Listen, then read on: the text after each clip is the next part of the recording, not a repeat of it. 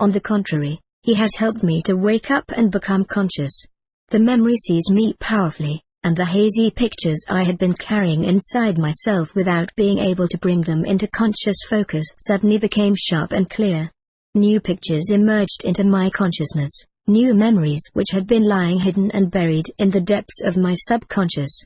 Now, fitting together like the stones in a mosaic, they formed the perfect picture of a past life in a land beside the great river, the Nile, in the land of the pyramids. The memory pictures came ever more alive, while the impressions of my present life gradually paled, turning over their place to the reawakened consciousness of a person I once was. The environment in which I sat, the simple little room in the house in the forest, the beautiful view out over the river in the valley, disappeared bit by bit. And he too was nowhere to be seen. The room opened and spread out about me. I found myself in a great hall, in my own chamber, and I became aware of a fat and lovable woman smiling at me joyously. Yes, of course. Today is my 16th birthday, and I am just putting on my festive robes. I am to wear them at the great reception in which my father is to present me to the representatives of the country as his wife, successor to the queen who died an early death.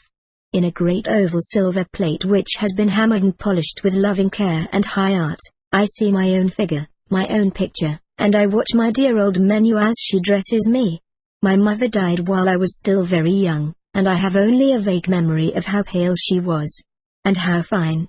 In the treasure chest of my precious recollections, I still see her great, sad eyes as she took her last long look at me before she died. This last, long, loving glance created a contact between us which I still feel within me, and today when I am to be presented to the country as her representative, I feel this contact even deeper, even stronger. Now fully robed and ready I stand before my mirror and look at my image. I like it. I see a fine, delicate, slender person in a beautiful robe. Scintillating, silken with golden hums. The golden sash about her waist enhances her slenderness, her broad collar emphasizes her shoulders, and the kerchief around her head accentuates the self-confident and superior expression in her face. I am vain, I like what I see in the mirror. And dear, old, warm-hearted Menu, who considers me the most perfect being on earth, can hardly see through the tears of joy welling up in her eyes. The two oldest representatives of the country come and lead me down the long corridor into the great reception hall. With slow, ceremonious steps, they lead me between the rows of people of rank to the great house, to the pharaoh, to my father who is now to be my husband. He sits on a golden throne like an image of God. It is not without reason that his name, Pharaoh, means great house. His person is the outer integument, the house of God. God dwells in him, manifests himself in him, radiates through him. The power of his glance is so penetrating that people who are not completely true are compelled to look aside. He is sitting there looking straight at me, through me. I look back at him fearlessly, engaging his glance with mine. I know the tremendous power radiating from his eyes is the power of love. He sees everything. He sees that I am vain, just as he sees all my other imperfections, but he understands everything. He is love itself. He is my father. A magnificent lion, his lion, sits motionless beside the throne. Majestic and dignified, it is a symbol of the supreme power of the pharaoh. I arrive at the steps to the throne and stand still. The pharaoh rises, comes down, turns to the magnificent jewel box the chamberlain holds out to him, lifts out the most beautiful creation of the goldsmith's craftsmanship, a golden shoulder collar. Picking it up lovingly, he lays it over my shoulders. Then he takes the golden hoop that ends with the head of a serpent and fastens it firmly onto the white silken cloth over my forehead.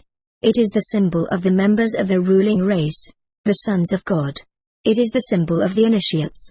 Then taking my right hand, the pharaoh leads me up to the throne.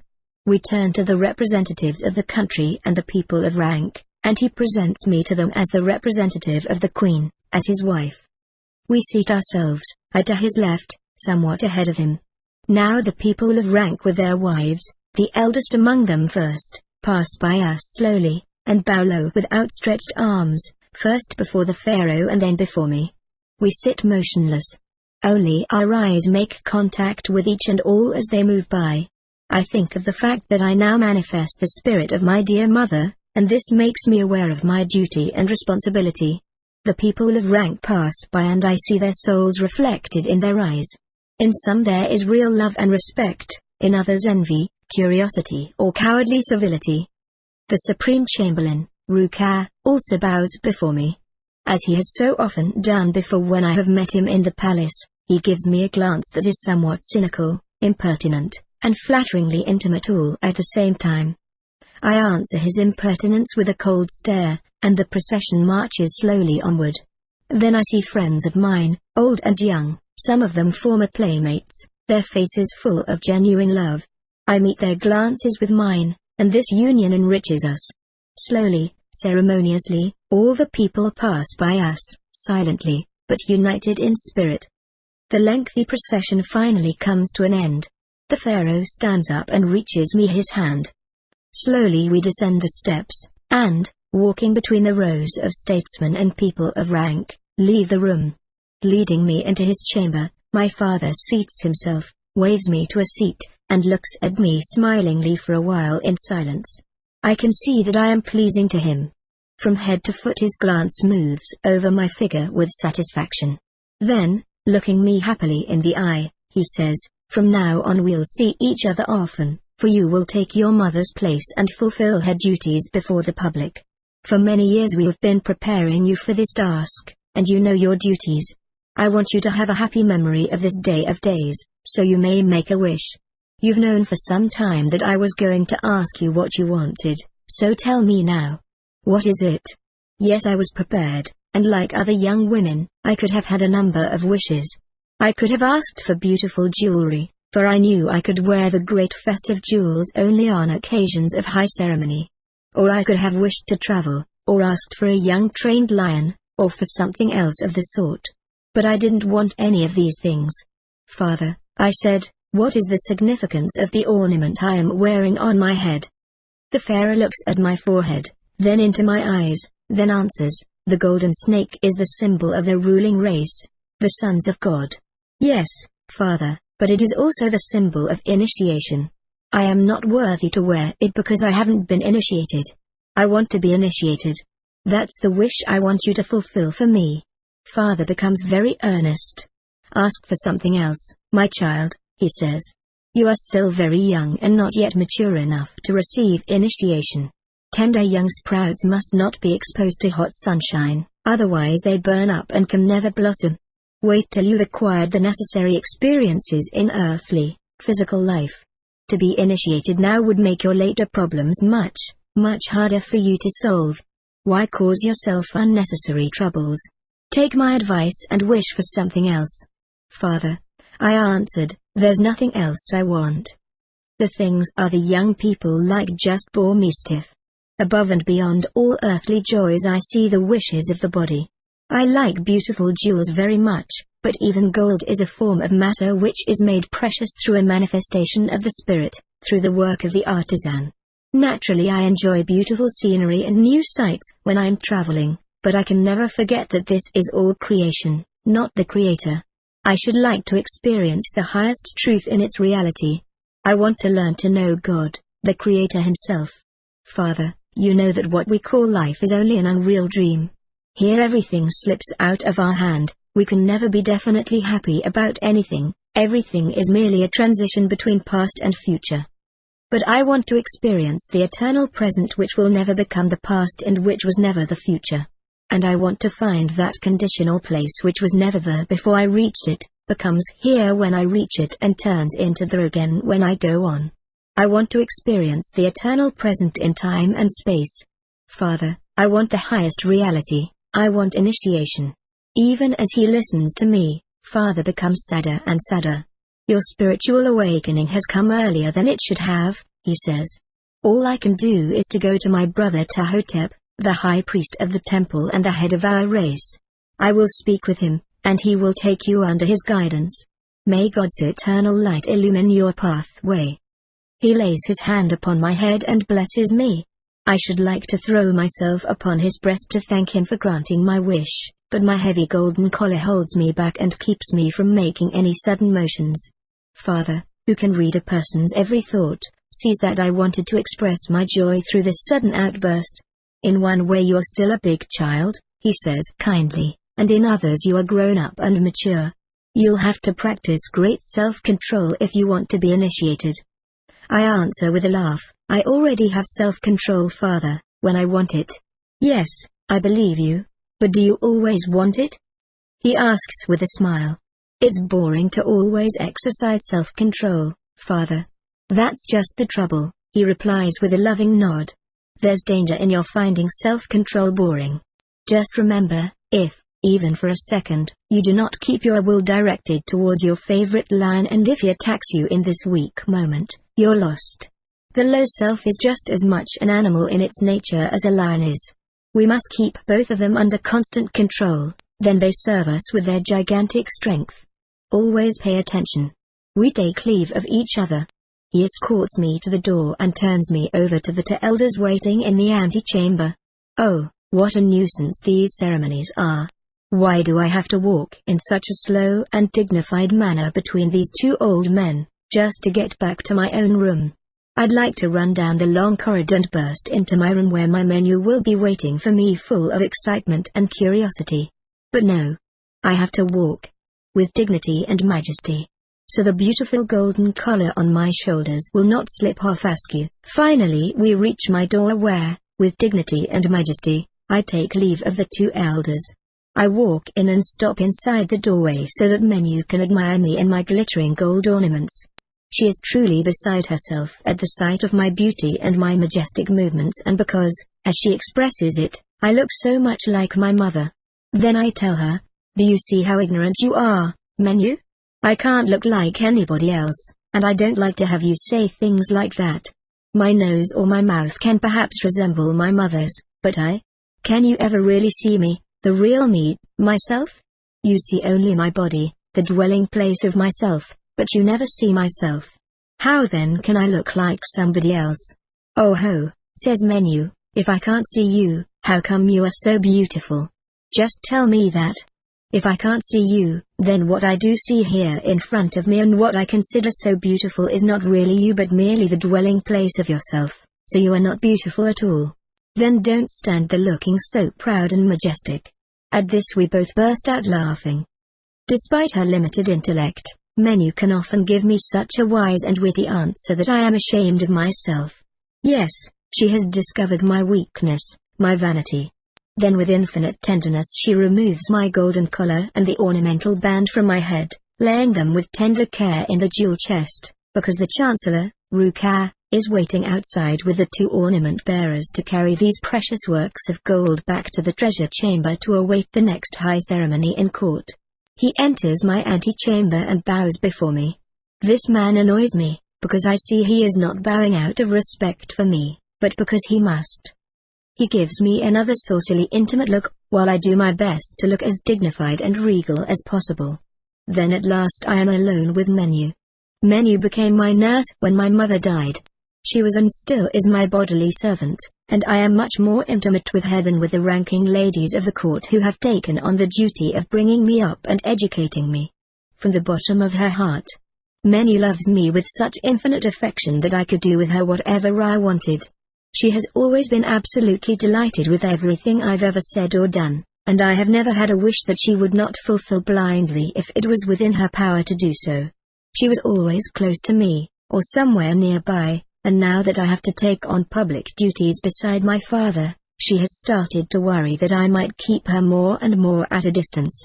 But I love her with a boundless confidence because I know and can read in people's eyes that no one else in my father's court loves me so sincerely, so unreservedly, so completely uncalculatingly as Menu.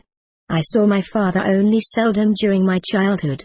He was and is a great man in our country. For he came to the earth with the duty of guiding and governing people in their earthly life. He dedicated his life to the task of showing the sons of men how to govern a country in such a way that all its inhabitants can develop happily. This task gave him so much to do that he had very little time left for me. Every day he spent a few minutes in the garden where I was playing with the children of the royal family, or he arranged for me to visit him for a few minutes in his chamber. When I was still quite small, he would pick me up in his arms or crouch down beside me on the floor for a while. Then he would look at me with endless love, bless me and go away. He always spoke to me just as if he was speaking to an adult. In our race, known as the sons of God, it is not considered important at all whether we have been on earth for a long time or only a short time, or whether a spirit is living here on earth in a still undeveloped body, as a child, or in a developed body, as an adult. This question of size and age is only considered important among the sons of men, who are so closely tied to their bodies and identify themselves with their physical instrument to such an extent that they completely forget their true nature as spirit independent of time and place. The sons of men believe that someone can actually be small or large. But the members of our race, the sons of God, even keep their spiritual consciousness when they are born into their bodies. They never forget that only the body can be a child or an adult and that the spirit is and always remains the same. It is neither big nor small, neither young nor old, for spirit is independent of the world of time and space. This is why my relationship with my father was never disturbed at all by the fact that we were of different ages and seldom saw each other. As I grew older, father sometimes took me along on his walks, and when I would get tired, he would pick me up and carry me in his mighty arms as he went on talking about all the secrets of nature. I found such discourses of his extremely fascinating, and I once said to him, "Father, I'd like to know so much about everything, just like you do." "When you are initiated," he answered, "all the secrets of heaven and earth will be known to you."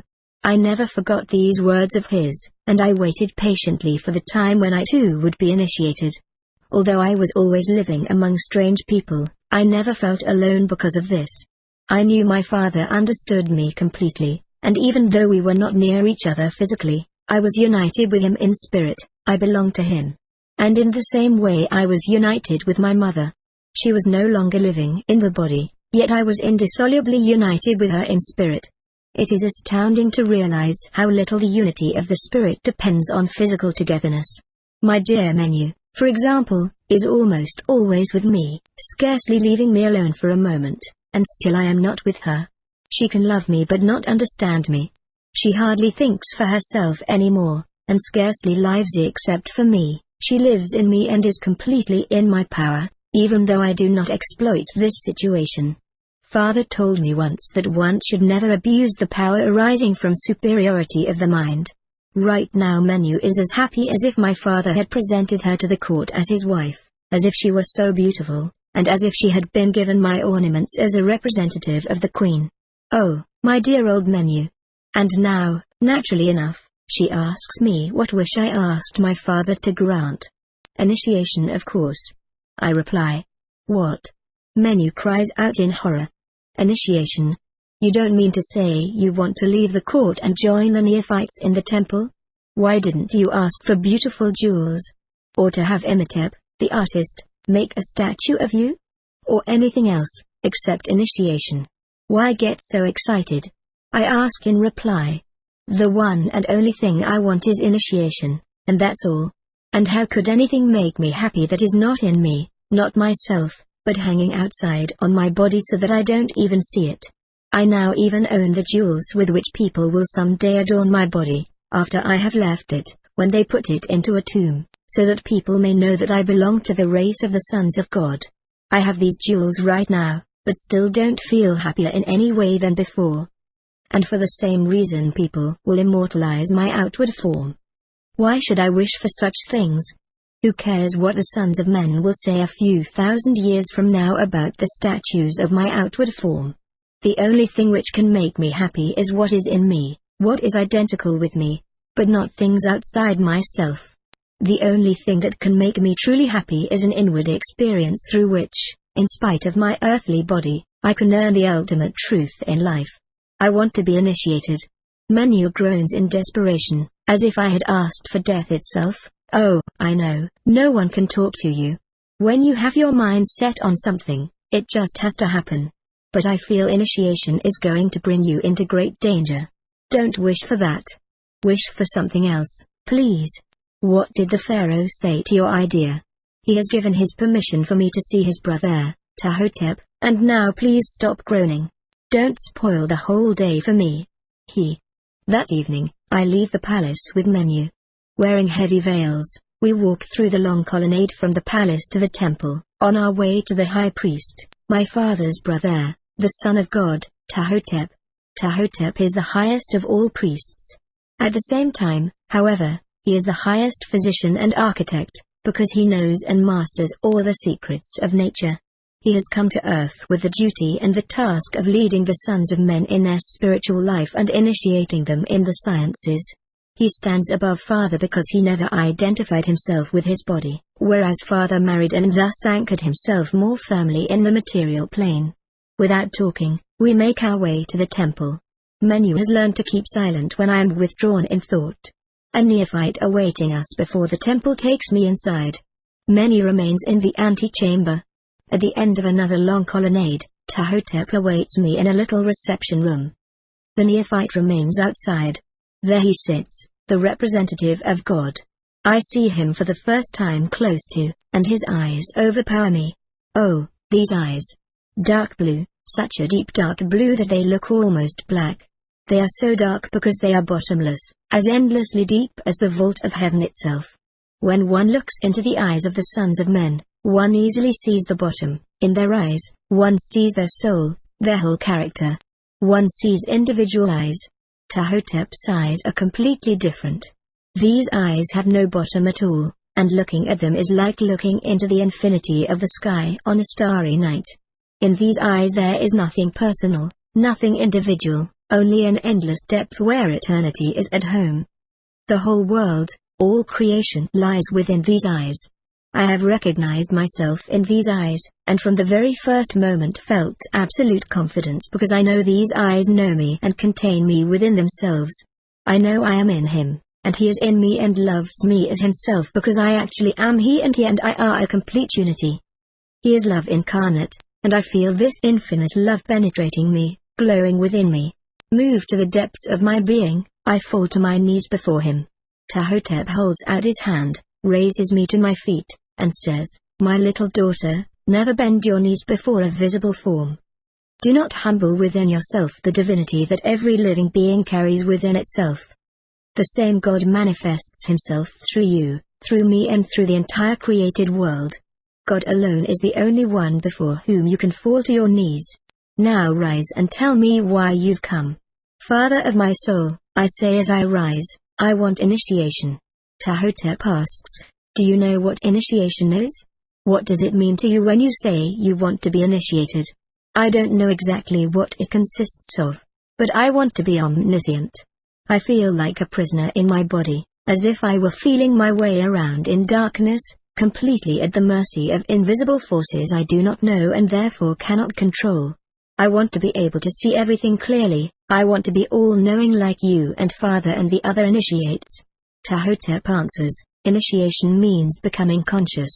You are now conscious to a degree corresponding to the resistance of your nerves and body. When a person becomes conscious to a higher spiritual degree, he automatically guides higher, stronger, more penetrating powers into his body. For this reason, he must also raise the level of resistance of his nerves and body. To achieve the supreme, divinely creative degree of consciousness, while at the same time increasing the resistance of the nerves to the supreme degree in order to be able to endure this divine condition without harm to the body, that's what initiation means. Initiation also entails omnipotence and omniscience. I understand, Father of my soul, and that is just exactly what I am longing for." PTAHHOTEP looks at me silently for a time, and I feel his glance going completely through every fiber of my being. Finally he says, "You will be initiated. But not now. You are not ready for it yet in every respect. You have not yet learned to control the divinely creative power within your body. And if you make yourself conscious of this power on the spiritual plane before having learned to control it in its physical manifestation, this would mean a very great danger for you." "What kind of danger, Father of my soul?" "There would be the danger of your possibly burning your nerve centers. If you achieve the highest level of spiritual consciousness and thus acquire control over this power, you could do yourself great harm by guiding this power into your lower nerve centers. In this case your consciousness would sink lower than the level at which it was born in this life. You have no experience yet in the guidance of this power." The awakening of consciousness must begin on the lowest level in the scale of manifestations, because then you will only be guiding into your body power corresponding to the level of your development, that is power your nerves can bear without harm.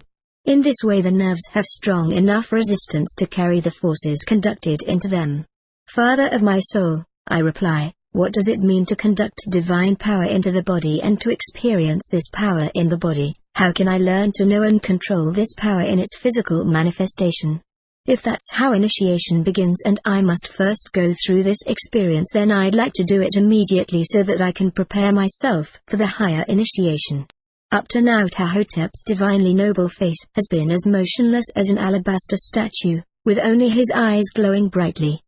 But now at these words of mine the calm features of his face break out into a smile, while his eyes radiate even more light and more understanding. Immediately? He echoes. That is not possible, my child. To become conscious of divinely creative forces on the lowest level of the scale of manifestations means to experience physical love. You must wait until some young man appeals to you, until his positive manly radiation awakens your heart and makes it glow with negative feminine power. You must come to know this power of love, for unless you have this experience behind you, you cannot control it. It would always represent a constant temptation, involving the great danger of your falling to a much lower level of consciousness than the one you're on now. Father of my soul, I will never fall prey to physical love. Love is not a temptation for me, and I am not afraid of this danger because it really isn't a danger for me. Permit me, please, to be initiated. Ptahhotep turns quite serious again and says, my child, you only think that love could not be a danger for you because you do not know this tremendous force. To be courageous in the face of a danger we do not know is neither courage nor power, but only ignorance and weakness. Because of your lack of experience you do not know the temptation of love, and you believe you are able to face this force. But don't forget that love is also the manifestation of divine creative force and is therefore as strong as God himself. You cannot destroy this creative force, you could only transform it. But if you don't know this force, you can't know how it can be transformed. Be a good girl now and go home and wait till your destiny brings you this experience. When you have found out what love means in its full reality, when you have experienced it and clearly know what this force is, then you can come back and I will give you your initiation. At this I threw myself on my knees before him, embraced his feet and begged him desperately, no, don't send me away, don't deny me initiation.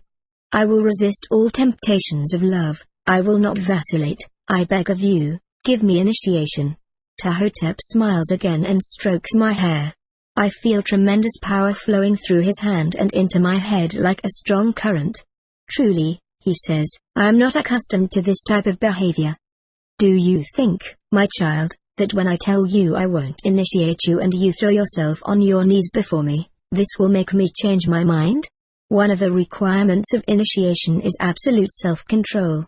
Child, you still have a long way to go on the path of self-control. And your self-assurance is not in equilibrium with your experiences. First gain the necessary experience, then you can come back. I see that he has nothing more to say.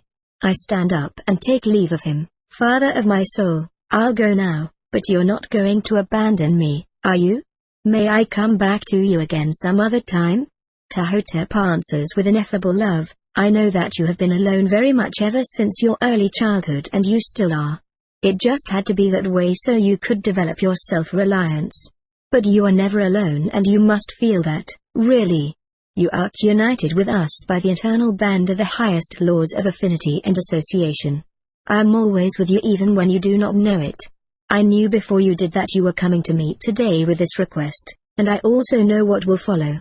But there are laws, which even we must obey. You belong to us. I bow low before him to receive his benediction. Then I go. Waiting for me in the antechamber Menu asks, how was it? What did the Son of God tell you? Please tell me everything. Right away. I just couldn't understand what was keeping you so long. Please, tell me. Are you going to be initiated? The Son of God will not give it to me. He says I haven't had any experience in earthly life. Thank God. Says Menu, beaming with joy. Didn't I tell you it wouldn't be good for you to be initiated? I knew it. Yes, yes, Menu, you know everything better, but just leave me in peace now. I want to put some order in my thinking. And we walk on silently back to the palace. All night long and all the next day I can think only of Ptahhotep, the representative of God. I have known that on the basis of my ancestry I belong to the sons of God, but it was a great experience to hear from him that he is the guardian of my soul. He is the visible representative of God here on earth, and I know I could speak as openly to him about my most secret thoughts as in my own innermost prayers to God. His eyes saw right through me, his glance illumined the hiddenmost corners of my soul, and that made me happy. It is so wonderful to know that I belong to a living being who understands me without words and who can never be angry with me because he sees everything from above, just as God himself does. I don't need to explain to him what I mean, or why I want to do something or achieve something, as I am accustomed to have to do with my tutors. Ptahhotep sees the most secret motives behind my thoughts and my deeds, even those I am not conscious of myself. I don't even need to say a word to him, it is enough when I merely stand before him. He sees me. His spirit is open for me, and I feel I am in constant contact with him. I even felt it before I met him. I felt a force as strong as steel was guiding me, and now I know this force was, and is, his radiation. I know that he even sees me when I am not with him. Even now I feel his eyes upon me, whatever I do or think is not hidden before him. And in this case he can also see that I cannot take no for an answer on the question of my being initiated. No. I can't see why I should first have to have experiences in love behind me. I'll never fall in love. Men only interest me to the extent that I expect them to notice and admire my beauty. Since they all do that, it's quite enough for me, for vanity is only at work in me when I am in the company of others. When I am alone, there is only one wish that fills my whole soul. Initiation. I cannot and will not wait until I have had the experience of falling in love, because I never will. And so that evening, accompanied by a very worried Menu, I go again to Ptahhotep to ask him once more for my initiation. Once again Menu waits in the antechamber, while the neophyte takes me to the garden where Ptahhotep is sitting under the palm trees. I bow before him. He returns my greeting, looks at me with his shining eyes, I feel he's looking into me, and waits. I stand and say nothing. Why should I speak when he knows anyway what I want? He reads my thoughts. He lets me stand. Finally he gets up, lays his hands on my shoulders and asks, "Why have you come?" "Father of my soul," I reply, "why do you ask when you already know anyway? I am unhappy because you refuse to initiate me. I have no other wishes, no other thoughts, only initiation. Please give me initiation." Ptahhotep strokes my hair lovingly and says quite earnestly, almost sadly, "I gave you your answer yesterday, just be calm and have patience. Remember what I told you yesterday about creative power, and live your life as other young people do. Occupy yourself with your flowers and with your animals, go and play with other young people, enjoy yourself and for the time being don't think about initiation." "Father," I reply in agitation, "I can think only about initiation. Whatever I do guides my thoughts directly back to initiation. When I look at my flowers, or when I watch my turtles crawling back and forth and living their life as wisely as if they had an intellect, I run into secrets and mysteries to which I would like to know the answers. I would like to know everything, understand everything, I'd like to be initiated. If the turtles had an intellect," says Ptahhotep smiling, "they wouldn't lead such a wise life. And now you don't want to be wise because you have an intellect, but because you have too much intellect. But now just try with your excellent intellect to understand that you're still too young to be initiated. Come back again when you have your earthly experiences behind you. Then I will give you your initiation." Oh my! It's not so easy to deal with Ptahhotep as with my dear old Menu. Ptahhotep is hard, and all my strength bounces off him like arrows off a stone wall. Again I bow low before him and go. But outside I answer Menu's questions in a spirit of rage and desperation, rage because Ptahhotep thinks I am too young, and desperation because I stand powerless in the face of time rising up before me like an impenetrable wall, as invincible as Ptahhotep himself. All that night I can't sleep again, and all the next day I pace back and forth in my room, as restless and unhappy as the trained lions in the lion's court. Through being born into my body, my consciousness has been dulled and deadened. I feel as if I were in perpetual darkness. I want to see clearly even though I am imprisoned in the body. I want to know. I want to be initiated. Why should I wait? If love is a matter of indifference to me now, it will still be when I am initiated and omniscient. I already know that physical love is only a necessity of nature to carry on the race. Why should it be dangerous for me not to know this from experience? I have my intellect and my consciousness, and they will protect me from this danger. I won't fall into nature's trap, the trap of love. I'll be able to resist this temptation all right. In this manner I brood all day long. By the time evening comes again, I just can't stand it any longer. I take my veil and go again with Menu through the long colonnade to the temple, to Ptahhotep. I want to tell him that I'm not afraid of this temptation, that I'll be strong enough, that he can initiate me. Oh, how blind I was! How foolish! As if Ptahhotep had not seen the future clearly. As if he had not known how everything was going to turn out. But even he must obey the divine law and watch patiently, as I run headlong into my undoing. Watch patiently as I plunge head over heels into an abyss, only to have to climb out later by my own strength. He receives me again in his little reception room. I enter, bow, and tell him with all the determination I can muster, "Father of my soul, I wanted to obey you, but I cannot. I long so much for knowledge that I've come back again. I cannot see why I should wait when I'm absolutely sure I have enough strength to withstand the temptations of physical love. I am strong enough. I have self-control. Please give me the initiation." At this Ptahhotep closes his shining eyes and remains motionless a long time. I wait with inward impatience, but outwardly without moving a muscle in order not to disturb him. Finally, Ptahhotep opens his eyes. He stands up, comes over to me, takes up my hands in his, and says, "3 times you have asked to be initiated. 3 times, despite my refusal. It is a law that when a member of the tribe of the sons of God asks 3 times to be initiated, we cannot refuse him any longer. It is a sign that initiation is necessary for him, regardless of the danger he may risk as a result of it. I will speak to your physical father. We will need to discuss how you can carry on your duties during the time of initiation. Other neophytes normally live in the temple during this time, but with you we will have to make an exception because you have to fulfill the duties of the wife of the pharaoh. Now go in peace." I feel like throwing myself about his neck to thank him for giving me his permission to be initiated, but I prefer to show him I can control myself. I stand motionless, and my eyes express my joy. Ptahhotep smiles at me and says, "What you've done in thought, you've already done, don't ever forget it." "Oh, Father, if you already regard me as having done it, then I will really." And with that I throw myself into his arms and kiss his noble face, right and left. "I thank you, I thank you. How wonderful. I'm going to be initiated." "Initiated? Yes, I can see you have tremendous self-control," says Ptahhotep. "Only now, Father," I answer with a joyous laugh, "only now. After all, you're not only the high priest, but my own blood uncle. So I can kiss you, can't I? But when I'm initiated, you will see how serious I am and how much self-control I have." "Yes, I know," says Ptahhotep, embracing me lovingly. Then he strokes my head again and leads me to the door. We take leave of each other. Dancing and skipping, practically walking on air, I go back to the palace with Menu. I am infinitely happy.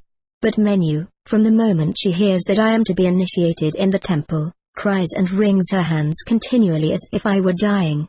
Her lamentations spoil the fun for me, and I feel as if surrounded by invisible shadows.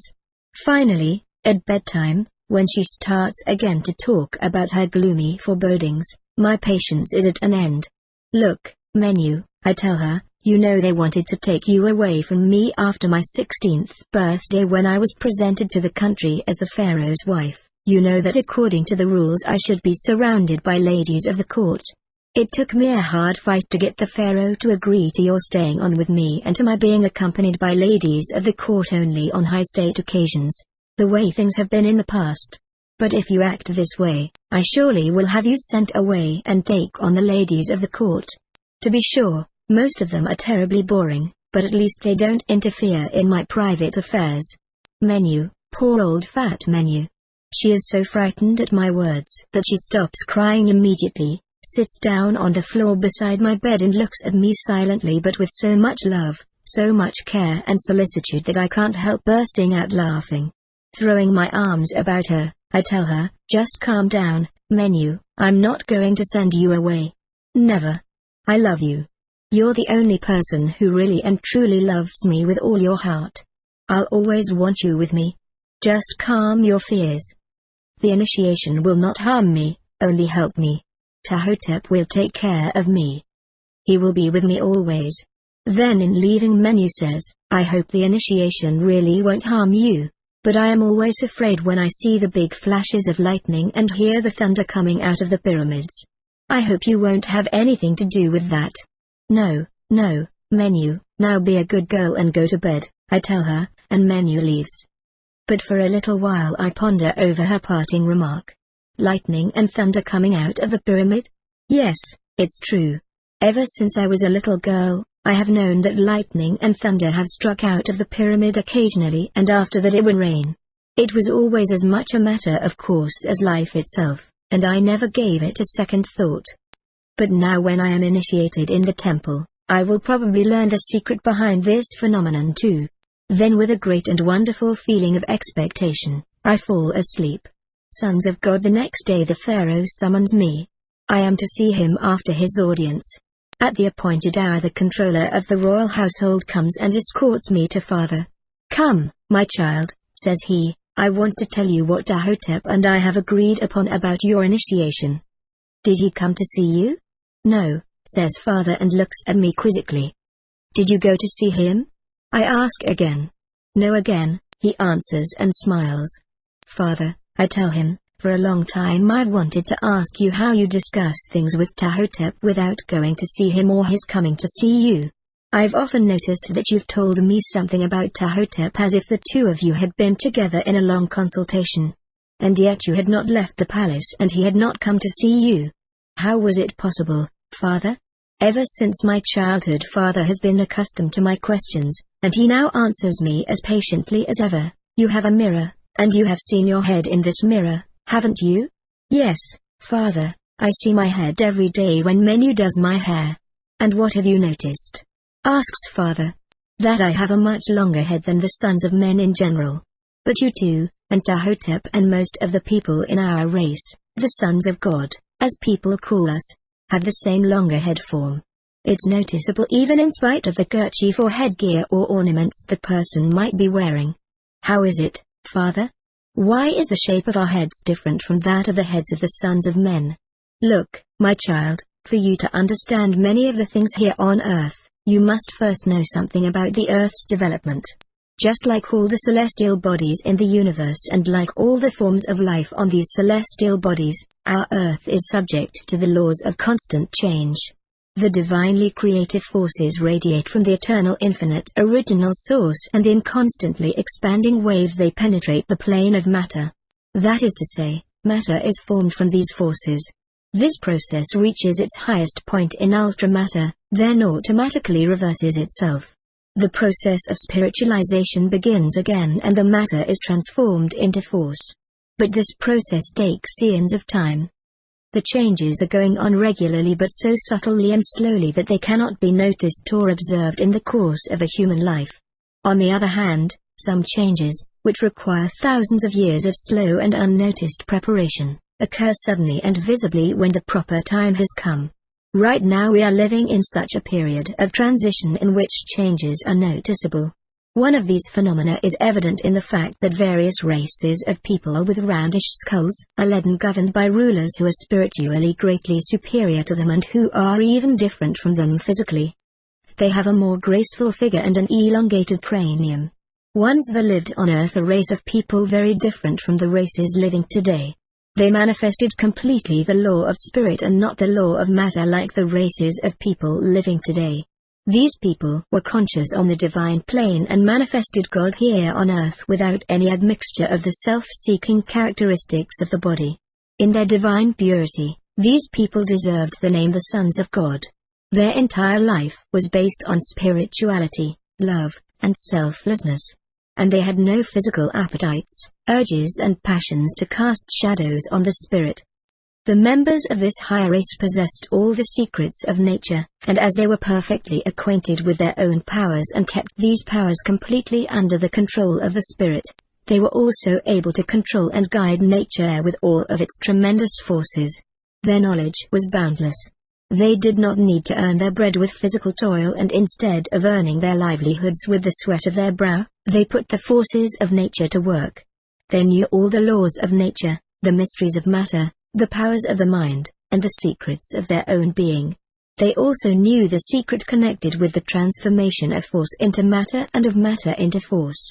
They constructed devices and tools with which they could store up, set in motion, and utilize not only the forces of nature but also their own spiritual forces. They lived happily and peaceably as the dominant race in a great part of the earth. At the same time, however, other creatures similar to the sons of God were also living on earth, but with much more material bodies and on a much lower plane of development. Obtuse in spirit, their consciousness was completely identified with the body. They lived in primeval jungles, struggling with nature, each other, and animals. These creatures were the ancestors of present-day man. The race of the sons of men you see in our country represent a cross between these two races. As I said a moment ago, the law of constant motion and change is at work throughout the universe. The Earth is now going through a period in which the process of materialization is advancing. This means that the divinely creative power is moving farther and farther on into matter, and the power on Earth is gradually falling more and more into the hands of ever more material races of people who were once under the guidance of higher, more spiritual races. Little by little the higher race is dying out. They are withdrawing from the plane of matter to the spiritual plane, and they will leave humanity alone for a period of time, as time is reckoned on Earth, many, many thousands of years, so that humanity may, without visible guidance, climb upward with its own power. And so it has come about that this animal-like material race of cavemen is experimenting in accordance with divine laws, growing mightier and more powerful until the time comes for it to begin ruling the earth. Before leaving the earth, however, the higher race had to implant its special powers in the lower race. Through the operation of the laws of heredity, this will enable the lower race, after a long, long process of development, to arise out of matter again. This is why many sons of the divine race made the great sacrifice of begetting children with the daughters of primitive man. Through this first crossing of the races they have developed new individual types and, gradually, new races of people. The divine power of the sons of God and the mighty physical powers of the daughters of men have produced different types of descendants.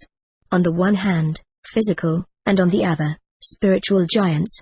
There have also been physical titans who, from their mother's ancestry, have inherited primitive, undeveloped brains.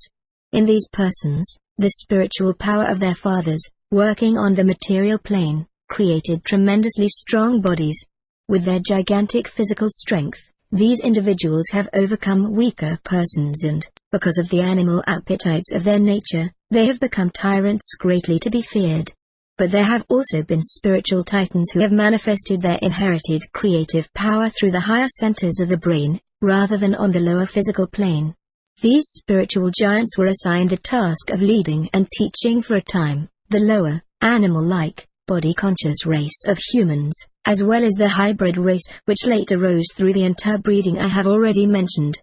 These spiritual giants have the task of teaching the people of these two races wisdom, sciences and arts as the basis of a higher civilization, and of giving them a good example of divinely universal love, unselfishness and spiritual greatness. That is why there are some countries today where despotism and tyranny are dominant while others are ruled with love and wisdom. This will gradually disappear and humanity will know the great initiates and their secret sciences only through historical records, tradition and legend. However, even in the darkest period of human development, by virtue of the laws of heredity, there will be the possibility that a son of God may be born in a human body in order to show humanity the way out of darkness and misery. Father, I ask, is our country the country of the sons of God? No, my child. The continent which once was the home of the sons of God has been completely destroyed. Gradually there were fewer and fewer descendants of the divine race. They left their mortal frames behind them and did not reincarnate themselves. Finally there were only a few left in various parts of the earth to transmit dominion to the human beings who were constantly growing in power. Because of the interbreeding of the two races, however, there arose some individuals with a knowledge of magic acquired from their fathers and the animal-like, physically oriented selfishness of their mothers. These were able to infiltrate into the temple, and by virtue of their spiritual powers, they received initiation. However, they degraded their knowledge to black magic and made selfish use of their own powers and the natural forces they controlled with the instruments and equipment of the temple. The sons of God who were then still living in this part of the earth saw what was coming. They knew that these powers mercilessly destroy anyone who uses them wrongly, that is, with satanic selfishness instead of with divine unselfishness. They knew the black magicians were headed straight for perdition and their blind avarice would cause general destruction. So the last sons of God built huge ships, closed on all sides and even insulated against the forces which penetrate and dissolve matter. Then they secretly took aboard a few of their instruments, their families and their domestic animals, and closing all openings, they sailed away from the part of the earth that was to be destroyed. Some sailed north, some east, some south, while some, sailing westward, arrived here where we are now. The black magicians soon lost control over their instruments. It should have been their task to conduct the highest cosmic divine forces into these instruments and store them there, because the only source of this power on earth is the human being himself. But the more selfish these people became, the more a change took place in the current with which they charged these instruments for later use. One day, when the sons of God in their insulated ships had already sailed away to a sufficient distance, the tragedy occurred. One of the black magicians unintentionally conducted into his own body a force which dissolves matter, that is, changes it into another form of energy. When this process has once been set in motion, the matter which has been transformed into energy goes on and on, acting as a destructive force, until it has dematerialized everything. In this way the whole continent was destroyed. Finally the new forces thus created slowed down and eventually halted the process of disintegration. The entire dematerialized continent was transformed into energy of radiation, at first rising up to the upper reaches of the Earth's atmosphere, then returning transformed into the primordial form of all matter. After further transformation processes, the whole gigantic mass fell to Earth again in what appeared to be an unending downpour of water, mud and sand. The waters of the oceans rolled over the gigantic cleavage in the body of the Earth.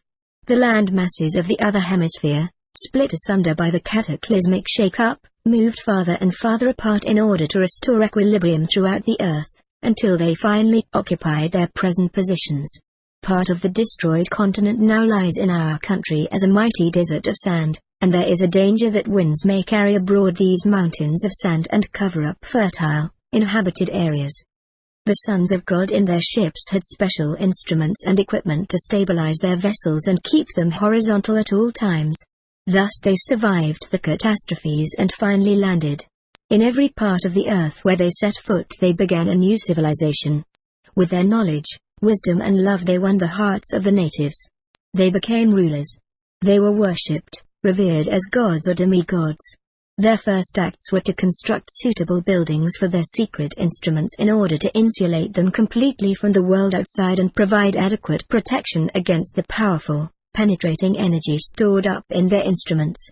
These buildings, which we call pyramids, can now be seen in all the various parts of the earth where the sons of God fled with the instruments they salvaged. Profoundly impressed, I listened to the story of these tremendous events. It cleared up many things I had not understood before, but not everything. How did the sons of God bring these mighty blocks of stone and set them in place, one upon the other? I asked. Do you remember, my child? The Pharaoh replied, that I told you the sons of God did not need to work with physical force because they caused the forces of nature to work for them? We still possess some of these instruments with which we can control the gravitational force of the earth at will, neutralizing it or amplifying it, depending on the result we wish to achieve. In this way we can make an object weightless or Inversely, even heavier than it normally is. When a huge block of stone has been made weightless in this way, even a child could push it about with its little finger or raise it to any desired height.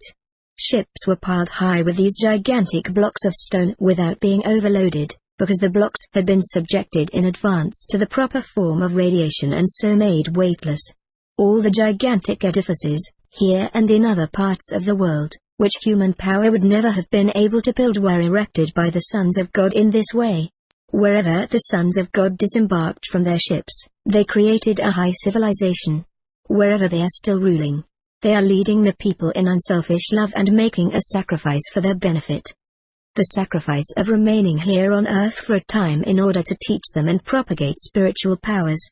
There was once a time when the ruler, the pharaoh, was simultaneously the high priest. In one and the same person, he was the earthly and spiritual leader of the people.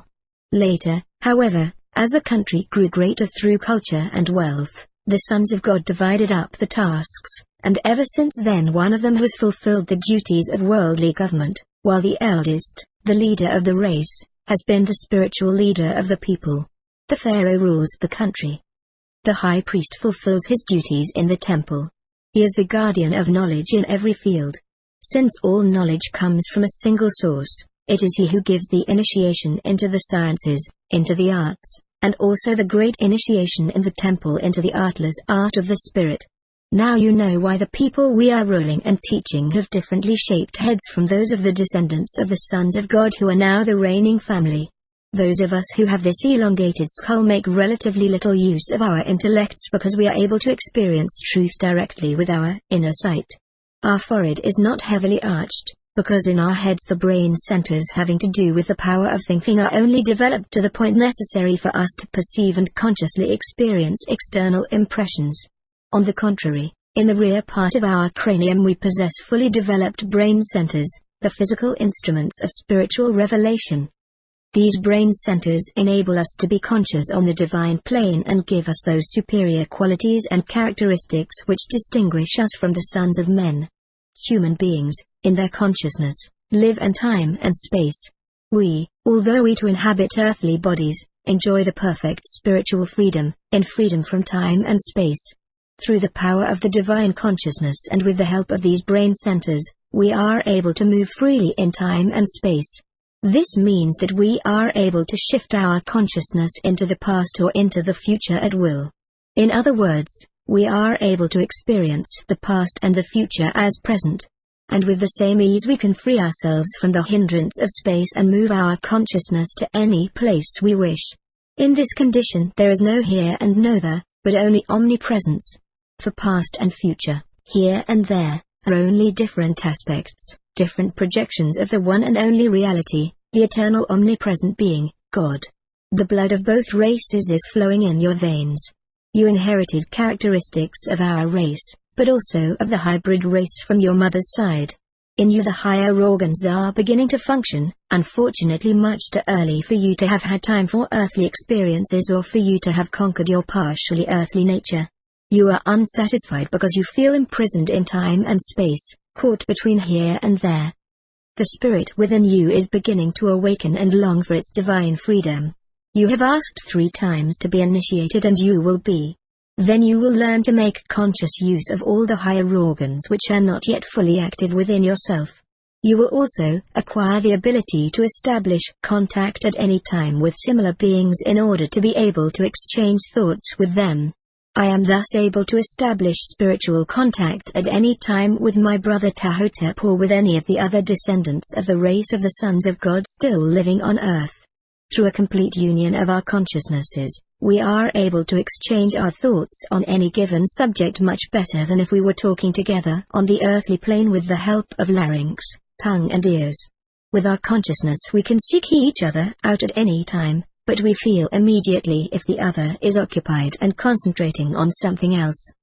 In such a case we disturb each other only if we have something very important to communicate, otherwise we withdraw. But you can easily understand why only persons who have achieved perfect unselfishness can have such abilities. If self-centered sons of men also had them, they would create such chaos that all the finer, higher organs would be ruined in the general confusion. For the most part we meet through uniting our consciousnesses in this way in the evening after our daily duties are done, and in this union we see each other's thoughts. Thus in a matter of moments we are able to agree on things which would take long discussion in a three-dimensional world.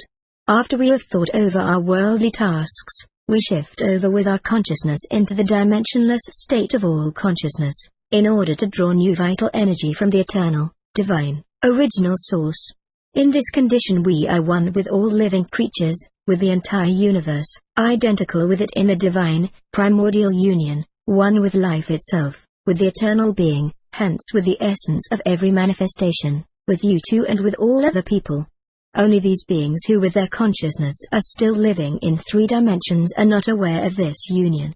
On the other hand, every creature awakens from sleep with renewed vital energy, whether or not it knows that this energy comes from the divine original source. And so you are going to be initiated. This means you are starting on a long, long journey. You will have to travel this path on Earth even after Ptahhotep and I have left the three-dimensional world and only remain in spirit in the sphere of the Earth. I have different tasks from Ptahhotep. Your spiritual and intellectual guidance is in his hands. In the eternal union, however, we will always be together. It would have been better if you had had more patience. But you are as you are, and the way you are will also determine your fate and your future. We cannot interfere. The power which comes from union will always accompany you and help you through the most difficult times. Since you have the duty of representing the wife of the Pharaoh beside me, you will not be able to dwell in the temple as other neophytes do during the period of preparation for initiation. You will go there every morning for instruction. During the day, you will do your exercises there with the other neophytes, and when evening comes you will return to the palace. At palace ceremonies you will come in time to fulfill your duties at my side. So you can report to Ptahhotep tomorrow morning. But I still have a question and so remain standing. Father looks at me quizzically. Father, I ask, you have told me that the sons of God, in order to propagate their spiritual powers, took wives from among the daughters of men. Didn't the daughters of the sons of God also take husbands from among the sons of men? Why have only the sons of God begotten children with the daughters of men and not the daughters of God too with the sons of men? Father looks deep into my eyes and says, engrave this answer of mine upon the tablets of your memory. If you understand this truth really well, we may perhaps be able to set the rudder of your fate on a different course. If you pour out a drop from a glass of red wine into a glass of white wine, the red wine in the glass remains pure red wine as it was before. The white wine is no longer pure white wine, but a mixture of both. And if you then pour out some of the white wine, what you pour out is actually a mixture of red and white wine. Do you understand, my child? Yes, Father, I understand. You mean that the blood of a purebred son of God still remains pure if he begets children with a daughter of the sons of men. But the blood of the purebred daughter of God would become mixed blood if she were to marry one of the sons of men. From then on she would be mixed and so would her children. Remember this truth every moment of your life, says Father. Then he arises, I bow before him, and he blesses me. Preserving the unity of the soul in my heart, I leave the room. Years of preparation. Accompanied by menu, I go to the temple.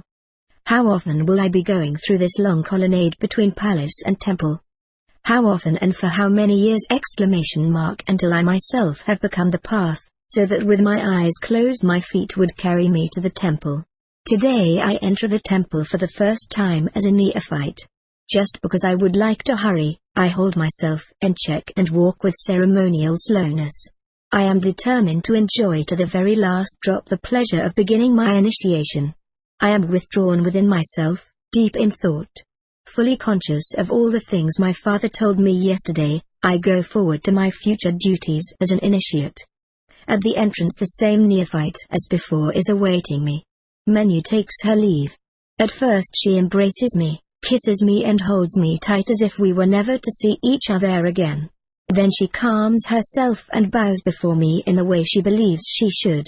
I embrace her and feel that my mother is also kissing me through Menu's lips. The neophyte accompanies me to Ptahhotep, who is waiting in his little reception room. How often Will I be standing thus before him? How often will his eyes rest upon me, or pierce me through and through with their peace, assurance and strength? My dear child, he begins, initiation, as I have already explained to you, means to become conscious on the highest level, the divine plane. To be able to do this requires long physical training and spiritual preparation. One first must strengthen the nerves to enable them to bear these high vibrations without harm, without death. To become conscious on a given plane means to conduct the vibrations characteristic of this plane into the nerves and through the nerves into the body.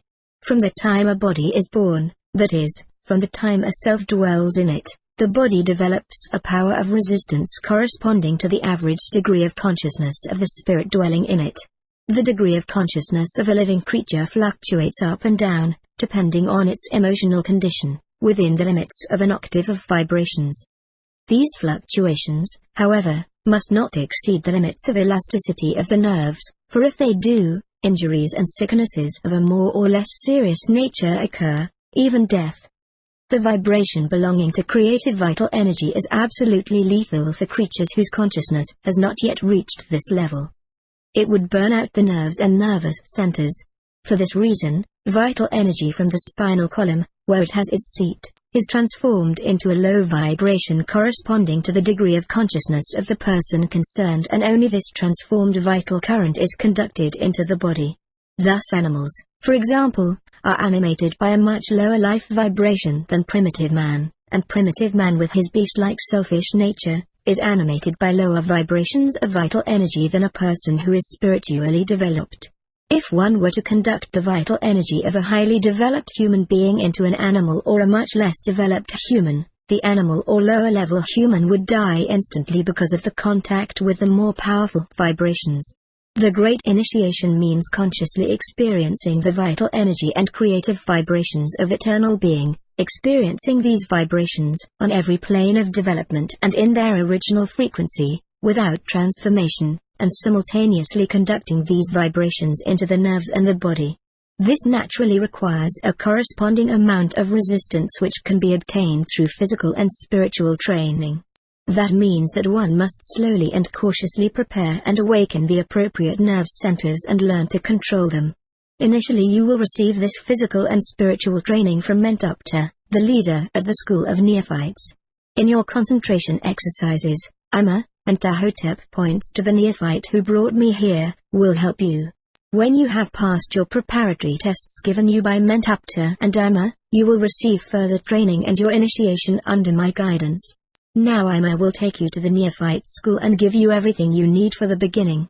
If you want to speak to me during your training, you can arrange to see me any evening.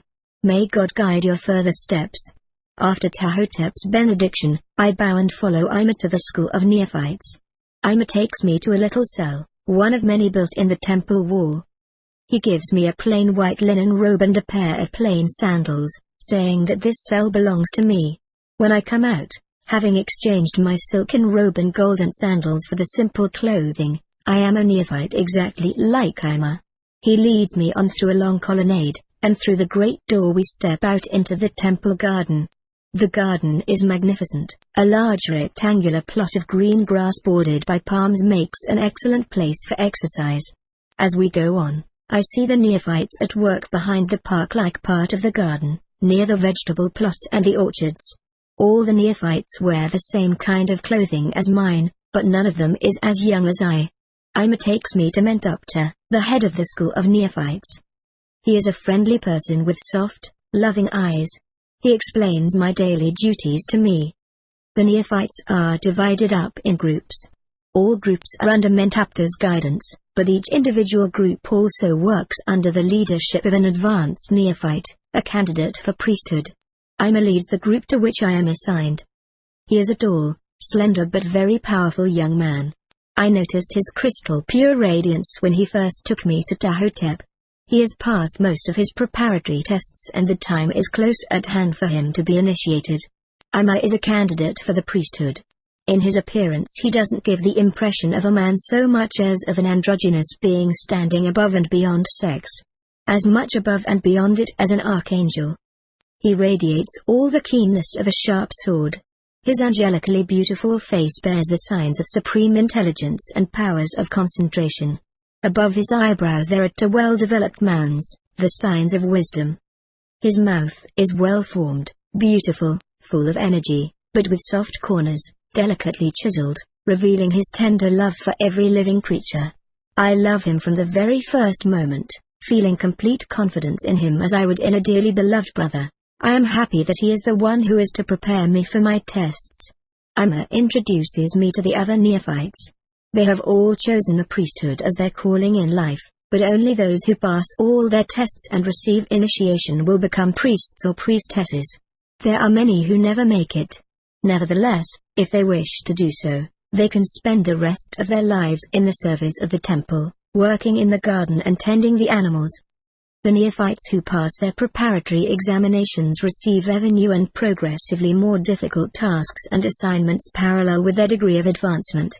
The group under Imma's guidance is one made up entirely of spiritually well-developed neophytes.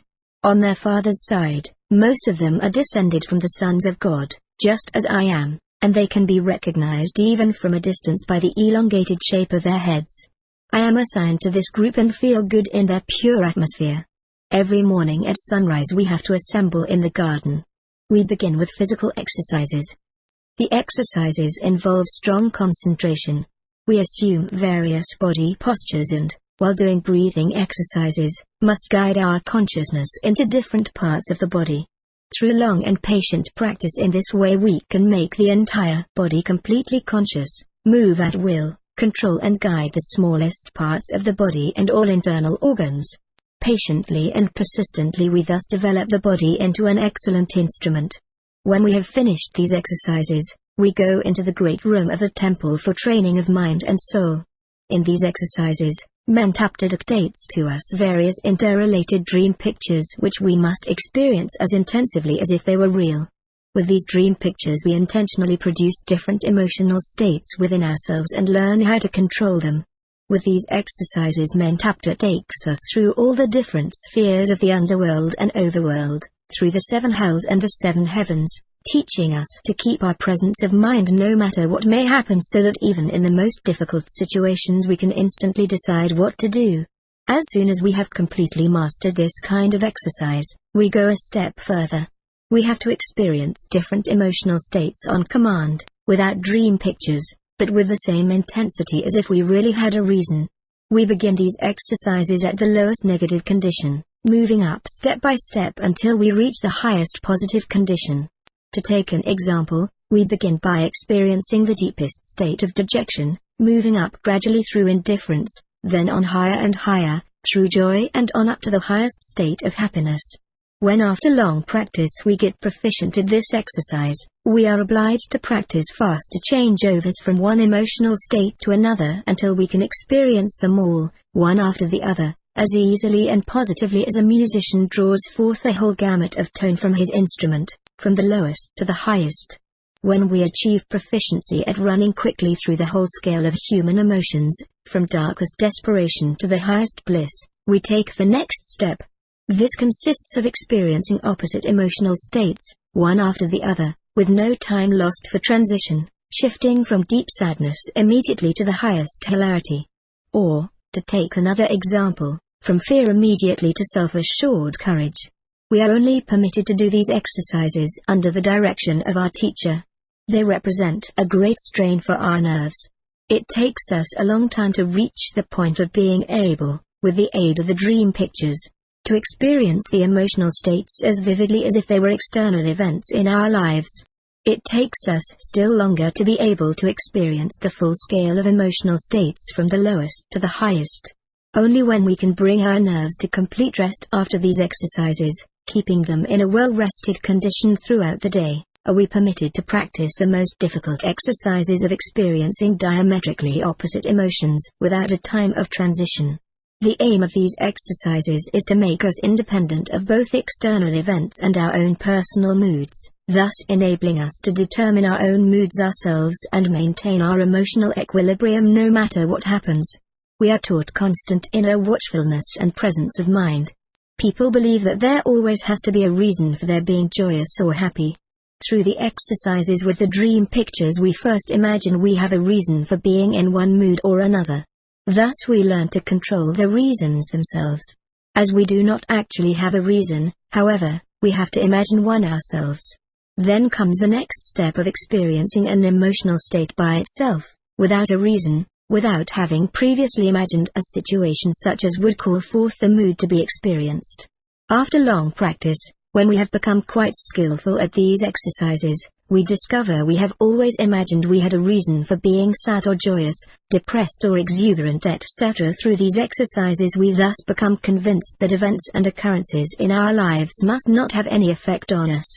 We discover that every state of consciousness arises, and can only arise, within ourselves.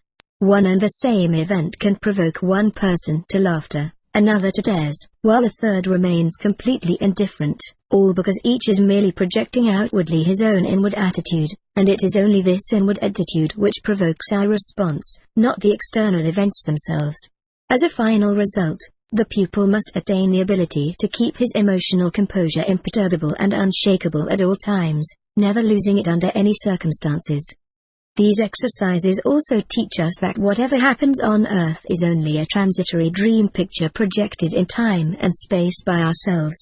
We only need to take it seriously insofar as it adds to our experience. But it takes a long, long time to reach this degree of ability. We have to keep ourselves under the strictest observation, must never forget ourselves for a moment, must always be conscious and aware, always analyzing every feeling, every thought, to determine in what stratum of the self it has originated. And all this is not something one can learn to do from one day to the next. In addition to this long spiritual training, we also have to practice purely mental concentration exercises. These are assigned to me by Amma. After the group exercises he takes me to a quiet corner of the garden and explains what concentration means. I must not allow my thoughts to roam around aimlessly.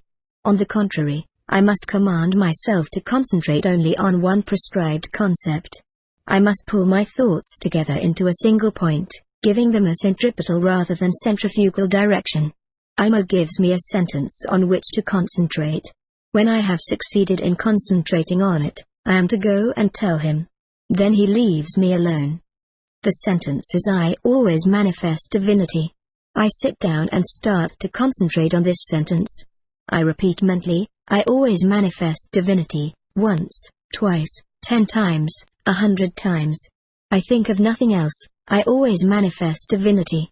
I always manifest divinity. I always manifest divinity. After an hour I go to Amma and tell him, I can't concentrate on that sentence. It's impossible. Impossible? He asks, why should it be impossible? You told me that concentration means directing all forces, all thoughts to a single point, drawing and holding together all the forces of the intellect and of consciousness. But when I concentrate on a sentence, I cannot draw together all the forces of my intellect into one single point. A sentence consists of several words. These words follow each other both in time and space. That means I can't simultaneously think these words in a given point but only one after another in time and space. And when I have thought the sentence through to the end, I have to jump back again to the beginning and think it through to the end again. That's why concentration in this way is impossible. Either I have to jump back from the end to the beginning after each sentence, like this, or, if I imagine a sentence in a circular form, my concentration results in running around in a circle, but that is not concentration. Amma listens attentively. Then, quite pleased, he says, you have practiced right. You've discovered it's impossible to concentrate on words. The fact that you finally imagined the words to be in the form of a circle shows that you are making a real effort at concentration. But no matter how close you pull the words together, they still form a circle and you can never get them into the center. You have found out that no matter how much force you exert on them in the direction of the center, the words resist this force so you cannot draw them into the center. This principle of resistance towards being drawn into the center is one we use in building bridges. We build an arch of stones, just as you have built a circle out of words, and the bridge doesn't fall into the water because the stones exert pressure on each other and the stones do not yield to the pressure. Because of the power of their resistance, the stones hold the whole bridge together. But if your concentration aims to get to the center, it is prevented from doing so by the resistance of the words, and the concentration is impossible. The same happens if you try to concentrate on one word. A word consists of letters which can never be drawn together completely in a single point. So what must I do? For your next exercise, try to concentrate on a single letter. Take the letter O, for example, says Ima, and leaves me alone. I try it. Sitting in the grass again, I concentrate on the O. Mentally I repeat the letter O, saying O, O, O, O, O, and still thinking of nothing but O, O, V, O, O, O, O, O, until all of a sudden I make a new discovery. I go back to Ima and tell him laughingly, I've already finished. Well, he asks, what have you found out? That the O I was concentrating on all of a sudden turned into a pipe. A long O-shaped tunnel in which I was constantly moving forward. But that isn't perfect concentration either. Good, says Ima. That means you've already reached the fourth dimension. Now try again with the sentence I always manifest divinity and try again to concentrate on that. How would you solve the problem now? What should I do? I ask. What would you do? Asks Ima in his turn. I consider the problem for a while and then say, the words are the clothing, the material manifestation of the meaning. If I want to get into the center, I must give up the words that hinder me and concentrate only on the meaning of the sentence, without words, without form. Is that right? Ima smiles and says, let's see how you succeed. Go and try. Then come back. I go back and concentrate on the meaning of the sentence I always manifest divinity. Apostrophe. Only on the meaning. Then I go back to Ima. He is just finishing a discussion with another neophyte. Seeing that I am waiting for him, he gives me a roguish glance as if he already knew how I had got on with my concentration exercise. Well? He asks. Ima, it's so strange. As I tried to concentrate only on the meaning of the sentence, I couldn't think of it anymore, and the whole inner process moved out of my head into my breast, so that I wasn't thinking it anymore, but feeling and experiencing it. The moment I concentrated on the meaning of this sentence, without words, I myself became this meaning. But then the sentence has to read differently, not I always manifest divinity, but much more accurately, I am divinity which is always manifesting itself. As I speak, Ima looks at me with a growing smile and growing pleasure. You have concentrated very well, he says. Very well. You've discovered that concentration cannot be a permanent condition, but only a transition between the projected world and being. When you concentrate your thoughts on something, you can't stop with just thinking, because concentration leads you back to yourself, and you become the very thing you're concentrating on. From thinking you progress through concentration into a state of being. Thinking ceases completely and the thinker becomes identical with what he is thinking. To think something means to project a thought outwardly by means of the intellect, as if by means of a mirror, hence to step out of oneself. Through concentration we draw the projection back again, and what is thought becomes identical again with the thinker, with the person himself. The two factors are joined in a perfect unity. That which is created goes back into the creator. Go on practicing and you will experience this process with ever greater clarity. Here's a new exercise. You like to sit under this palm tree. Concentrate on it. And with that Ima leaves. I sit down again and look at the palm tree, keeping my thoughts centered on this tree, nothing else. Hours go by and evening comes. I have to go home. Menu is waiting for me outside and we go home together. The next morning I am back in the temple garden, and after our group exercises I take my place again under the palm tree, concentrating on it. When I began this exercise, all kinds of extraneous thoughts disturbed me. I suddenly remembered what Menu had told me the evening before. I noticed a bird up in the fronds, then a gnat was humming about my ears, then I remembered Chancellor Ruka's impertinences and felt angry. But I chased away all foreign thoughts as they arose in me and concentrated only on the palm tree.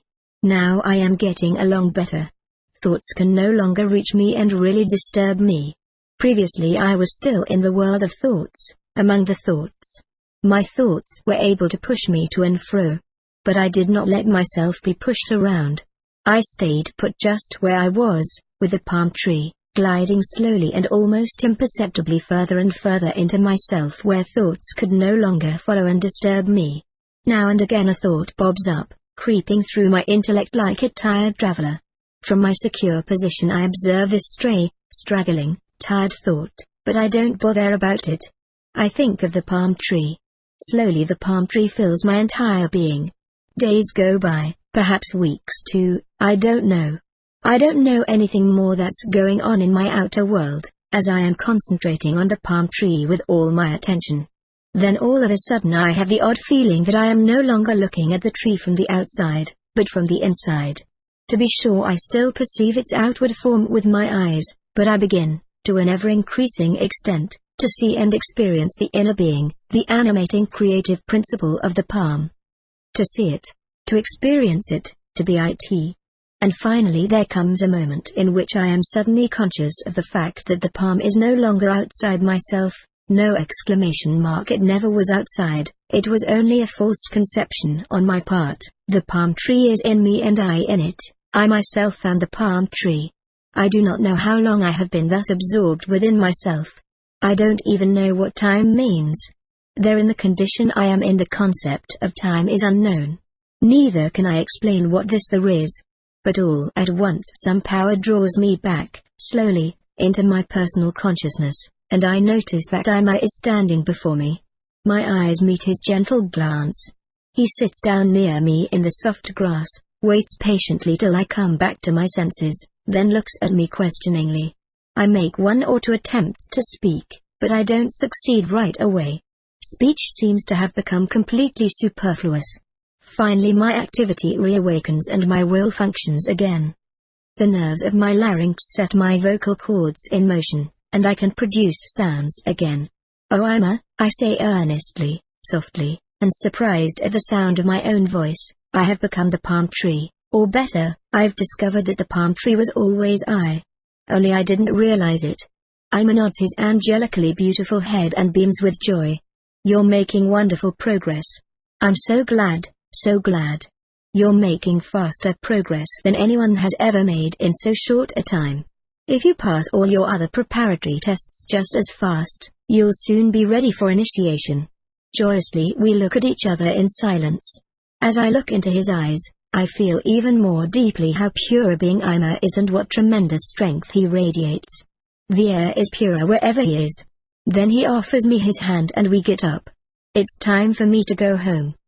After I have retired for the night and am already lying on my bed, Menu kneels beside me on the floor and asks, "What are you doing now in the temple?" "We do exercises." "Tell me what kind of exercises?" In all seriousness I answer, "Well, my last exercise was to think so long about a palm tree that I finally discovered I myself am the palm tree." Menu looks at me in amazement. "What have you discovered? What are you?" she asks. "The palm tree," I repeat. "You, the palm tree?" she asks wide-eyed. Yes, Menu, but leave me in peace, I want to go to sleep." Then Menu begins to laugh, so hard that she rolls around on the floor and tears stream down her cheeks. "Ha ha ha, so you're a palm tree? Where is your trunk, and where are your leaves? Ha ha ha, so you're not a young girl anymore? Ha ha ha." At that I sit up in bed, offended in my pride, and answer with all the dignity at my command, "Please take note, I'm not a young girl, but the representative of the Queen. I am the wife of the Pharaoh, do you understand? And if you're going to make fun of my exercises, I won't tell you anything more." At that Menu begins to cry. Covering my hands with kisses, she says through her tears, "Didn't I tell you it would be dangerous to be initiated? Who knows but what they may really cast a spell on you and turn you into a palm tree. You talk so strangely now. Watch out, please watch out. It would be good if the Pharaoh knew what's happening." Drying her tears, Menu leaves my room with a worried look on her face. I remain alone with a very unpleasant feeling that I should not have talked to Menu about my deepest, most sacred experiences. The next day, PTAHHHOTEP'S sends for me. I am to see him in the evening. He sits at his accustomed place in his little reception room. His glance is as deep as the sky is high. He knows everything. "Come here, my little daughter," he says with a smile. I step up to him confidently. He takes my hands in his, smiles and asks, "Do you know what your next task is to be?" "Yes, Father, I know," I reply. "And what is it?" "To keep silence," I reply, smiling back at him confidently, despite my guilty feeling, because I know he does not condemn me. He nods. We understand each other. I don't need to apologize. He knows me better than I know myself, and he knows with absolute certainty that I wasn't acting malevolently when I spoke to Menu about sacred things far beyond her level of comprehension. I look into PTAHHOTEP'S eyes. He sees me with all my imperfections, but he also sees my determination to learn to keep silence in the future. Then he gently strokes my hair. I bow and leave. Oh, how often am I to stand before him and have to confess that my tongue ran away from my brain?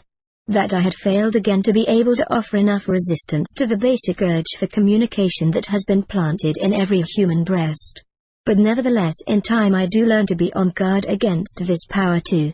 I learn to keep my urge for communication as carefully and thoroughly under control as my favorite lion, and through this constant self-observation, I gradually form the habit of listening inwardly, whenever I want to say something, to be sure I have authority to say it. Gradually I learn to keep my mouth shut except when I really have something to say. And I come to recognize two beings in myself, a personal ego which is often inclined to chatter, without control, purely for the sake of communicating and attracting attention to my person, and in the background of my consciousness a higher self which restrains my personal ego, telling it when and what it is to speak or do, and when it is to remain silent or passive. The important thing is to pay attention and obey the orders of this higher self.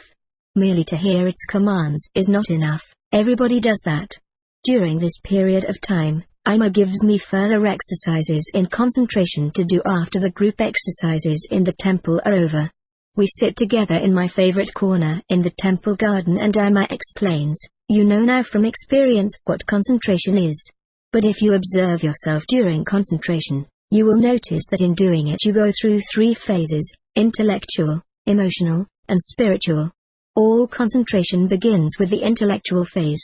You direct your thoughts to the object of your concentration and consider what this object actually is. In this stage you are using your intellect because you want to clarify your thoughts and seek a completely satisfactory definition expressing fully and clearly the object of your concentration. As soon as you have found such a definition, your intellectual work is done, for you know now what this thing is. You don't need to reflect on it anymore, for when you know what something is, you don't cogitate about it anymore. Thinking is the bridge between ignorance and knowledge. When we know everything, like God, we will have no further need for thinking. God is omniscient. He himself is knowledge, and his knowledge is as perfect as a circle. What should he think about when he knows everything? Only the person who is obliged to expand his knowledge needs to think. This work of expanding knowledge consists of thinking. When your knowledge concerning the object of your concentration is complete, you make the transition from thinking to feeling. This is the second phase of concentration. Your consciousness projects outwardly through your nervous system all the characteristics of the object of your concentration, impressing them on your organs of sense, so you have the sensation of experiencing them. With every nerve and every drop of your blood you feel the object of your concentration and what it is like. When you have thoroughly experienced the object of your concentration in terms of thinking and feeling, you go on to the third phase, spiritual concentration. This means that in your consciousness you become identical with the object of concentration. You are no longer thinking about it, or feeling what and how it is, you are it. We call this a state of being. In this state you don't need to think about this thing anymore, nor to feel it, because you have become it yourself. In this condition, all your thoughts, all your feelings, all your words, all your deeds become manifestations of the object of your concentration. You experienced this with a palm tree, but you hadn't yet had any exercise in observing yourself during these 3 phases. To take another example, let's say you're sitting on the bank of a river and concentrating on the water. At first you reflect on what water is. You recall that water is a liquid made through the union of 2 gases. You know that it can be warm or cold, that if it gets cold enough it turns into a solid, that it has color and numerous other properties. And you think along these lines until your intellect has completely grasped what water is and means. That is all intellectual concentration. Then you get up and walk out into the water. Now you feel what water is and what it is like. You feel through direct sensation that water is liquid, that it flows about your body, and you feel its temperature without measuring it. You can splash about in the water, make little ripples or even big waves with your hands and arms. That is concentration in terms of feeling. In complete concentration, however, there comes the moment when you cease to be a being separated from water, you merge and coalesce with the water, you no longer have a human body, you have become water. Now you no longer need to think about water and its various properties. Neither do you need to feel what water is and what it is like. On the contrary, you are now water yourself. Complete concentration means becoming identical with the object of concentration, being it. In the two previous phases of concentration you were separated, whereas in this third and last phase, the condition of being, you experience complete unity, then as a consequence, complete understanding and complete recognition from within. Of course your body hasn't turned into water, but in your consciousness you experience this state. Watch the people around you. You'll notice some are constantly talking about love and goodness, wearing sweet smiles of smugness, and trying to show others on all possible occasions that they are loving and good. But only on the outside. They wear the mask of love and goodness. But when it comes to deeds, they reveal their selfishness, because they are selfishness. Another person may never talk about goodness and never think that he wants to be good, yet everything he thinks, says and does comes forth out of goodness, because he himself is goodness. A person doesn't think about what he is, nor does he feel it, simply because he is what he is. He doesn't need to speak about it, everything he thinks, says and does is the expression of what he is, the manifestation of his own being.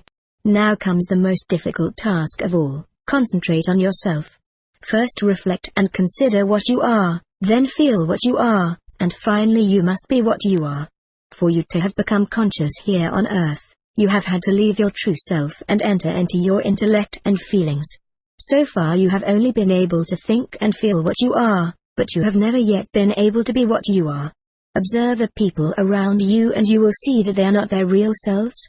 On the contrary, they are always identifying themselves with thoughts, feelings and roles they are playing here on earth. They have fallen out of their real selves and become pretenders, people living in a world of make-believe. Only in the eyes of very small children can you still see the sparkle, the light of real being. As its intellect awakens, the child begins to identify itself with its outward person, getting more and more removed from its divine, true self.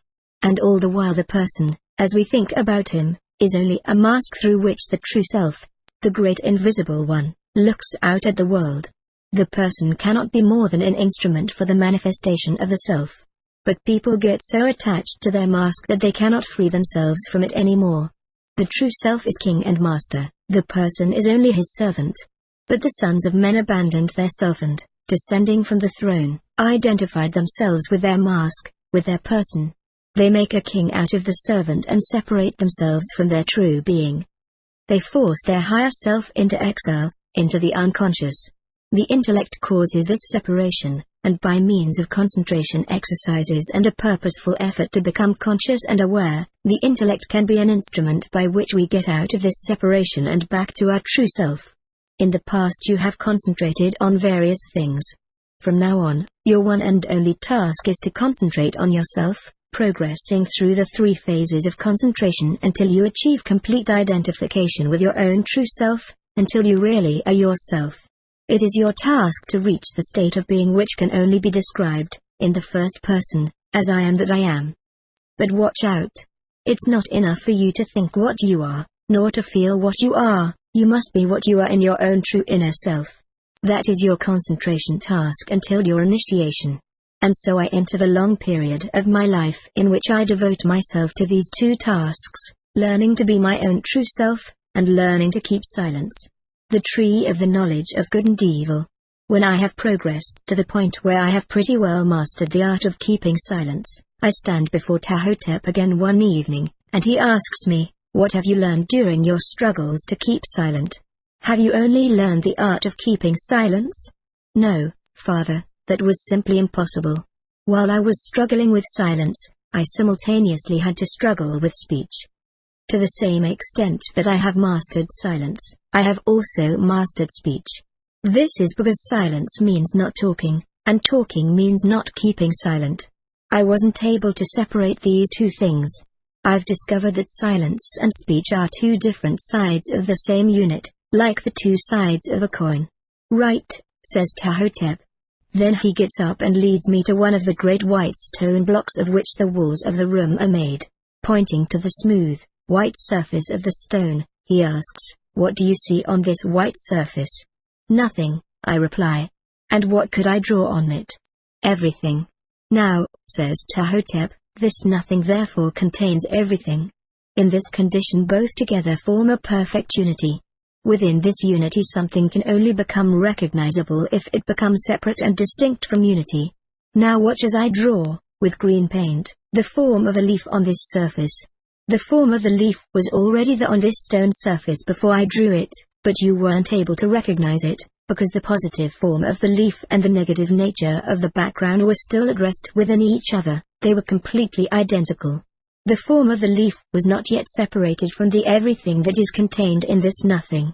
When the leaf appeared on the wall, it became separated from the everything, and therefore recognizable. And remember something very important, the fact that this leaf appears in green color means that it has left behind in the everything its form in the complementary color, in this case red, as its invisible, negative picture.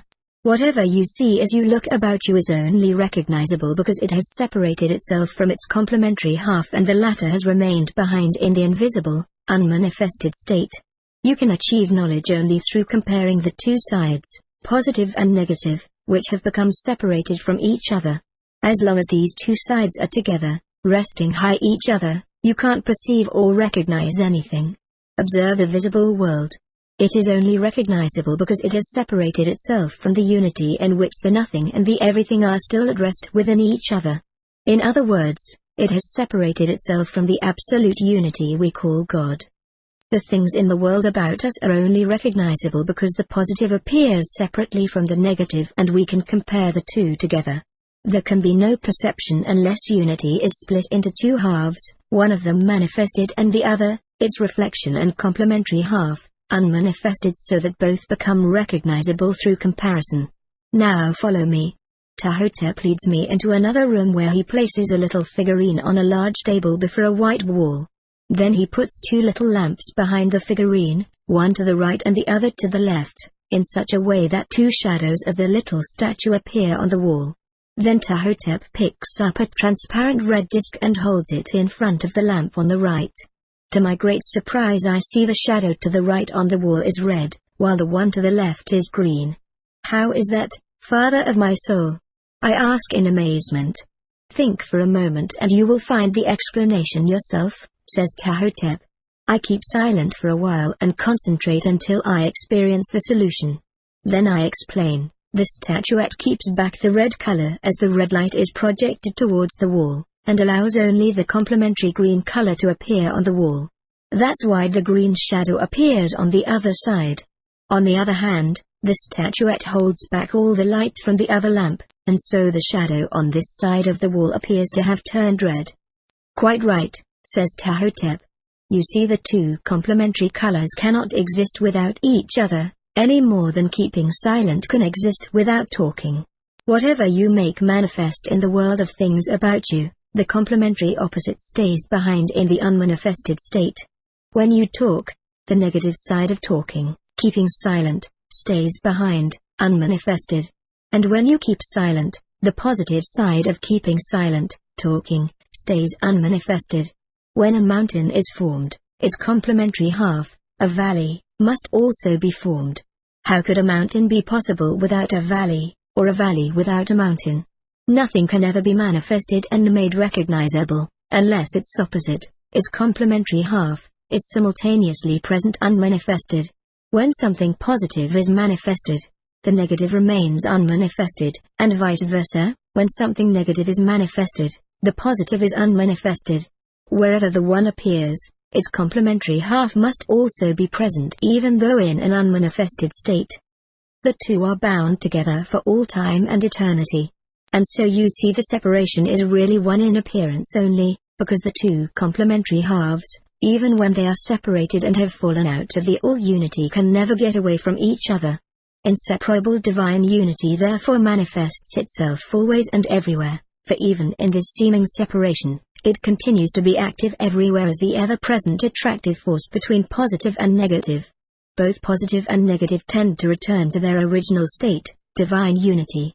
Even though something appears in the visible world, it cannot split itself off permanently from divine unity. Sometime, sooner or later, it will unite with its complementary half and return to divine unity.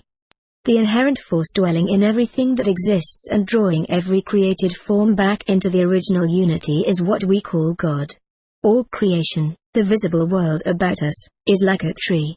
On the right side it bears positive good fruit, and the left, negative bad fruit. But both sides belong to the same tree and come from the same unity. Both good and evil have arisen only through separation from unity, which itself is neither good nor evil but divine. Only through separation is it possible to achieve recognition and knowledge. Consequently, the recognizable world must consist of good and evil. If this were not so, it would not be recognizable and could not exist at all. The entire creation is the tree of the knowledge of good and evil. But the Creator, God, is not a half which has fallen out of unity, becomes separated from it and consequently recognizable. On the contrary, God is unity itself. He stands above all created forms which have fallen out of unity. Right within himself, he has perfect unity.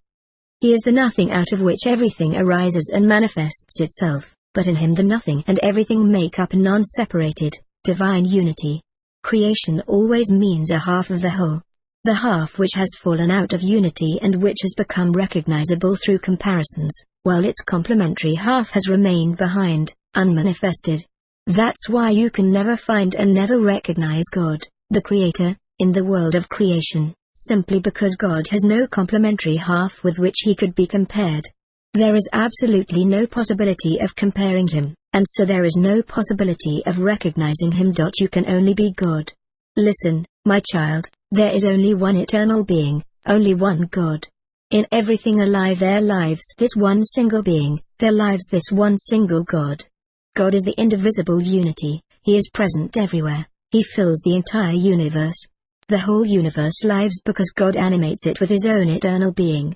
Hence God is like a tree of life giving its own being to the created, recognizable world that has become separated from its complementary half, in other words, giving life to the tree of the knowledge of good and evil.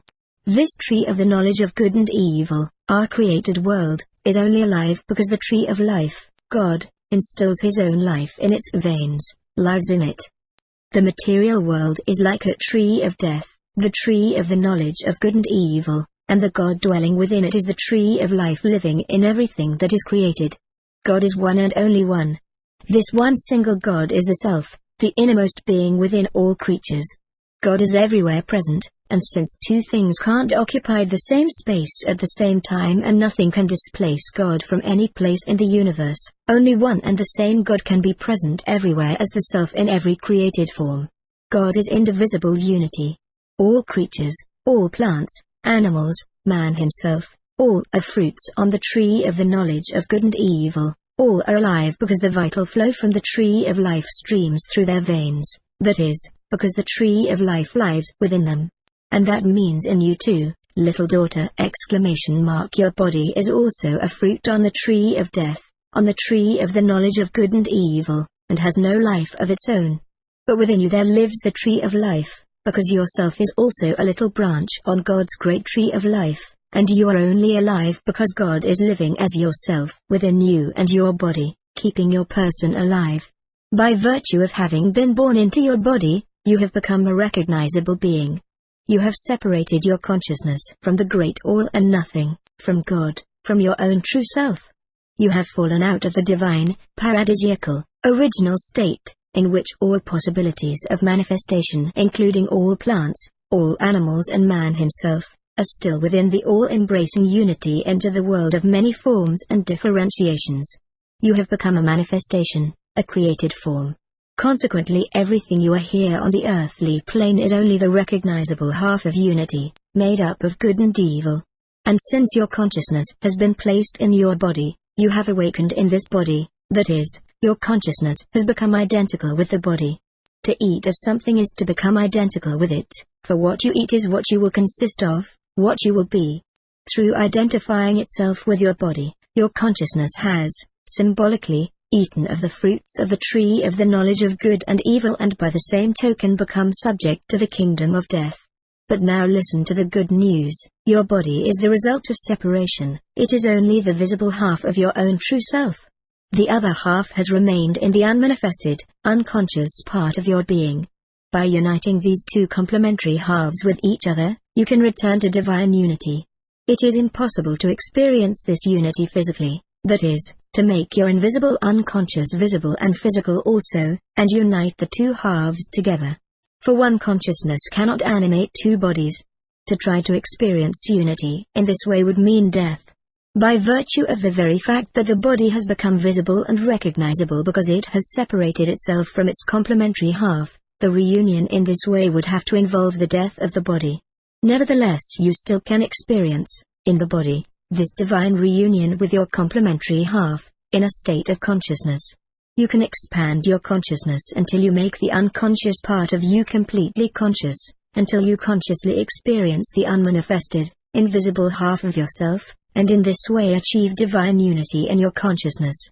Even while your body remains in the visible world of the created, you can merge your consciousness with your own true self, out of which you have fallen, thus forming the perfect unity. In this way, right here in this earthly existence, you can experience bliss, experience God, be God. This striving for reunion is in everything that has been created. Every creature seeks its complementary half in order to reunite with it. The positive male forms seek the negative female forms and vice versa.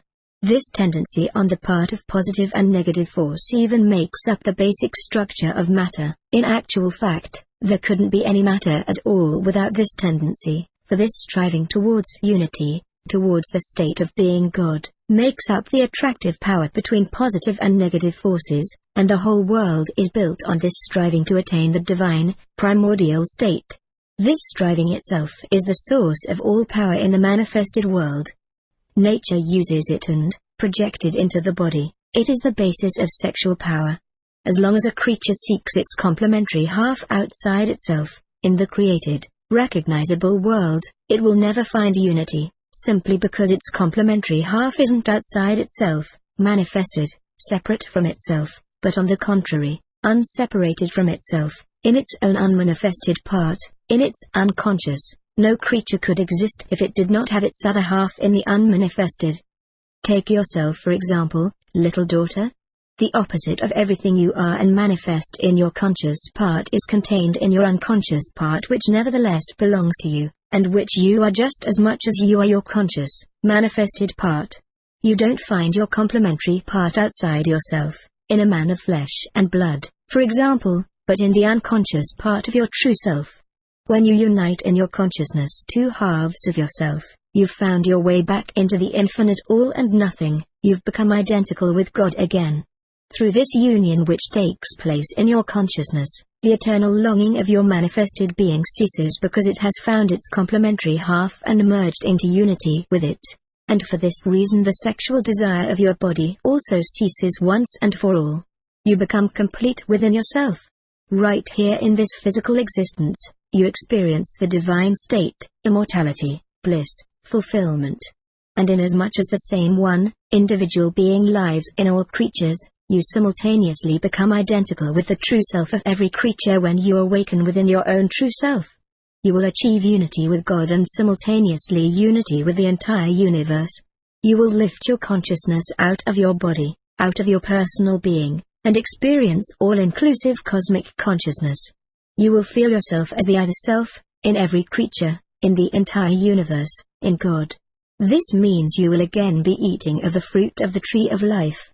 Then you will have moved out of the world of effects into the world of causes, out of the realm of the transitory into the realm of the eternal, out of the created into the creative, out of the realm of death into the realm of life. In short, you will have achieved your resurrection in eternal being. And that is initiation. PTAHHOTEP ceases speaking.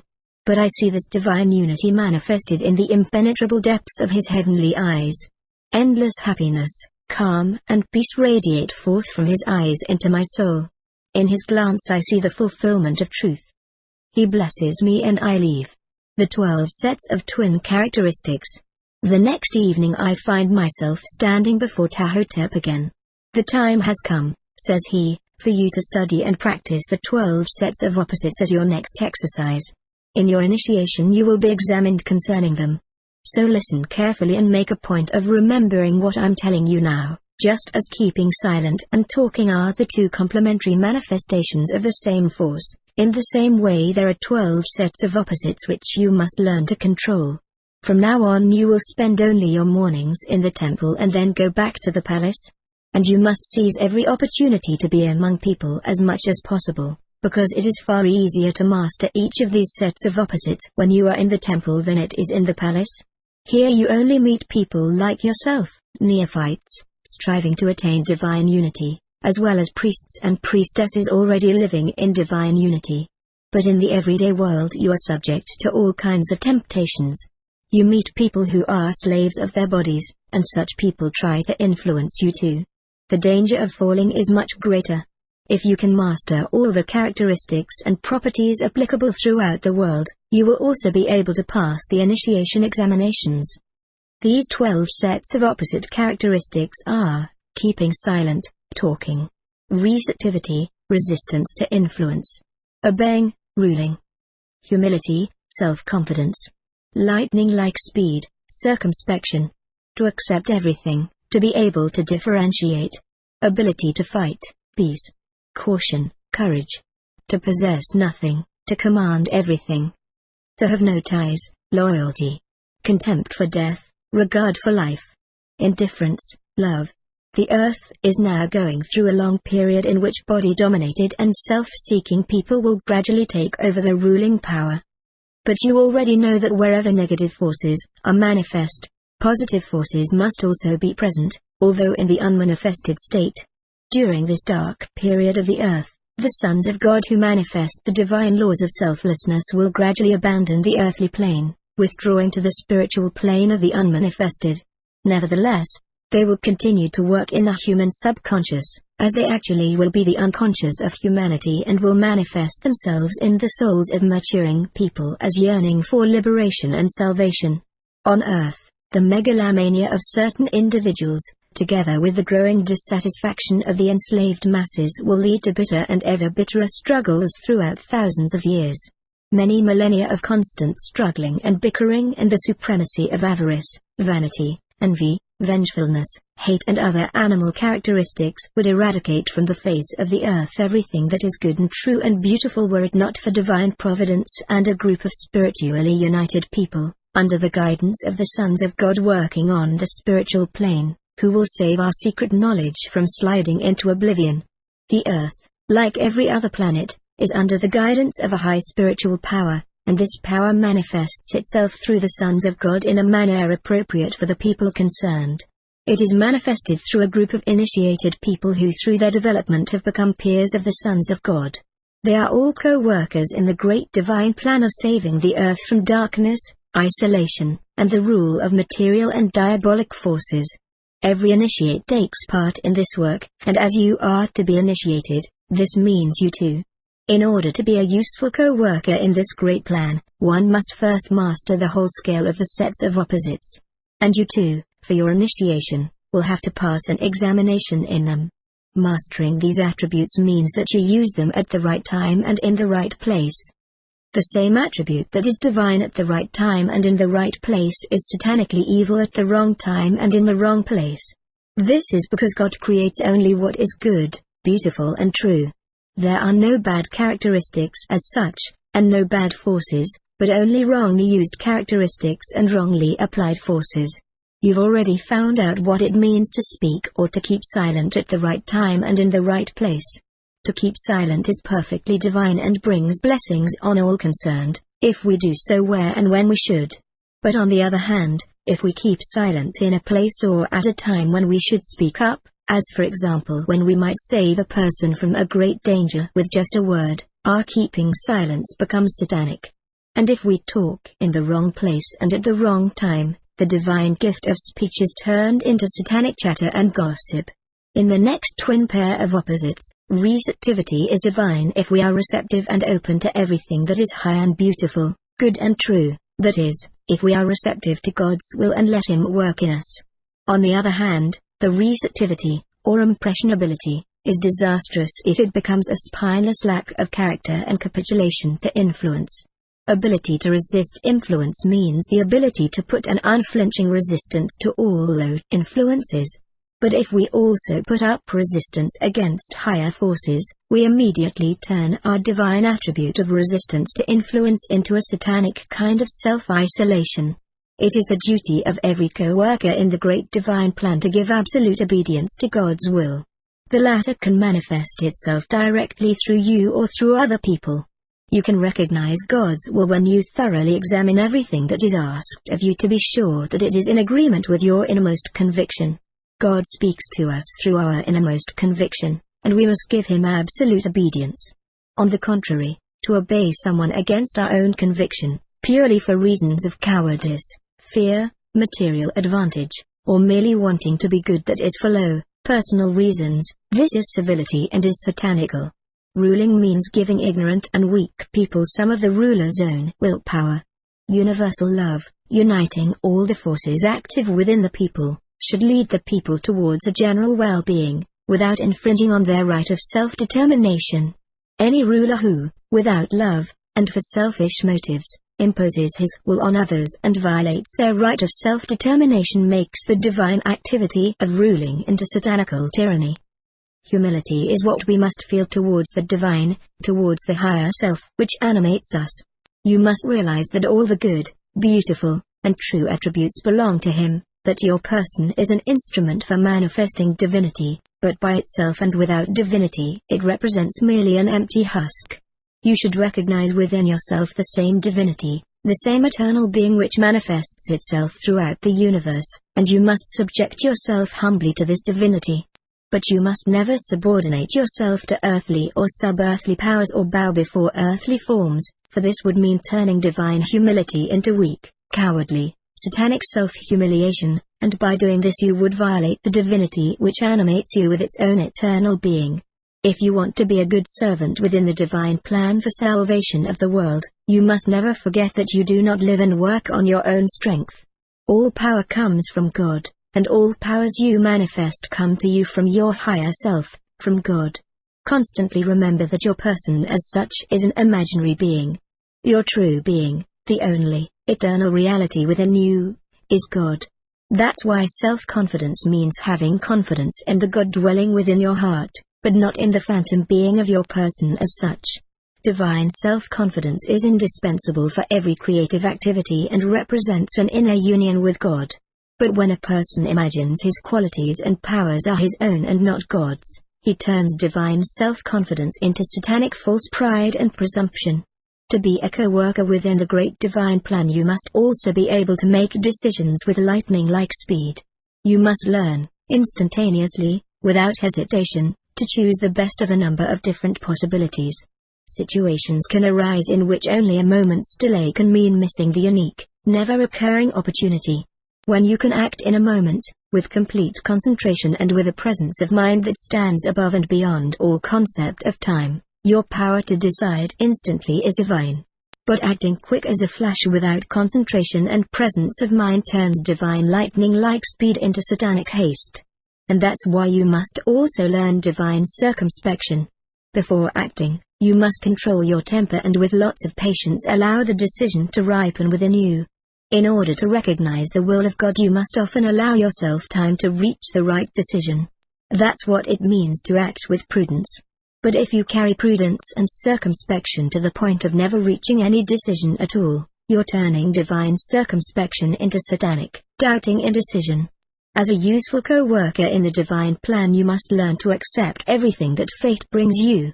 Your worth is not determined by external circumstances but by the degree in which you manifest God.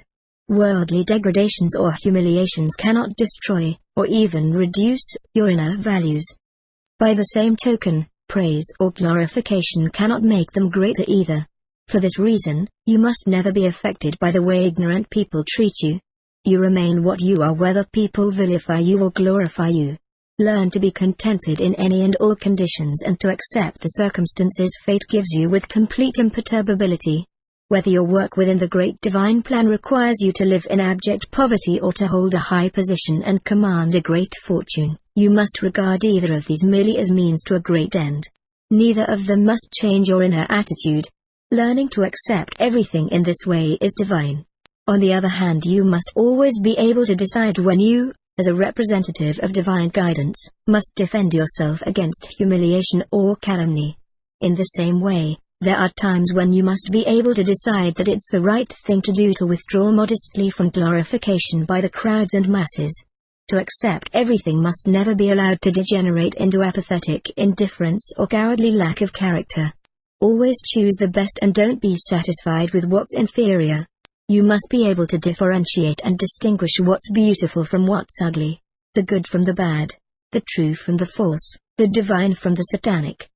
Without a completely developed power to differentiate and distinguish, one can't be a useful co-worker in the great plan. If you want to be useful, you must also be able to fight with all your energy. With the sword of truth you must be able to fight the shadow of error in order to help bring about the victory of divinity on earth. But your noble and courageous willingness to fight must never be allowed to degenerate into stupid quarrelsomeness.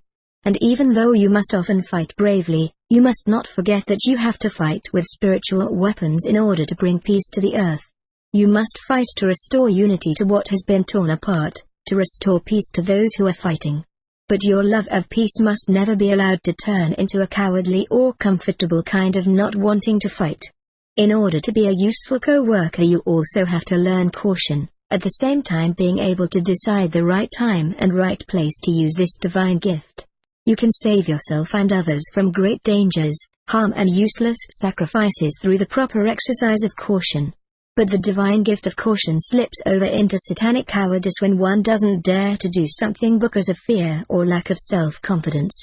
You must possess unflinching courage, and you must not fear any danger. You must stride forth courageously to face any difficulty, valiantly fending off any attack against the divine when the great goal you're working for requires it of you. But divine courage must never be allowed to deteriorate into dare-soft-devil recklessness. As a co-worker within the great plan you must also understand what it means to possess nothing. Whether your task demands abject poverty of you or gives you the greatest wealth, you must always remember that nothing, absolutely nothing, ever or anywhere really belongs to you. On the contrary, everything is God's property, and from His property you receive something only for your actual needs, corresponding to your task. Just as it's a matter of indifference to a canal whether more or less water flows through it, because the water doesn't belong to it, you too must regard everything fate gives you as something that comes to you from God, and something you must pass on. What you will have to live on is something you don't need to worry about. You will always receive as much as you need. And no matter how rich you might be, you must always remember the fact that you really possess nothing. But this divinely positive attitude must never slide down into not caring about anything or contempt of things material. You must never expect the people about you to maintain you without work on your part. Matter too is a manifestation of God, and so you must respect matter as something divine. But at the same time, you must be master over it. You must master the art of being able to acquire as many material things as you need for your earthly task. And remember well that as long as you are on earth, you'll have to be dealing with matter, not without it, and certainly not against it. It's necessary for you to be able to acquire and hold matter, to master it and use it wisely, for otherwise you're completely at the mercy of earthly powers and, under their control, unable to carry out your earthly task independently and freely. But take care lest the divine ability to master matter deteriorate into a selfish, satanic craving for possessions. As a co-worker in the great divine plan you can't allow yourself to be attached to anyone. Learn to recognize the divine, the earthly, and the demonic characteristics in everyone. Don't love the person, but love the divine within the person, tolerate the earthly, and go around the demonic. Whenever your task demands it of you, you must be able to leave without delay the person you love the most, because you must always remember that the lovable characteristics in him are God, not the person himself. The person is only an instrument for the manifestation of God. You can find and love the same manifestations in other people too. Love God in everyone, then you will not be attached to anyone. This not having ties must never be allowed to turn into general indifference and apathy concerning the people around you. You should be loyal, in life and in death, toward the people in whom you have recognized God's manifestations. You love your master and your co-soft-workers in the great divine plan because you have recognized God in them. You are loyal to God in them, because you love their person only as an instrument of God. In this way the esteem and loyalty you show towards your master and co-workers can never turn into a cult of persons or personal glorification. To play a useful role in the great divine plan, you must be able to use your own person, like an obedient instrument, in front of the public. You must be able, in front of groups of other people, to animate your talents and abilities with your spiritual forces, raise them to a climax of brilliance in such a way that you manifest your spirit in the highest degree through your person, through the posture of your body, through the movements of your hands, through the glance of your eyes and through the persuasive power of your oratory, all so that you can bring people under your influence and carry them upward with you to a higher spiritual level. In other words, you must be able to appear before the public without inhibitions and without being bashful. But the art of appearing in public must never be allowed to awaken the devil of vanity in you. It must never be allowed to degenerate into self-complacency and the base desire to show off with your God-given talents. When crowds of people enthusiastically cheer and applaud you, you must constantly carry in your consciousness the awareness that the people are not enthusiastic about your person, which is only an empty garment, but about God who has manifested himself through your earthly instrument. If in your application of the art of appearing in public you avoid the beguiling temptations of the devil of vanity, you won't be the least disturbed when, in fulfilling other tasks, it becomes your duty to remain completely unknown and unnoticed by other people. In such a case you must not display your talents, but rather disappear in the crowd as it were, without wanting to stand out or be noticed. However, this modest remaining unnoticed must never be allowed to degenerate into personal self-underestimation or self-destruction. In your heart you must always carry your worth as a human being. If you want to be a useful co-worker in the great divine plan, you must be able to achieve complete disregard for death. You must have the unshakable conviction that there is no death at all. When your body has ceased to be usable, yourself casts it off just as you cast off a worn-out piece of clothing. The self, however, is a branch on the tree of life, therefore life itself, and life is immortal. When you become identical in your consciousness with life, you won't shrink back in fear of death whenever your task brings you into mortal danger. On the contrary, with complete equanimity and absolute contempt for death, you will be able to face the greatest danger. But never let contempt for death turn into disrespect for life. You must appreciate life above everything else. Life is God himself. The eternal being manifests itself in everything that lives. You must never carelessly or wantonly expose yourself to danger. Appreciate life in your body too and live joyously. But the joy in living must never become an end in itself and turn into sensuality. And last but not least, you must be able to pass the most difficult test of all, the test of love and cruel love, indifference. This last pair of twin characteristics makes up an inseparable unit right here on the earthly plane. Whenever you manifest one half of it, the other manifests itself automatically. You must completely give up your personal viewpoint, your personal inclinations and feelings, learning to love everything and everyone without distinction or discrimination, just as God himself loves everything and everyone. Just as the sun shines, sends its loving radiations, with perfect impartiality on the beautiful and the ugly, the good and the evil, the true and the false, you must learn to love the beautiful and the ugly, the good and the evil, the true and the false, without discrimination and with perfect impartiality. The highest kind of love of all, divine love, is the perfectly impartial love. It must be a matter of complete indifference to you whether a thing or a person is beautiful or ugly, good or bad, true or false, you must love them all with the same love. You must learn that the beautiful wouldn't even exist without the ugly. You must learn that the good wouldn't even exist without the evil, nor the true without the false. And that's why you must love them all equally. You must learn that the beautiful and the ugly, the good and the evil, the true and the false are only reflected pictures of the ineffable which we for convenience sake call God. When absolutely constant and completely impartial love radiates from you to all creatures, your love will never again be mixed with personal inclinations or antipathies. You will consider everything from the standpoint of the whole, and when the interests of the whole community are at variance with those of individual persons, you will unhesitatingly defend the cause of the group with ruthless disregard for the interests of individuals. But this ruthlessness must always be rooted in universal, divine love. It must never spring from personal antipathy. And you must also be able to manifest your impersonal, cruelly impartial love for your fellow beings in those cases when their soul can perhaps only be saved at the expense of their earthly well-being, even when such people are very, very near to you personally. You must even be able to look on dispassionately when those nearest and dearest to you get themselves into great danger, and if they don't react to ordinary measures, you must not try to hold them back by spiritual force, hypnosis, or magic powers when the salvation of their soul is at stake. It's better for a person to suffer material or physical ruin, even death, than to lose his soul. Under all circumstances you must endeavor to save his soul. Just as God doesn't meddle in the affairs of men, but rather leaves them their free will, you too must let your fellow human beings apply their free will, and you must never compel them to do anything by force. In your helpfulness, you must always consider everything from the standpoint of spiritual well-being, not from the standpoint of the earthly and physical.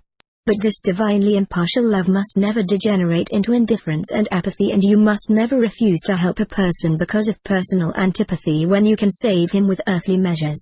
These are the hardest tests of all because you must give up your personal feelings, simply turning them off as it were. Only when you have completely mastered the preceding 11 sets of opposite characteristics will you be able to recognize the voice of God so clearly as to be able to feel, even in the most difficult cases, what you should do in perfect divine love, and what you should not do. Then you will no longer be able to err, because you will be love itself. And love can only act in love. You will only need to radiate yourself, to be yourself, and the whole universe will be able to draw from your warmth, from your light, and from your strength. Then you will have become divine yourself, and your consciousness will have become identical with God Himself.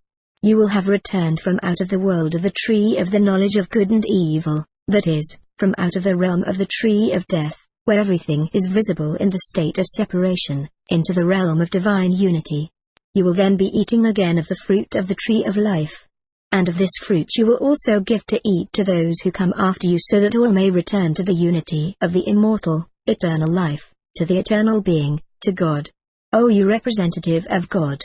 I shall never, never forget your words. They have engraved themselves so deeply in my soul that I have become identical with the meaning of these words. They've even gone into my blood, into the marrow of my bones, and I find myself a different person after this instruction from the one I was before. But my task is to make all this come true. The Lions. The next day is a great festival. As usual, Menu dresses me, puts on my gilt sandals, and then I go over into my reception room where the ladies of the court and Rukar, the Chancellor, are waiting with the jewel bearers. Very ceremoniously Rukar steps over to the jewel bearers and opens the coffer. Then the senior lady of the court, my former chief governess, takes out the magnificent golden collar, comes over to me with much pomp and ceremony, and places the golden collar on my shoulders. Then, just as ceremoniously, she fastens on my head ornament with the golden serpent, and finally my bracelets and anklets. I stand like a statue, motionless and dignified. Although I behave myself with all befitting decorum, I'd really like to give Rukar's beard a healthy yank because he's looking at me in such a saucy, impertinent way again. Ruk isn't really bad, and he too has some of the blood of the sons of God in his veins. He is very intelligent and crafty, and although he too can see into people's hearts and minds, he doesn't exploit this ability to an excessive extent.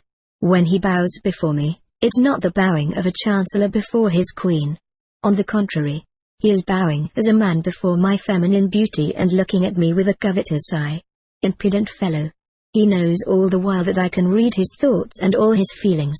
But then I think of PTAHHOTEP'S words, in every living creature there is the striving towards divine unity. The male seeks the female, and the female seeks the male. That is the attraction between the two forms of manifestation of creative forces. In this light I can understand Rukatu. This power is working within him, and it's not his fault that he finds me pleasing. That's the reason for his impertinence. If it weren't for this force working within him he wouldn't bother about me. And in my secret heart of hearts I'm really not angry at all that he admires my beauty. After the dressing ceremonies, the ladies of the court and Ruka accompany me to the pharaoh. How beautiful, how very beautiful my father is in his festive robe. Just like a god incarnate. Then we all leave the palace, going out to the waiting chariots. Some building or other is going to be dedicated today with an inaugural ceremony. Father and I step into the golden chariot, the chariot with the lions, and father takes the reins from the attendants' hands.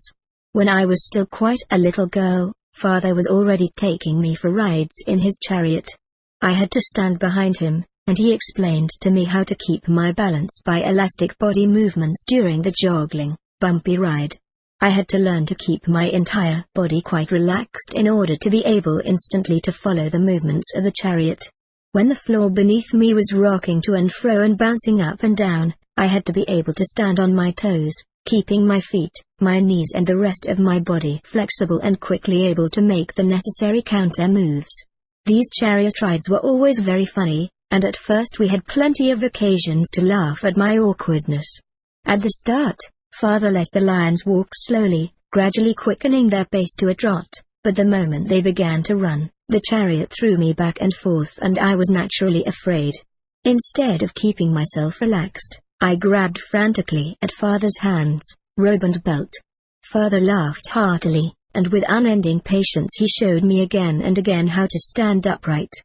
Finally I learned how to make the right corrective movements and was able to stand upright without hanging onto father or the edge of the chariot. It was wonderful to be able to stand as securely and as apparently motionless as further while the chariot raced over the ground. Often our rides were quite long.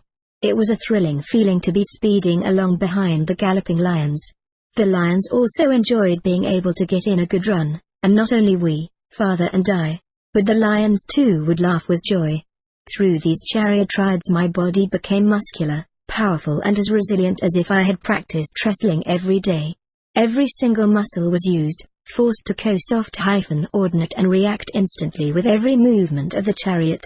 It was a constant dance, although invisible, as it was the floor underneath, not we ourselves, that was really dancing on and on. When I was 15 father taught me how to drive the lions. What a wonderful feeling it was to have these magnificent, gigantic animals in my power. They responded to the slightest impulse of my will, so supremely sensitive that they immediately did everything I wanted them to without my having to move the reins. But father never let me drive them alone, not even my favorite lion, a real personal pet to the point of being jealous, because the lions were always highly independent and only initiates could control them. I hope when I'm initiated I'll be allowed to drive the lions alone. Now en route to a public festival, father drives his lions with all due dignity, and I stand beside him as his wife. I am proud of father. He is still very young, strong and magnificently beautiful. His body and his handsome face radiate tremendous power and concentration, especially now when he is driving the lions. Standing and balancing on his toes, his body absorbs every movement of the chariot, and he seems to stand motionless, as securely as if he were the sun god himself. We reach our destination and the boring ceremonies begin. I don't like these public festivals. They are always the same. Huge crowds, marching soldiers, people of rank ! And for a time that seems interminable I have to sit still, practically motionless, watching the ceremonies until everything is over. Then I have to exchange friendly greetings with the people of rank, while reading the many stupid and treacherous thoughts behind all the humility and flattery they wear on their faces. How lucky that among all the many hypocrites in the court, who seek only the satisfaction of their vanity and desire for power, There are a few truly upright and loyal co-workers for Father and TELEPATHIC. There's an officer, for example, whose radiance is so bright it seems almost golden. Who is he? I ask Father in a whisper. His name is Fistha, Father whispers back. He was recently made an officer, but he has such splendid qualities, as you can see from his radiance, that I want to make him a commander. The ceremonies are always the same, the only difference being that we sometimes have to sit on the palace terrace, sometimes on a great dais, and at other times on the temple terrace. Sometimes the ceremonies are for the dedication of a new building, sometimes to celebrate an expedition returning from barter trade with neighboring countries and bringing back the wares obtained abroad. Then at other times we take part in a harvest festival or various temple festivals, and these I don't like for the simple reason that the great crowds haven't the slightest idea about the meaning of the ceremony. Instead of worshipping God in the various forms in which He manifests Himself, as represented in symbolic pictures, the ignorant masses worship the symbols themselves.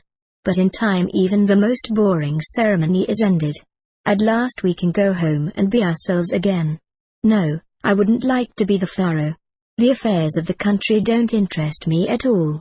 Legally I should be the successor to the throne, but Father never talks about this and pays very little attention to preparing me for the tasks of a pharaoh. I know that TELEPATHIC and Father are able to raise themselves up above the plane of time. They can see and experience the past and the future as present. I too am beginning to develop this ability, and often I can see parts of the future. But whenever I'd like to see my own future, only a dense mist appears before my eyes, hiding everything. But Father knows my future, and since he is not yet treating me as a co-regent, I imagine I may never become a pharaoh. I have already had this presentiment on my own. It doesn't worry me in any way as I'd rather be a priestess in the temple. But curiously enough I don't see any pictures in the future which would show me as a priestess in the temple either. I see only mist. After such celebrations, I am always happy when I can get back to the temple the next day. I always feel comfortable in the pure spiritual atmosphere of the temple. Telepathic exercises. One day TELEPATHIC sends me a message saying I should come to see him that evening. As I stand before him, he says, "You've passed your preparatory tests so far quite successfully, and now you may try to establish psychic contact with another person. You will find you get better results with these exercises after sundown. That's because the sun's rays have a stimulating effect on those nerve centers and glands which serve the physical manifestations of the spirit and thus tie the consciousness to the material plane. The sun's rays have a contrary effect on spiritual manifestations. After sunset, this effect ceases, the consciousness can free itself from certain nerve centers and withdraw into the spiritual plane. Living creatures go to sleep. Going to sleep means that the consciousness withdraws from the body into the spirit. And since most people are not able consciously to reach the deeper levels of the spirit, they lose consciousness, they fall asleep. With practice one can develop the resistance of his nerves to such a degree that he can remain conscious even at the deepest level. In this way the nerve centers and brain centers which are at rest during the daytime become active, receiving and conducting the vibrations of the spirit, the self. In this way you can establish contact with someone at a distance, that is telepathic contact. It's better for a beginner to practice after sunset so that he doesn't have the effect of the sunshine working against him. Later on he develops the ability to make a telepathic contact any time. In this exercise, just as in every exercise in concentration, you begin by fixing your entire attention on one single thought. Concentrate your thoughts completely on the person with whom you want to establish contact, allowing your imagination to help along. With your eyes closed, you imagine the person you want to reach, seeing him with your inward eye, his body, his face, his eyes, and imagining you are he and he is you, until you actually get the feeling that his hands are your hands and your body his, until you achieve complete identity with the person you are trying to reach.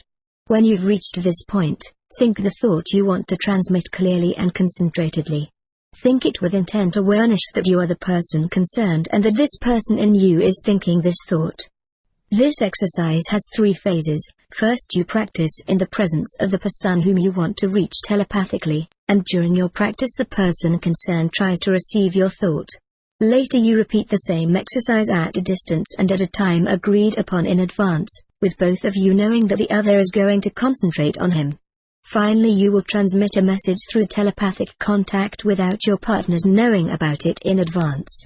These 3 phases make up the positive half of telepathic exercises. In this work you are the one who wants to send a message. The negative half of the exercise consists in your developing the ability to receive and understand telepathic messages. This exercise too consists of 3 phases. At first you make yourself receptive and empty in the presence of the person from whom you want to receive a message, then alone at a time agreed upon in advance such that you know who is going to concentrate on you and when. Finally you must be able to receive any telepathic message without knowing in advance who is going to concentrate on you and when. In time you develop to such a point that you respond immediately to every message from a distance, at any time and from any person.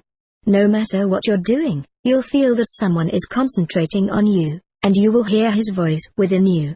Later on you will not only be able to hear the person's voice, you will even be able to see the person you're in contact with.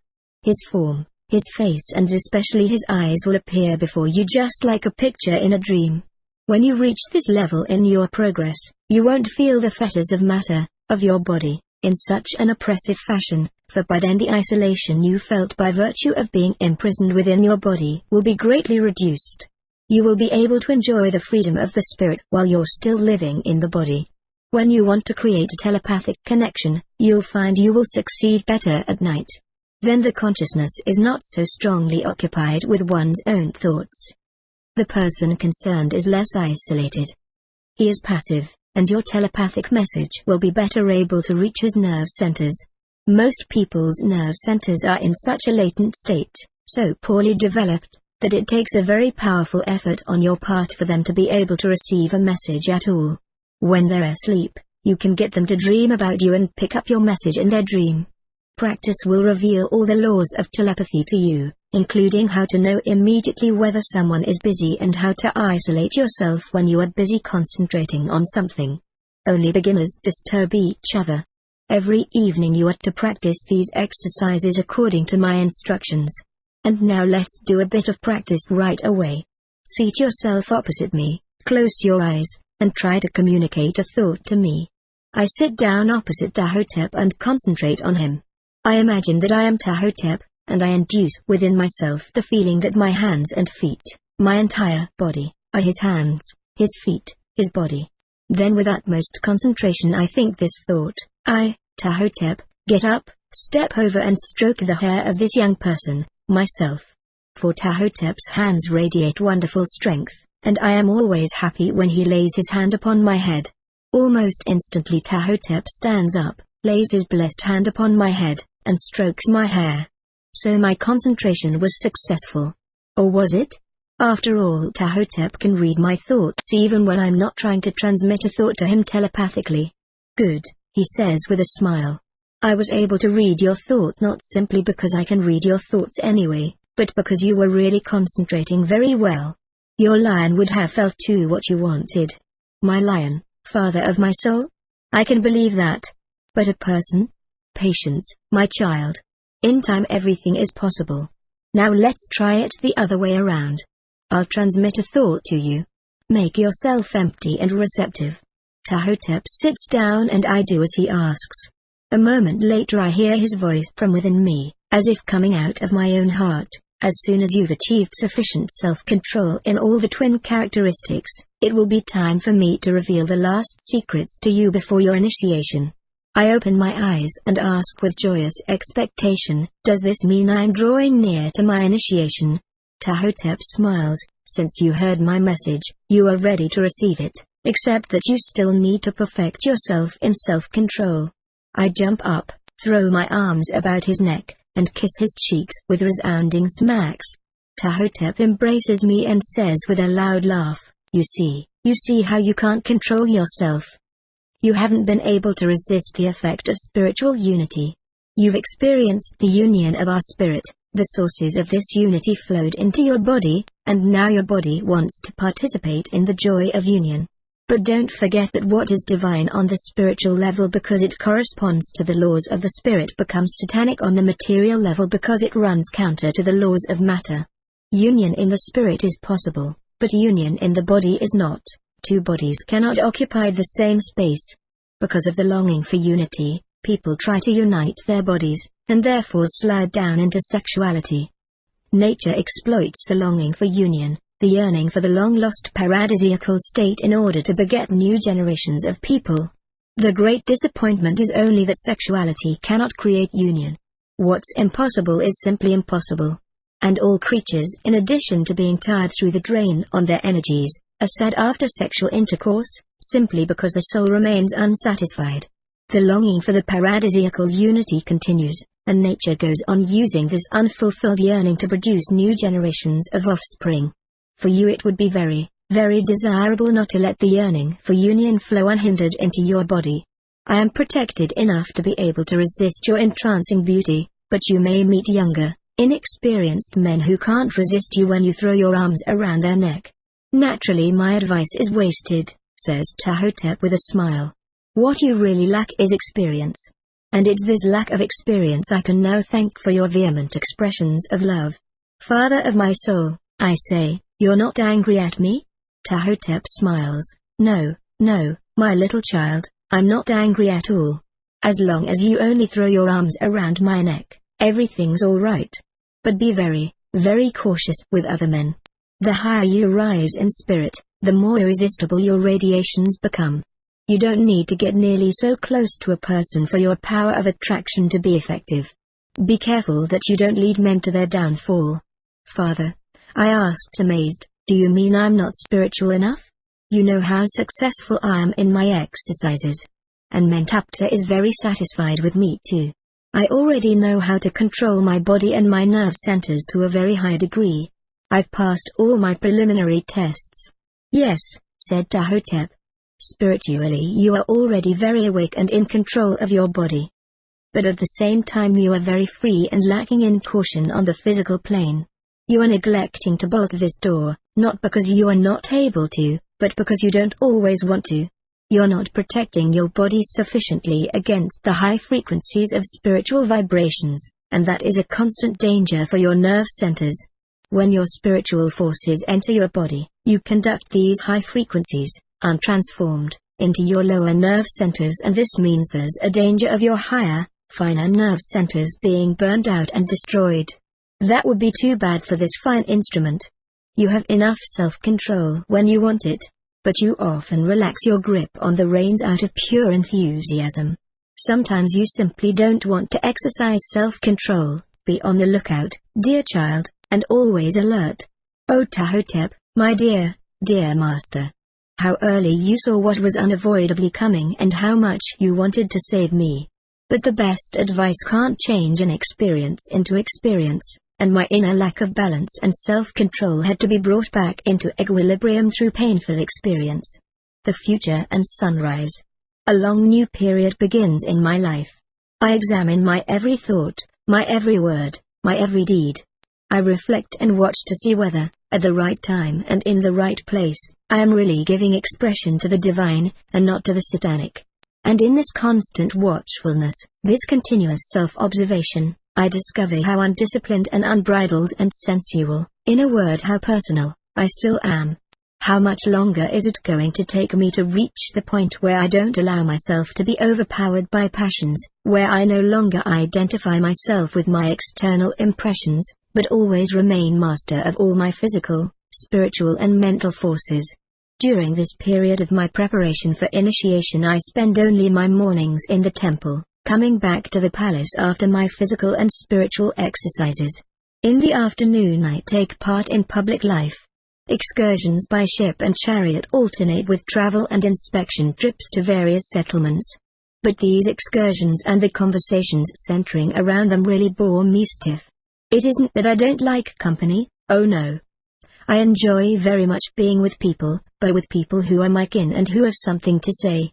But these people are so different from us who have our lineage from the sons of God. Of course we too have human blood and our race too is no longer pure, but we consciously live in the spirit and are not so materialistic as the sons of men. It's almost as if they have completely forgotten that they, in themselves, are free spirits and that their body is only an instrument for the manifestation of their spirit. These people are so identified with their body that they live in the illusion they are only body. When their body needs food, they believe they want to eat, they are hungry, and instead of taking in food under the watchful supervision of the spirit, they act as if they themselves were eating, rather than merely being observers and governors of their body. They eat just as greedily as animals. I watch them during feeding time and often feel like turning my head away so as not to see their beastly behavior. I too let my body eat with good appetite. I too supply my stomach and digestive organs with pure forces, getting all the taste of the food I eat so that my body can absorb all the precious forces in the food. But how could I identify myself with this? Myself can't be hungry, since the self is not matter but the master of matter. It's true my consciousness receives a message from the body to the effect that it needs nourishment, and I'm aware of this message in the form of a feeling of hunger. But the self in me neither eats nor drinks. How could I forget even for a moment that these functions are only necessary in order to maintain the body in health? The only thing myself really has to do with all of this is to observe watchfully and control what enters the body and see to it that teeth and tongue do their work properly. I can never understand how people, after eating like beasts, can say something like, but that tasted good to me. To whom did it taste good? Don't such people know that it tasted good to their palates? These poor people are such slaves of their physical desires. We simply don't understand each other. But Father and Tahotep say it's our duty to remain among them and awaken higher desires and aims within them. And all the while Father knows that the people of rank within his court are mostly only interested in how and where they can get a well-paid position, so they can get rich as quickly as possible and satisfy their hunger for power. And another thing, these sons of men go hunting for wild animals, using their intelligence to kill innocent animals, and they're even proud about it. They should be ashamed. These people are worse than the animals they hunt. Animals only kill because of hunger. But people kill for passion's sake, because killing, war and hunting give them pleasure. But Father says that people are still undeveloped and we mustn't judge them by our own standards. Another thing, these people attach endless importance to their family tree. When a person has one ancestor more from the lineage of the sons of God than someone else has, he mentions it as often as possible, and shows contempt for others with less brilliance in their ancestry. That's why they pay so much attention to the family a daughter is descended from, and the family of the young man she marries. How ridiculous. As if they didn't really know that earthly life is only a journey between being born into the body and leaving it at death, whereas the self is the same in every living creature. Only the body can have a lineage. The level on which a person stands is determined only by the level of his own intelligence. Often enough, a person with several ancestors from the lineage of the sons of God still has a lower degree of intelligence than someone else with far fewer forefathers in the divine race. When I'm among these people, I feel as if I were among the dead. They seem to move, speak, eat, drink and carry out functions of the living merely because natural forces are at work within them. But where is the conscious spirit that controls and guides these natural forces, not only in the body, but also outside in the universe? They don't know they have the ability to guide these creative forces.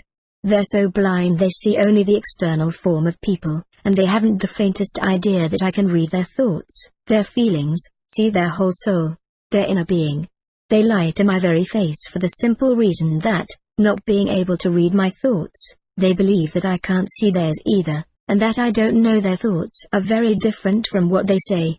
They don't realize that a light creates a kind of insulation around them and develops a dark shadow, like smoke, in their radiation, and this dark blotch is not only ugly, but even smells bad. My pet lions are quick to smell the foul scent of these liars. Whenever one of them comes near, they start to wrinkle their nose, then get up, give the person concerned a contemptuous glance, and stalk off majestically. But with no such easy way to defend myself, I have to keep on talking with such people just as if I didn't clearly see their hypocrisy, and even smell it. It's much more pleasant to be alone with Father. He's had a charming house built for the two of us, in a shady garden by the seashore. Whenever he has some free time, we go there by boat on the Nile, taking only a minimum of servants. This gives us a magnificent rest, coupled with deep enjoyment of the endless sea and the peace of each other's company. Father and I both love the sea, that great mother of the earth, with childlike devotion. We're both of us so very happy in our little house by the seashore, and our life there is closely linked in many ways to the sea itself. Here we experience perfect liberty, immortality, eternity. We take advantage of every opportunity to be close to the sea. We go for walks together along the seashore. We go looking for mussels together, and sometimes we take a little boat and row out quite far, all by ourselves. There's an immensity about the beauty of the sea when the air is calm and the water beneath us is as smooth as a mirror. But there's something just as grand about being out among all the waves when the wind's blowing them up high, and we feel all the exhilaration of being hoisted skyward by the crest of one wave, then sliding down into the trough of the next. We strip off our clothes, jump into the cool water, and swim about our boat. Once, after such an invigorating swim, as we were sitting on the beach, I asked Father, how is it possible that people can be so blind to spiritual truth? What's going to happen to the world when the government gets into the hands of the sons of men, as Ptahhotep once told me it would? I'm frightened even to think of the consequences of the dominions passing into the hands of self-seeking people obsessed with a craving for power. I'm beginning to be able to sense what's coming in the future.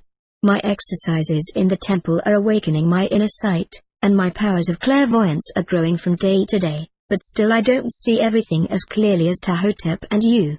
For a long time Father sits looking out over the water. Finally he says, yes, the earth must go through a very difficult period for many thousands of years.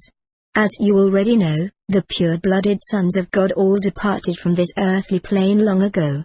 And their sons who have been born as a cross between the two races but who still carry within themselves the possibility of perfectly divine manifestation, are also gradually disappearing from the face of the earth. In order for the higher powers to be propagated through hereditary channels when the pure-blooded sons of God had already departed from the earth, their sons, who had inherited their abilities from their fathers and who had achieved initiation, again took daughters of men as their wives, and this went on and on for generations until this intermarrying had penetrated into all levels of life in both races. But as long as the waves of creative force are moving in the direction of further materialization, the earthly element always plays the dominant role in heredity. For this reason, less and less descendants of the sons of God, with their original elongated cranial form and their capacity for manifesting higher abilities, are being born on earth. Nevertheless, in accordance with the laws of heredity, this continual intermarrying has made it possible for a pure-blooded son of God to reincarnate himself at any time, even in the darkest, most materialistic period in human development. For the time is coming when only people with short heads will be born and will move into positions of ruling power all over the earth, even here in Egypt. They won't have the spiritual vision and wisdom of the present dynasty that has come down from the higher race, and instead of governing their people with selfless love, they will rule only with the intellect, with blind, crude craving for power, and with unmitigated selfishness. As you know, the continual intermarriages between the sons of God and the daughters of men have gradually led to the development of a hybrid race which is passing on the inherited characteristics of both races. There are numerous individuals who, although they have human blood, still have the elongated cranial form, and thus have inherited all the spiritual and psychic powers of their paternal forebears. But according to the laws of heredity, this continual intermarrying will result in more variations of different individuals even in the same family, but less and less individuals with inherited characteristics from the divine lineage. Even today there are cases where, among several sons in a given family, one is still quite divinely spiritual, another already quite physically human, and a third can easily be a mixture of both. The relationship between those with higher and those with lower characteristics is shifting constantly towards those with the lower characteristics. No wonder men orientated towards the physical very often nurse a bitter hatred towards their brothers who have inherited divinely spiritual characteristics. All too often, this hatred leads to tragic clashes. Nevertheless, as a result of still further intermarrying and in accordance with the laws of heredity, the high knowledge of the initiates will penetrate deeper and deeper into the people and wider throughout the entire population. As ever more variations and differentiations arise, the time will come when every human being will have the possibility of reaching the highest degree of knowledge and initiation. This intermarrying, going on for many thousands of years, will eventually obliterate the differences we now feel to be so tremendous between the omniscient members of the ruling family and the completely ignorant and undeveloped masses. Thus in time, the people and their rulers will become equal as people. In their pure form both of these two races, the sons of God and primitive man, will gradually disappear completely, but there will always be some individual born on different levels of development. In some of them the inherited characteristics of their divine ancestors will be manifested to a greater degree, while in others the primitive human characteristics will be dominant. In this way everyone will have characteristics inherited from both sides, and the races will be so thoroughly blended that people can no longer be distinguished by racial characteristics but only on the basis of traits of character and abilities. Generally speaking, people with higher abilities will have exactly the same cranial form as other people but still stand out above the masses as great scientists or artists, philosophers or mystics. Both the elongated head form of the sons of God and the short, ape-like head form of primitive man will have disappeared completely. In the hybrid race the brain and nerve centers serving for the manifestation of higher spiritual and psychic abilities will be in an undeveloped, latent state for many thousands of years. Accordingly, people's heads will be roundish in form. On the other hand, people in this hybrid race will develop extensively the brain centers serving the intellect, and their future generations will thus have high, arched foreheads. Just as the waves of spiritual force emanating from the higher race will reach larger and larger numbers of people as a result of this intermarrying until they reach people of the lowest level and make it possible for them to have knowledge, in the same way worldly dominion will pass into the hands of people on lower and lower levels. In their ignorance, of course, they will first destroy the great divine cultures which the sons of God have built up in various parts of the earth. Only a few remnants and ruins of the great buildings and the monuments we have today will be left as silent witnesses to tell of the knowledge, wisdom, goodness and beauty that once reigned on earth. As time goes on, people will only know through their legends about the omnipotence and omniscience of the great white magicians and initiates, but since these people will be ignorant themselves, they'll go along for thousands of years believing, in their pride and arrogance, that these legends are only fairy tales. The continual hybridization process going on between the two races has created a kind of ladder of development on which even the lowest level of primitive man can climb upward. Animal-like people themselves are nothing else but pure spirits which have fallen far down into matter and which, having lost their divine consciousness in matter, are no longer aware of their high parentage. In order to give them the possibility of regaining their consciousness on the highest plane, the sons of God made the great sacrifice of putting their strength into marriages with the daughters of men. With these marriages, however, they've anchored themselves in the material world and are obliged to go through the whole developmental process up to the complete spiritualization of the earth in the capacity of helpers, some of them in human reincarnations and some of them in the bodiless spiritual state. The level of the ruling class will sink lower and lower, and the dominant power will shift from one country to another. Continual wars raging on earth will lead to ignorance, poverty and misery. The last initiates will refuse to turn over to these people the devices and equipment through which they control the forces of nature and the tremendous creative forces that operate in secret. Before they leave the earthly plane for thousands of years they will destroy all their instruments. One of the last initiates, who will come forth out of a different people from ours but who will nevertheless grow up here in Egypt and receive initiation, will salvage one such instrument, taking it with him out of Egypt, and for a time the priests of his people will be able to keep the secret. But the time will come when the last initiate will have to leave the earth, and he will destroy the last instruments. He will have to do it to keep the ignorant sons of men from destroying each other, themselves and, through chain reactions, whole continents again, purely as a result of their passion for power and possessions. The destruction which once overtook the home of the sons of God must never be repeated. After all the initiates' instruments are destroyed and their high knowledge has passed from the earth, People will have to till the soil with their own physical force, and they'll even have to cut stones with their own hands, just as primitive man did. They'll also have to suffer the tyranny of fellow human beings from within their own race. However, since everything that manifests itself on the earthly plane arises through forces originating in the indivisible unity and striving for equilibrium, the tyranny of self-seeking rulers will awaken people out of their unconscious state. Through pain and suffering their attention will be guided to higher, spiritual truth. Spiritual leaders of the earth must leave humanity apparently alone because people are to discover divine truth in themselves and in nature, standing on their own feet, using their own will, independent of outside help. If this were not so, they would never have the opportunity of climbing up to the highest level. But just as a good mother helps her child to learn to walk alone so that it can develop independence, while all the time she watches from a distance, ready to help it up again after a fall, in the same way the spiritual powers guiding the earth are ready to intervene whenever necessary to help humanity out of difficult situations. They are active on the spiritual plane, guiding and leading humanity from there.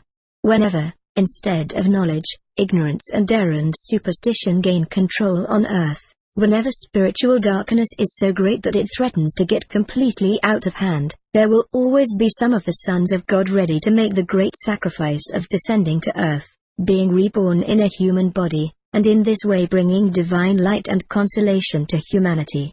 Through the intermarriages between the divine race and the human, the inheritable divine characteristics will be propagated among the people. In this way it will always be possible for a son of God, through a pure woman, to receive a body with all the organs he needs to manifest himself completely. In every epoch throughout the development of the earth through many thousands of years, the sons of God will incarnate themselves in order to teach people the laws of the Spirit, love and selflessness, and in order to carry out the most varied tasks. Even though dominion will rest in human hands all over the earth, there will still be some rulers who will reign with wisdom and justice and build up high civilizations on earth, or at least in parts of the earth. Others, coming as scientists, artists and mystics, will bring humanity the highest art, music and literature. They will bring the world new ideas and new discoveries in order to guide the earth's development in new directions. For the most part, these sons of God will live a very lonely life, often in the most abject poverty and abandoned by their fellows, for there will only be very few people who can understand them. Nevertheless, their spiritual light will reach out in ever greater waves, into ever wider circles. The names of these spiritual giants will be known for thousands of years, and people will study their works high the highest schools of the sons of men. Then, too, there will be reincarnated sons of God working secretly within humanity.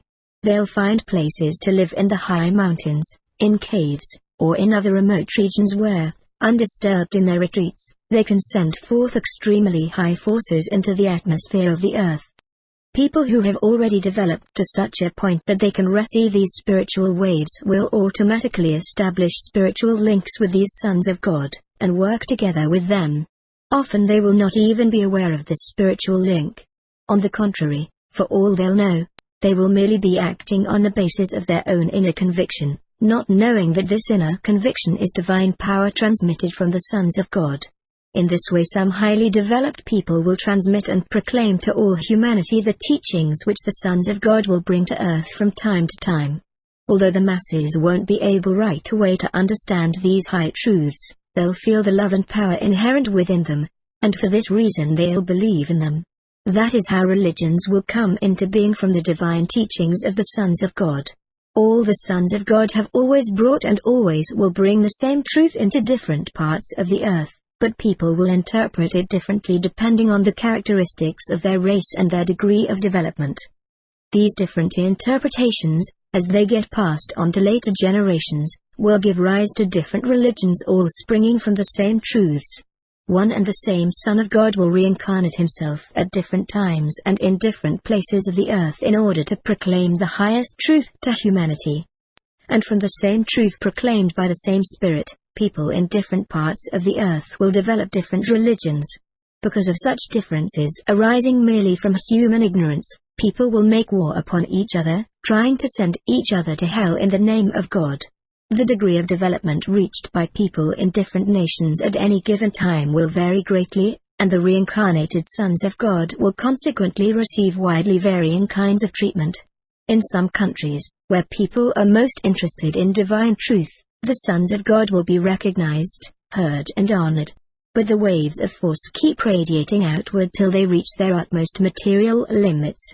There will also be times in the darkest periods of earthly life, when materialism, hate, envy, fear and terror reign, and in such times too the sons of God will have to return to earth and be very badly treated. Ignorant people obsessed by a passion for power will torture and kill the Son of God.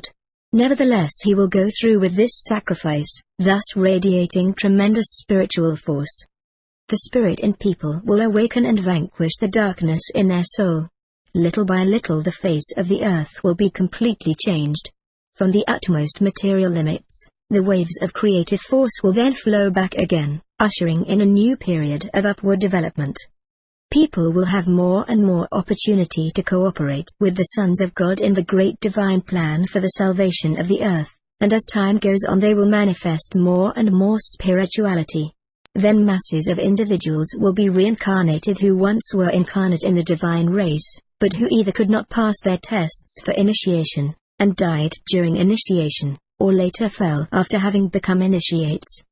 They will again be conscious of the knowledge they once had, and while people will still be killing each other in some parts of the earth, there will be a constantly growing group of people receiving and transmitting the radiations of the sons of God, and preparing the new life of the Spirit.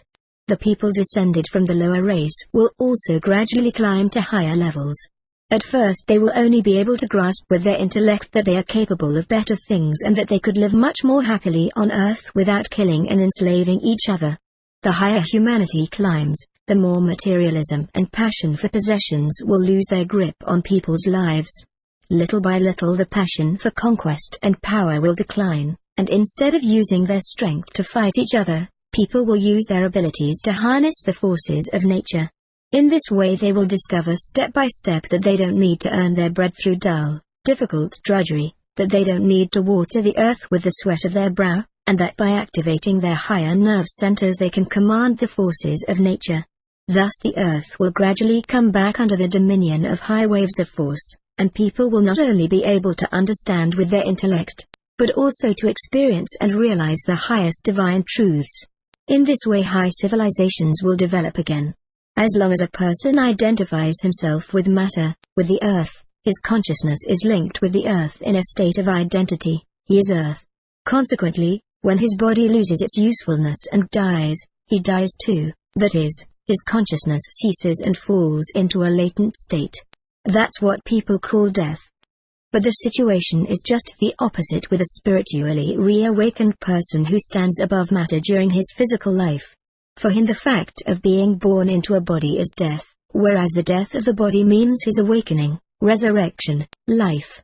When people cease to identify themselves with their body, or to express the matter symbolically, when they cease to eat of the fruits of the tree of the knowledge of good and evil, manifesting only the right half of the tree of knowledge and leaving the left half of the tree in the unmanifested state, they will live in a paradisiacal state, in themselves and as children of the earth. This is the stage of development humanity must reach. It will be a long struggle until the earth reaches this plane of existence, but spiritual forces gradually penetrate even into the most isolated heart, and in the course of further thousands of years the earth will again be transformed into the promised land. Sometime, in the far distant future, the salvation of the earth will be accomplished. Father stops talking and looks out over the sea for a long time as if he had been reading the future there. Father, I ask, will you and PTAHHOTEP take part in this great work? Will you to be born again for tasks on earth during the eons and eons to come? And how about me, Father? What's going to happen to me? I often see other people's future very clearly, but when I try to see my own, there's only a curtain of mist before my eyes, and I can't see into it or through it. Father shoots me a very strange glance at this question. Then, putting his arm about my shoulders and drawing me close, he gives me his answer. I'll be reincarnated a number of times in earthly lives because, through my marriage with your mother, I've put my roots down in the plane of matter, deeper than would normally be appropriate for one of our spirit. But Ptahhotep has never departed from his spirituality and never identified himself with his body. When he gets through with his present task, he'll not be born again for more than 10,000 years. Together with a number of other sons of God, he will continue to guide the development of the earth, working on the spiritual plane and projecting his influence on earthly life from there. Many highly developed people will be in spiritual contact with him and cooperate with him in the great divine plan for the salvation of the earth. They must carry out the tasks that Ptahhotep assigns them, and quite independently. As soon as they have carried out one task properly, they'll receive new ones and, gradually, more and more difficult ones. Through many thousands of years, people who reach spiritual maturity will also receive initiation. They won't be initiated in the pyramids as candidates are now, but will simply be assigned tasks to accomplish as part of their life and work, and these tasks will make up their initiation tests. In this way they will gradually develop into full-fledged co-workers with the sons of God. And working with Ptahhotep there will also be those fallen sons of God who identified themselves to an excessive extent with matter, burnt out their brain and nervous centers by transmitting excessively powerful vibrations into them, and consequently had to be born again on even lower levels of matter. Only through the experiences to be gained through several reincarnations can these fallen sons of God climb back to their original level of divinity. Through lots of pain and sorrow they will have to awaken their higher brain and nerve centers within their body on a lower level, and it will cost them great effort and long practice to reactivate these organs and be able, once again, to manifest spiritual and magical powers. They will never feel quite at home among people, as their way of thinking will be quite different from that of the mass of human beings around them, and they will never be completely able to understand human earthly life and adapt themselves to it. They will be strangers, traveling through life alone and misunderstood, always regarded as somewhat queer. For the most part, as I already told you, they will have the task of teaching people science, art and literature, and bringing new ideas to earth. By some people who understand them, they will be respected and revered, while by others who are forced to recognize their high gifts, they will be objects of envy and hate.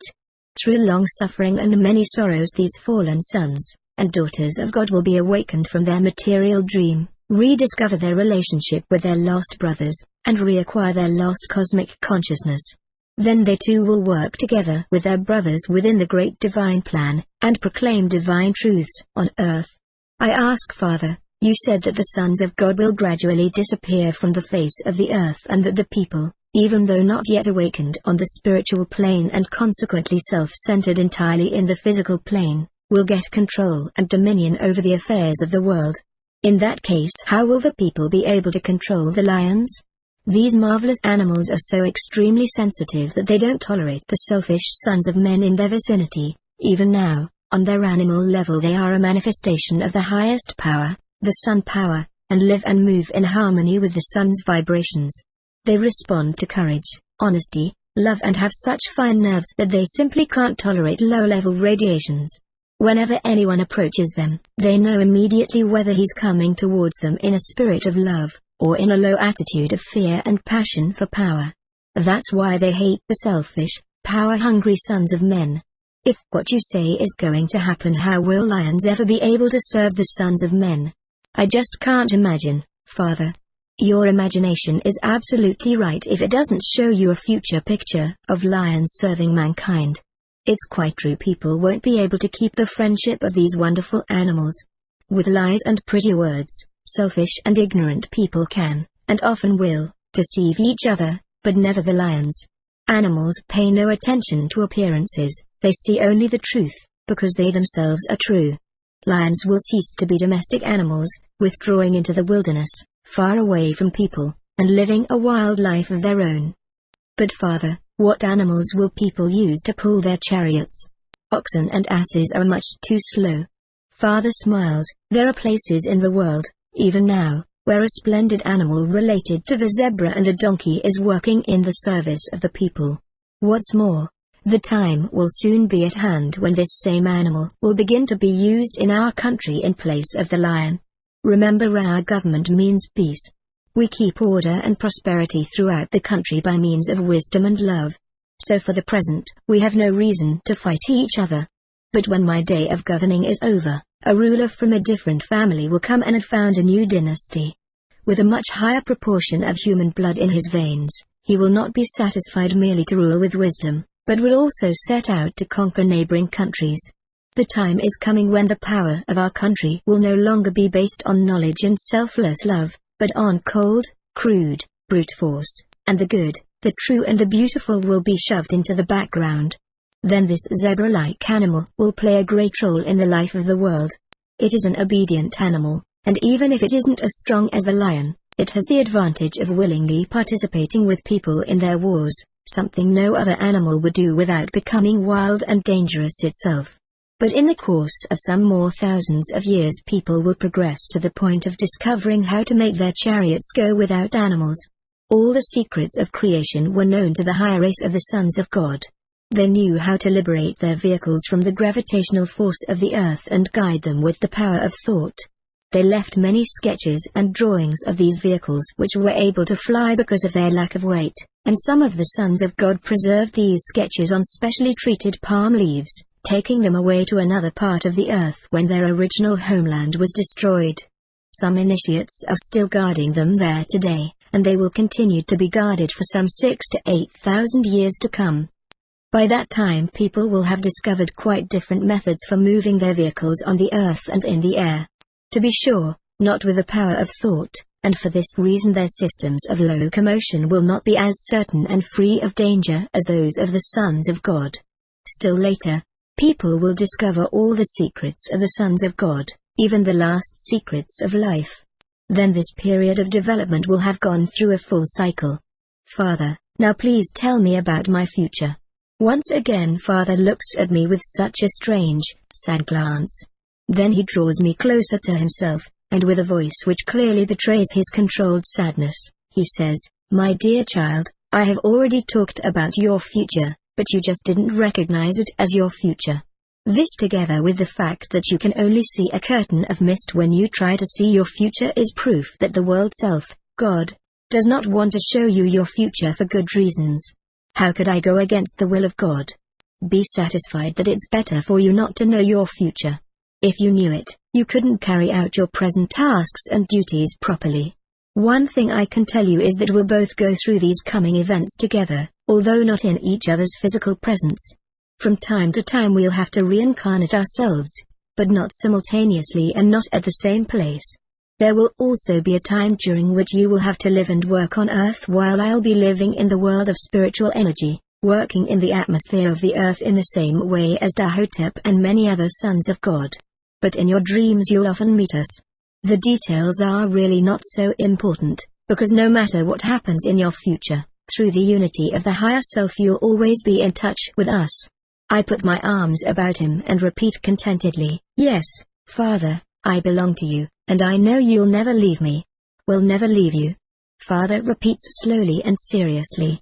When evening comes Father and I sit out on our terrace, enjoying the magnificent sunset over the sea. While the sun sinks lower and lower in the west, Father points to the broad estuary of the river and says, "You see far out there where the waves of the sea are rolling in, someday, thousands of years from now, there'll be solid land there covered with cities and houses and all the comings and goings of people. The Nile is always sweeping a lot of earth along with it, so the shoreline is gradually moving out further and further into the sea. Thousands of years ago there was only water where we are now, and some thousands of years from now there will be land right out to where you see that boat with its sail to the wind. The face of the earth is not only changed by catastrophe and upheavals, but also by the slow working of water. While he is talking, the sun slowly goes down. The sky is alight with all the colors of the rainbow, changing with every moment. Then the sun disappears below the horizon, and soon we're surrounded by pitch darkness. Only the stars shine like big diamonds. For a long time we stay out on the terrace, and I tell Father that I can now make telepathic contacts. Father wants to try me out to see whether I have my higher brain centers under control. He tries to communicate a thought to me through becoming identical with me in spirit. Both of us are proud and pleased that I am able to repeat aloud his silent messages. I have progressed to the point, at least after sundown, of being able to make contact with Ptahhotep II. I now concentrate on him, and his body, his noble face, and especially his eyes rise up before my inward sight. Then I hear his communications like an echo within myself. I hear his familiar and dearly beloved voice as if it were my own inner voice. Then the picture of him within me slowly fades, and I realize that he is isolating himself from me. He is concentrating on something else. Suddenly I feel in the mood to try and contact Ima too. As I concentrate on him for a few moments, a picture of him appears in my consciousness. I see him, his angelically beautiful face, and watch him smile and tell me without words that he understands me and is very happy about my progress. Dear Ima, I always feel his brotherly help and love within me. Early the following morning we are out on the terrace again, for sunrise, if anything, is even more beautiful than sunset. It is still dark, and the sky is a deep blue, almost black. Suddenly, almost without warning, the upper rim of the sun appears, and with it a magnificent reddish-purple color, suffusing the whole vault of the sky until all is aglow. This is followed by a gorgeous interplay of colors, all kinds and shades and tints, from the brightest flame yellow all the way to deep dark blue. Seeing the firmament alight with the handiwork of God fills my soul with ineffable joy, and a feeling of infinite peace and well-being fills my body with new vital force. How often I admire the sunrise from the terrace of our little house. Pure joy and delight feed the very depths of my soul. And my joy is all the greater because when we are here Father belongs to me alone. Here he is not the Pharaoh, only my Father, my best friend and companion. BO-GHAR and the staff of life. One afternoon after a storm that has lasted for several days, when the wind has abated but the waves are still running high, Father and I row out some distance from shore to enjoy the waves that rock our little boat to and fro. Suddenly I notice something being battered about by the waves. It appears and disappears, rises up and sinks out of sight again. Father, I cry out. Look! What's that over there? Father glances off to where I am pointing. Let's row over there. He answers and starts pulling with might and main. As we approach, we can see that what we've spotted is probably the wrecked hulk of a sailing vessel. We see broken planks still clinging together, the snapped-off mast with its sail in shreds. Then I spy a human form clinging to the wreckage. Look, a child, Father shouts, starting to row even faster. It seems as if we'll never get there, but finally we do. A haggard boy of about 10 years of age clings desperately to the broken planks. He's already half dead, his legs hang down limply, and the waves pound his body to and fro. His eyes are quite expressionless and his hands, which seem to be glued to the planks, are all that keep him from sliding off into the water.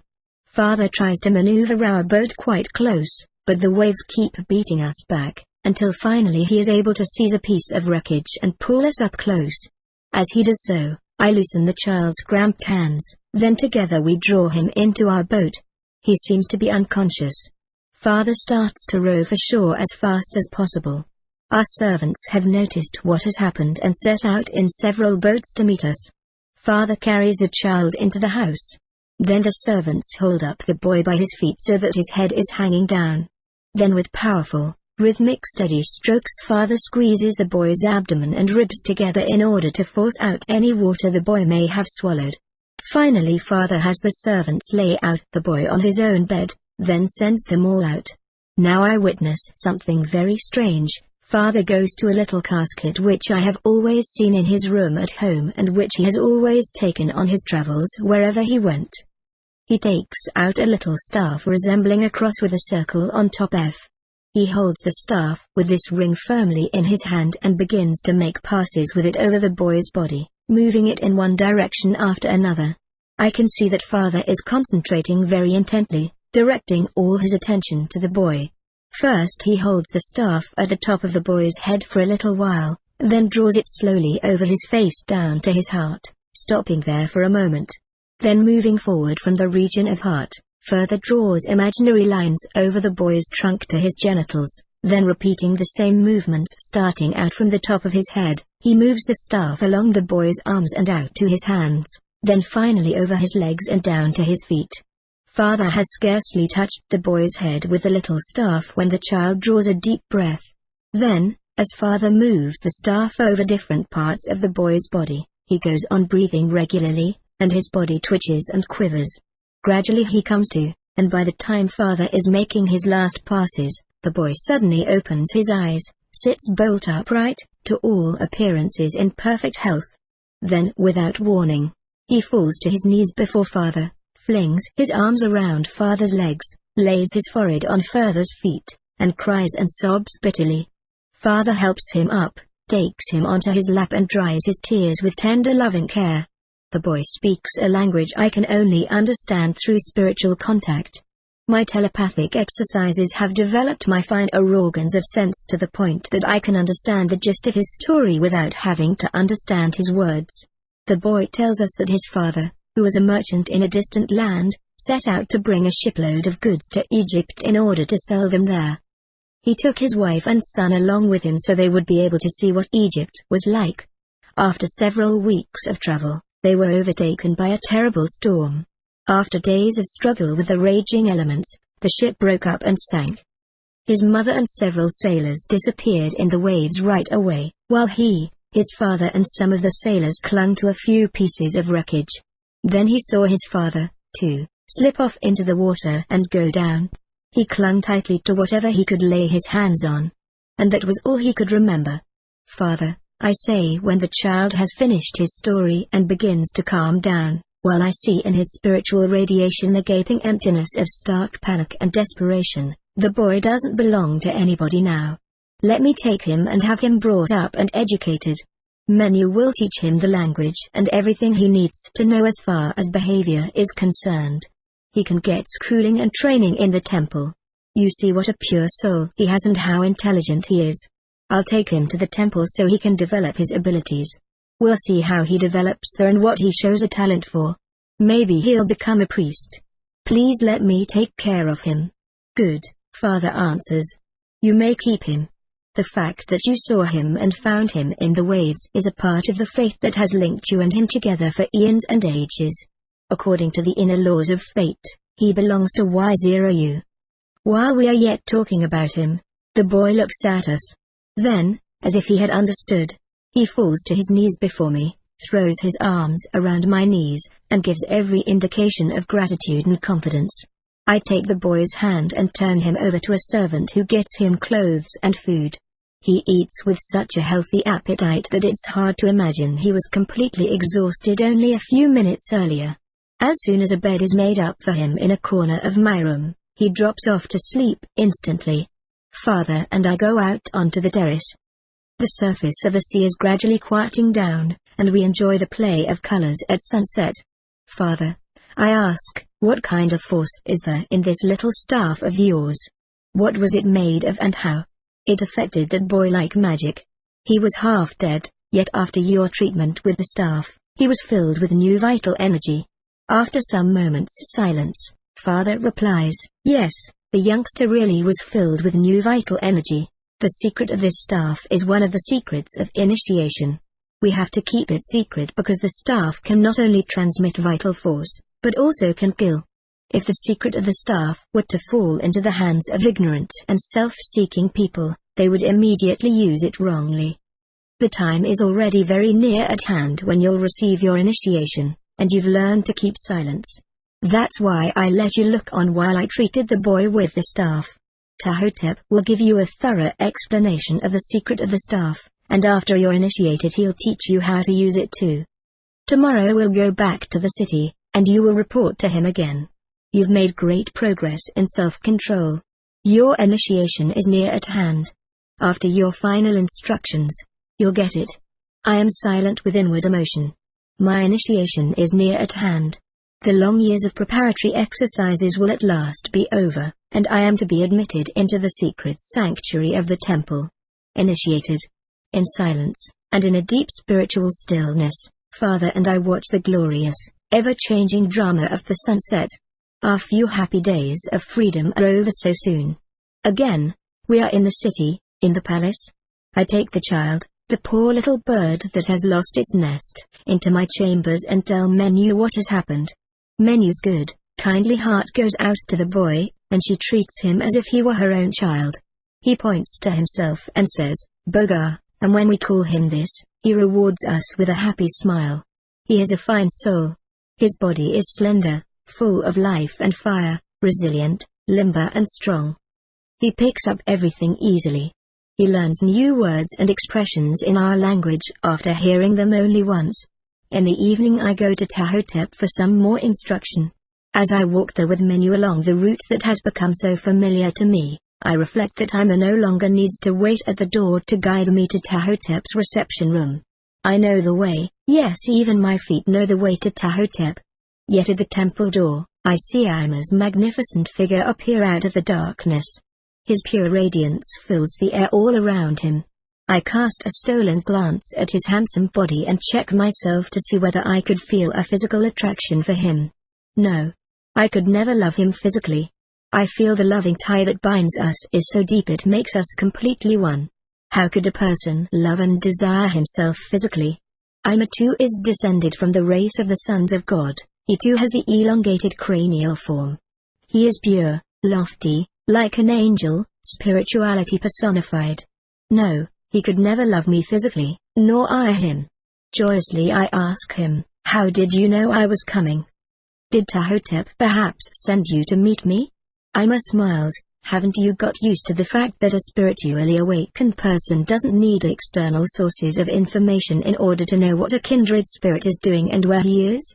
I concentrated on you in order to find out whether you had already returned to the city with the Pharaoh, so I could prepare your next tasks for you. As I did so I found you were on your way here. TELEPATHIC is expecting you. Come in. Tomorrow we'll be working together again.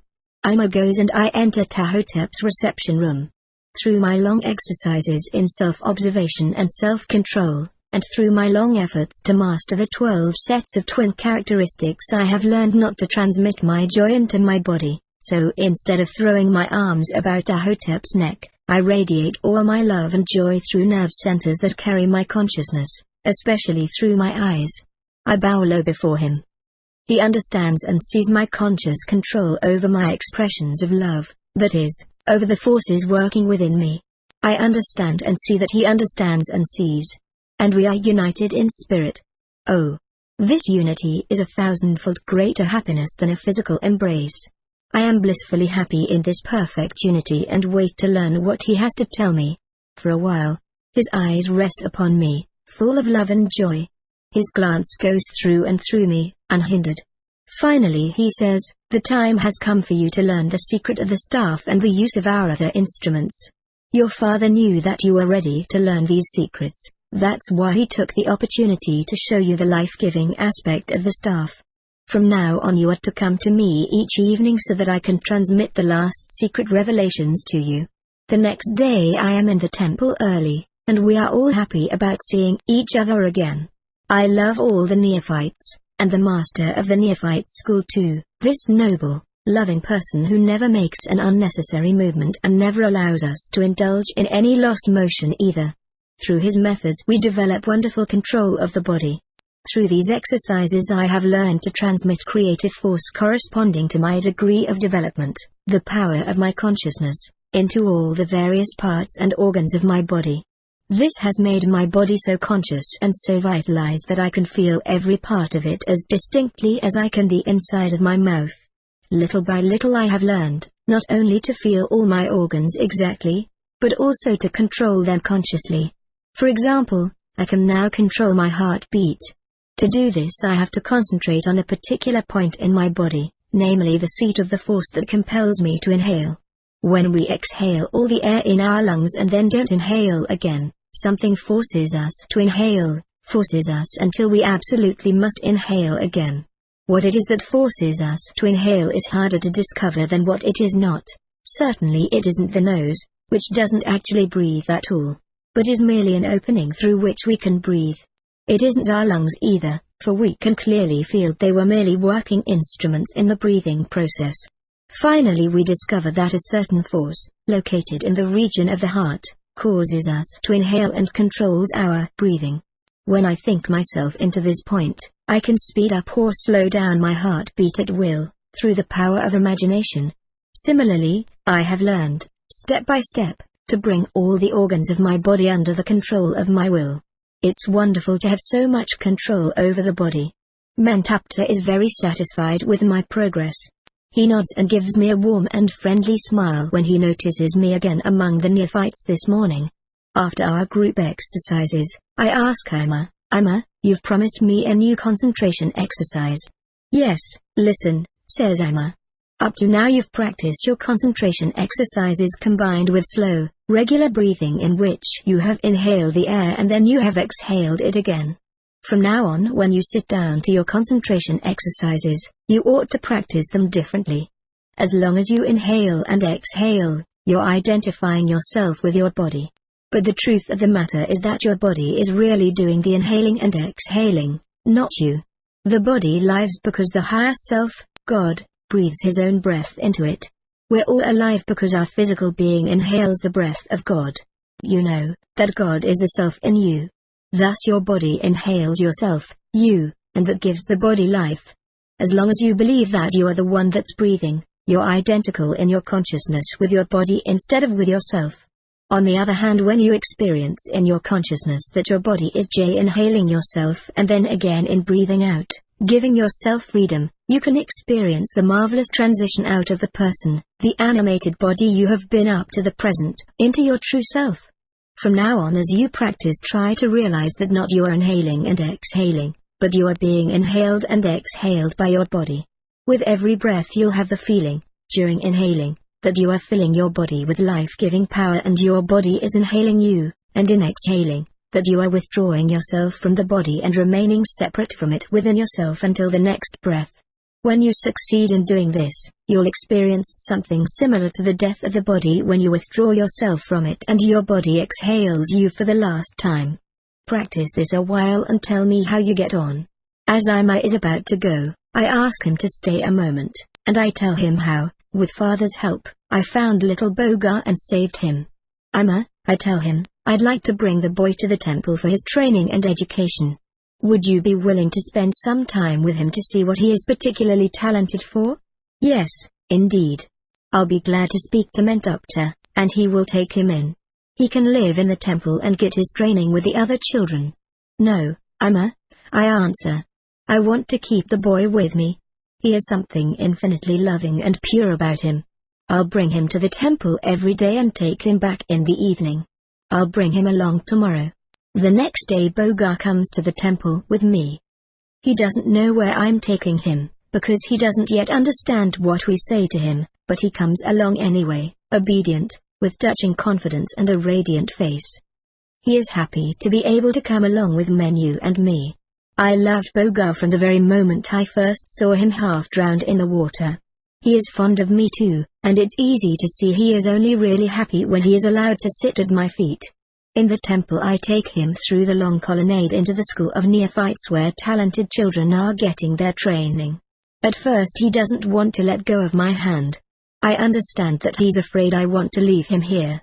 I embrace him warmly and tell him it's perfectly all right for him to stay here, for I'll come and take him back to the palace with me in the evening.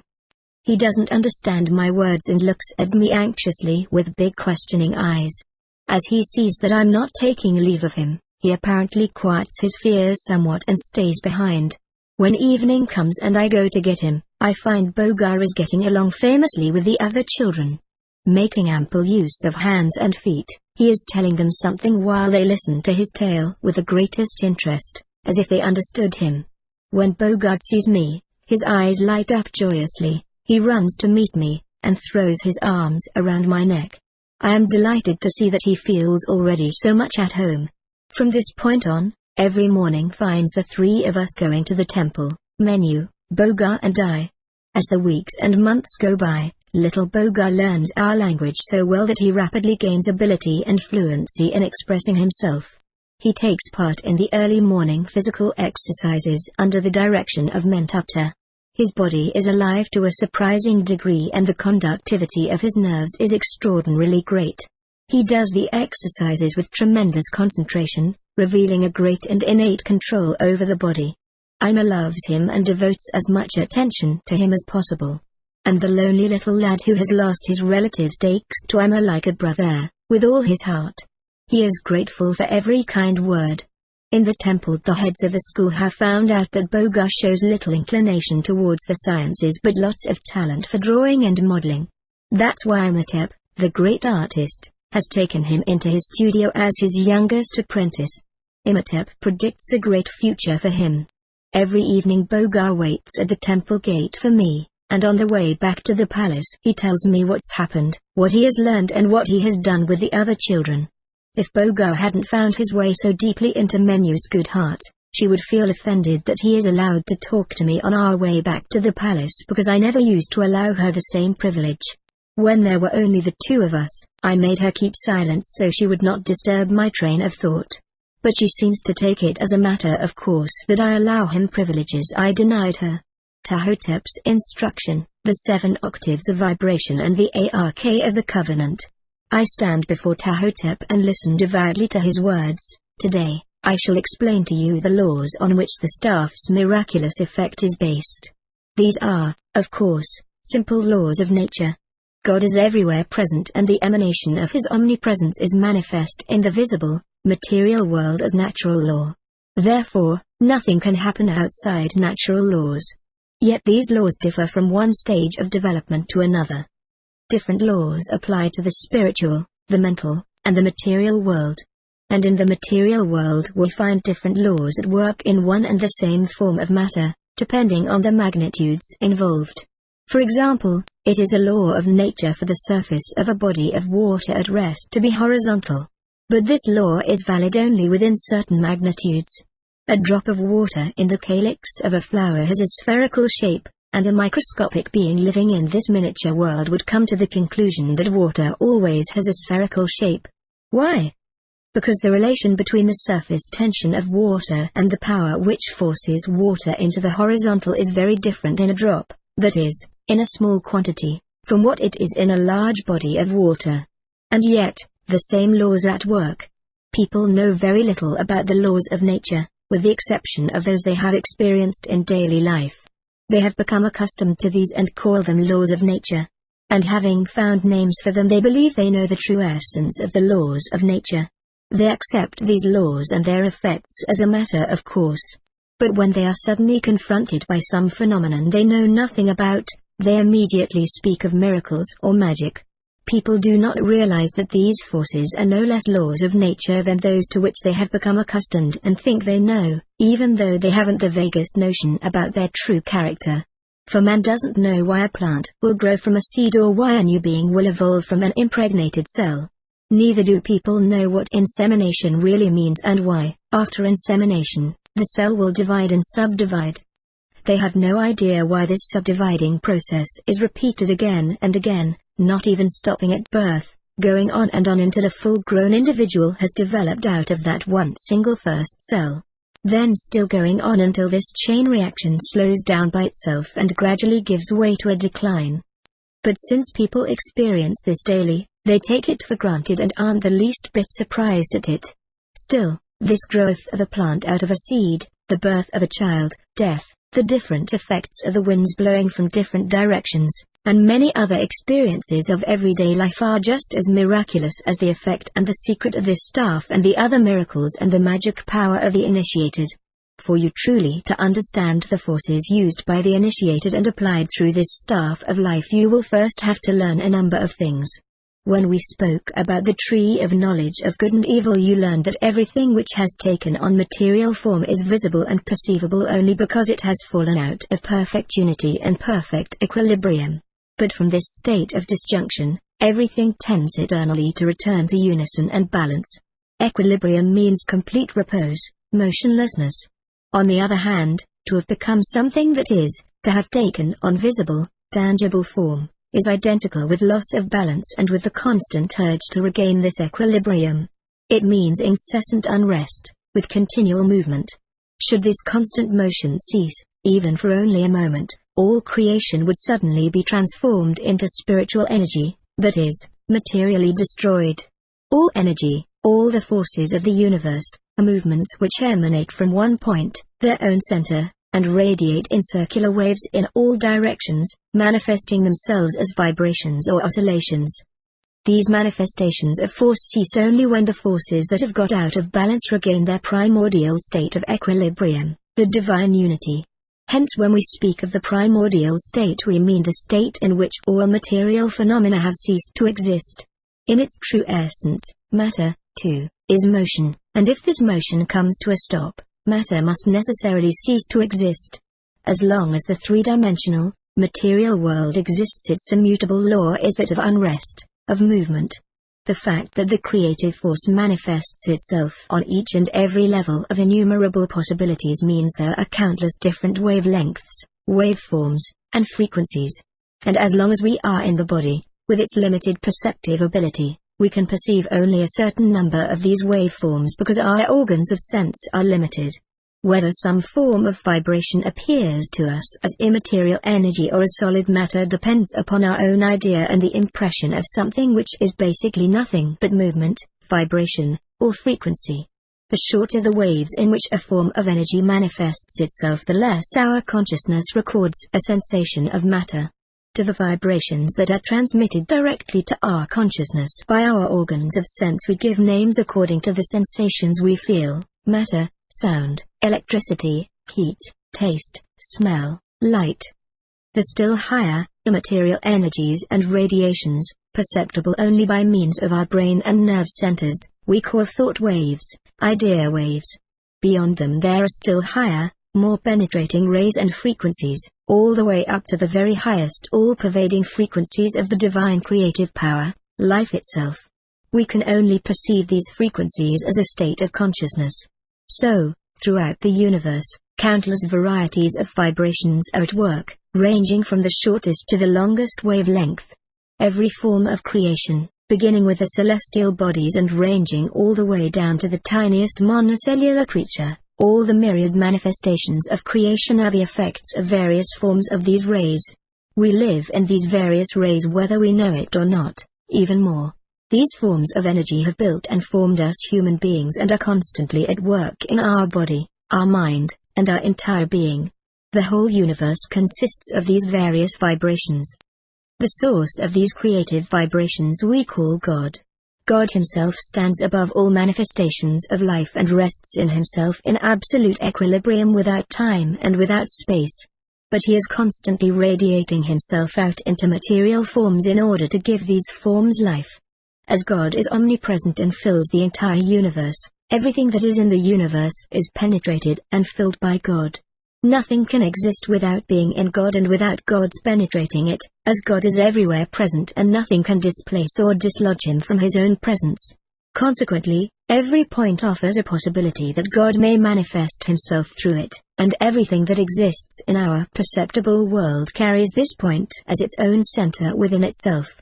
From this point, there began its first manifestation, its creation, its fall from equilibrium.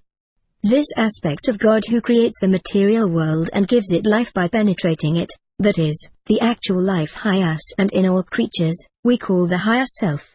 Expressions like God, Creator, Universal Self, Higher Self or the creative principle all mean one and the same divinity in its various aspects. The energies radiating from the center are still highly spiritual in the center and of the highest frequencies. But the farther out they radiate from the center, the more material they become, until these radiating energies are gradually changed into matter. In this way the radiating power limits itself, and at the edge of manifestation farthest removed from the center it becomes a hard, material rind or crust. For this reason, the picture, the name of God who manifests himself in the visible world is a circle, an inner circle of higher powers surrounded by a hard, material rind or crust. Expressed in letters, the symbol is Om. All creatures, from the central suns down to monocellular beings, are built according to this principle. Look at a cross-section of our Earth. In the center, the mighty forces are still in the evolutionary stage of the fire circle. Next come the gaseous regions, then those of the molten or liquid circles, and the outer form is the rind of hard matter. But I want to tell you too that another opposing force, centripetal force, is also active at the same time, drawing all material manifestations inward towards itself. And if hard matter were not sufficiently resistant, all manifestations of life would be drawn into their own centers and disappear. Even our Earth, with all the forms of life upon it, would suffer this fate. The resistance of matter prevents this from happening, and only for this reason is it possible at all for creation to exist and life to have come forth here on this hard, material crust of the earth. Don't forget the resistance of matter, because we shall talk about it again. Here is another example to illustrate the inner structure of material forms. A section through the spinal column of any vertebrate shows the same construction, the extremely fine substance of the marrow of the backbone carrying the creative power of life, developed and protected by the hard crust of bone. Whatever bone you cut, be it skull, vertebra or leg bone, you will find the same cross-section. If you cut the stem of a plant, you will come upon the same pattern. Have you ever looked at trees after they have been felled? The inner structure of the tree is exactly the same, radiating from the center are circles of vital energy, fed by the finer matter of the tree's innermost substance. The annual rings reflect the yearly radiation of life in the tree that takes place very spring, surrounded and protected by the outer ring of hard bark. Growth always starts from the center and radiates outward. The innermost source of all powers and manifestations is God. This aspect of God, who is clothed in matter and makes living beings out of created forms and which we call the higher self, logos, is what draws us back into our own center, since we have fallen from the divine unity, from the state of paradise. It is the heavenly bridegroom for whom the human soul longs. One should never mistake this divine self for the personal I, which high itself has no true existence and is merely an imaginary being. The vital source behind every form of manifestation, be it a sun, planet, human being, animal, plant life or inorganic matter, is one and the same God, the same divine self. Although the same God is everywhere present in every creature, he is manifest in countless different variations, because God reveals himself on every single level on which manifestation is possible, and the created forms manifested on these various levels reveal only as much of God as each form can consciously experience and bear of the divine creative force, corresponding to its own level. To consciously experience force means being this force and simultaneously radiating it high all directions, including into one's own body. For this reason, the body too must have adequate power of resistance, otherwise the radiations of the self would burn and destroy it. Hence the bodies of the various manifestations of life are not made high the same way. On the contrary, the matter composing them is of different degrees of resistance, corresponding high each case to the level of consciousness of the manifestation of life concerned. You know that the chemical composition of matter determines which vibrations a body can support. When a body is subjected to a radiation in excess of its resistance, this harms its entire nerve system, and can lead to a nervous breakdown and even to mental derangement. When the number of vibrations of this force exceeds the scope of an octave, the force even becomes lethal. This is why, when we want to initiate a person into a higher degree of divine power, we must first prepare his body, subjecting it among other things to a chemical process, in order that the difference will not be more than 1 octave at the most. Otherwise he dies. In the material world there are 4 levels of manifestation which we call matter, vegetable life, animal life, and human life, depending on the outward appearance and the degree of consciousness attained. Compared with the human being, we can hardly speak at all of the consciousness of matter, and yet a crystal may serve to show that matter too has a sort of consciousness. Each level of manifestation of life is characterized by its own degree of consciousness, which is 1 octave removed from the next. Only man has the power to manifest several degrees of consciousness, all the way up to the divine level. If we keep in mind the intervals, octaves, by which we classify levels of evolution, we find that man, as a category, occupies 4 steps of the great ladder of evolution reaching from earth up to heaven. Furthermore, we see that each step corresponds to 1 octave on the scale of vibrations. Man knows about these 4 steps or degrees and has given them names. Man characterized by his intellect, genius, characterized by intuition, prophet, characterized by his wisdom and universal love, and the last and highest degree, that of the God-man, characterized by his omniscience and omnipotence. Thus, in the material world, we find 4 manifestations which together reveal 7 octaves of vibration. Every creature emits the vibrations of which it is made, that is, those which it consciously supports. Matter, The very lowest degree of consciousness manifests itself only through contraction, cooling off, and hardening. The plant manifests itself on two levels: the material level and the level of force, vegetative force, that gives life to it. The plant manifests material vibrations unconsciously, it carries its body like a dress, but its level of consciousness is the vegetative level of force giving life to matter. Force manifested on this level has three distinctive aspects by which it can be recognized wherever it appears: the search for food, the taking in of food, and the assimilation or digestion of food. The animal manifests three forces: the material, the vegetative and animal. It has a body, it seeks out its food, eats and digests and is conscious on the animal level. It has emotions, instincts, urges, feelings, sympathy, antipathy and desires. The animal is conscious in the third developmental stage, only 1 degree lower than man. The average man stands 1 octave of vibrations higher. He is conscious on the mental level. He has intellect and the ability to think. But at the same time he manifests the 3 other levels. On the material, he has a body; on the vegetative, he seeks out his food, eats it and digests it; on the animal, he has emotions, drives, sympathy, antipathy and desires. But his most outstanding characteristic is his intellect. Man thinks consciously. With the next degree of development, man makes a great jump. He lifts his consciousness out of the world of effects into the plane of causes. He draws on the divine source of the causal plan and manifests this force that appears in his consciousness as intuition. With the help of his intellect and spiritual power he is able to express his experiences on a higher plane in words and transmit them to his fellow men. He can also prove the existence of his intuition in other arts, without dimensions, in music, as a composer, in 2 dimensions with lines and colors, as a painter, in 3-dimensional forms as a sculptor or as a dancer. People call the creative person a genius. He manifests the 5 octaves of vibration of the material, vegetative, animal, mental and causal forces. The degree of consciousness of the next higher octave of vibrations, in the language of human beings, is called that of a prophet. The prophet manifests all the forces that work on the previously mentioned planes of consciousness, but he is also conscious on the next higher level too, the plane of divine wisdom and universal love.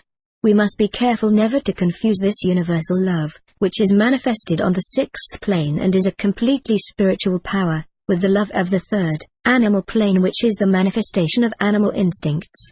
This latter love is a vibration operating 3 levels lower, at the source of which is the urge to propagate the species. Such love is desire for possession and always only seeks the body.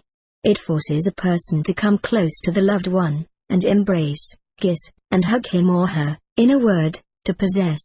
Whoever is subject to this kind of love is still living in his consciousness in the condition of dividedness and separation, and seeks a complementary physical partner in order to find satisfaction. This love always seeks to take, to have something, to possess. Love in the 6th plane of manifestation, the love of the prophet, does not come from a condition of division, but from the primordial condition of divine unity. Hence, this love is universal, always giving, never taking, needs no supplement, no physical manifestation, but always radiates from the consciousness of divine all-unity. People who are conscious on this plane do not want to possess anybody, they feel themselves one with the infinite all. The 7th and most perfect manifestation of God is the completely conscious man, the God-man. All other forms of revelation manifest only transformed vibrations, only part of God. A God-man is a person who manifests God, his own divine self, completely and perfectly through a perfect consciousness, one who experiences and radiates the divine creative forces in their primordial untransformed vibrations and frequencies. He is supremely conscious, no part of him is unconscious. Only man has the ability to master and to radiate all 7 octaves of vibration, as the nervous centers corresponding to the 7 octaves of transformed and untransformed creative power exist in his nervous system. On the other hand, he is only able to radiate vibrations on the levels on which he has become conscious, because until he becomes conscious on a given level, the corresponding nerve centers remain in a latent condition. Thus the average human being will radiate vibrations up to the 4th plane, the genius up to the 5th, the prophet up to the 6th, and only the God-man is able consciously to radiate all 7 octaves and to radiate the divine creative power, according to his own will, in its untransformed form, or to transform it, to change it, and transmit it in lower, transformed, frequencies. Your father's staff that you have seen consists of a material, a kind of brass that has the power of transmitting the radiation corresponding to every plane. It is so constructed that, according to the will of the user, it can transmit untransformed radiations, either diminished or amplified as desired by the user. The staff can be a blessing or a curse. This depends on who uses it. An initiated person is able to radiate, in any desired degree, all forces of creation, from the highest divine forces to the lowest ultra-material forces with this staff, because within his own being he possesses all these forces and can consciously transmit them to the staff. Out of the whole gamut of these vibrations, the human being with his organs of sense can perceive only a part. Vibrations either above or below this part are ones he can only experience as an emotional condition. Thus, for example, he experiences the very highest divine frequencies as universal love.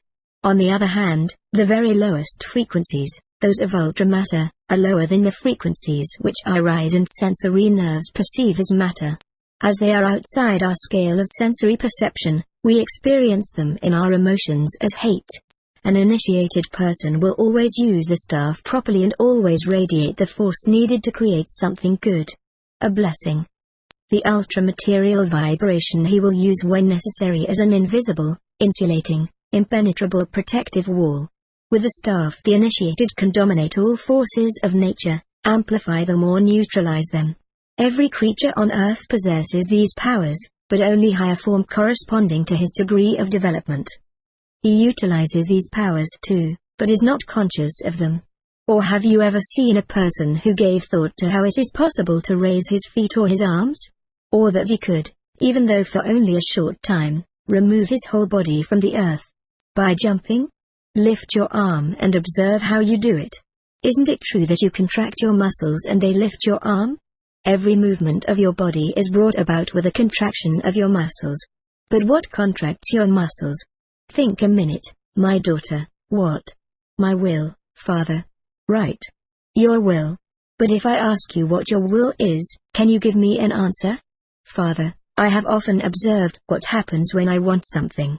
But I have only been able to notice that when I want something, I can send out a force and give this force direction.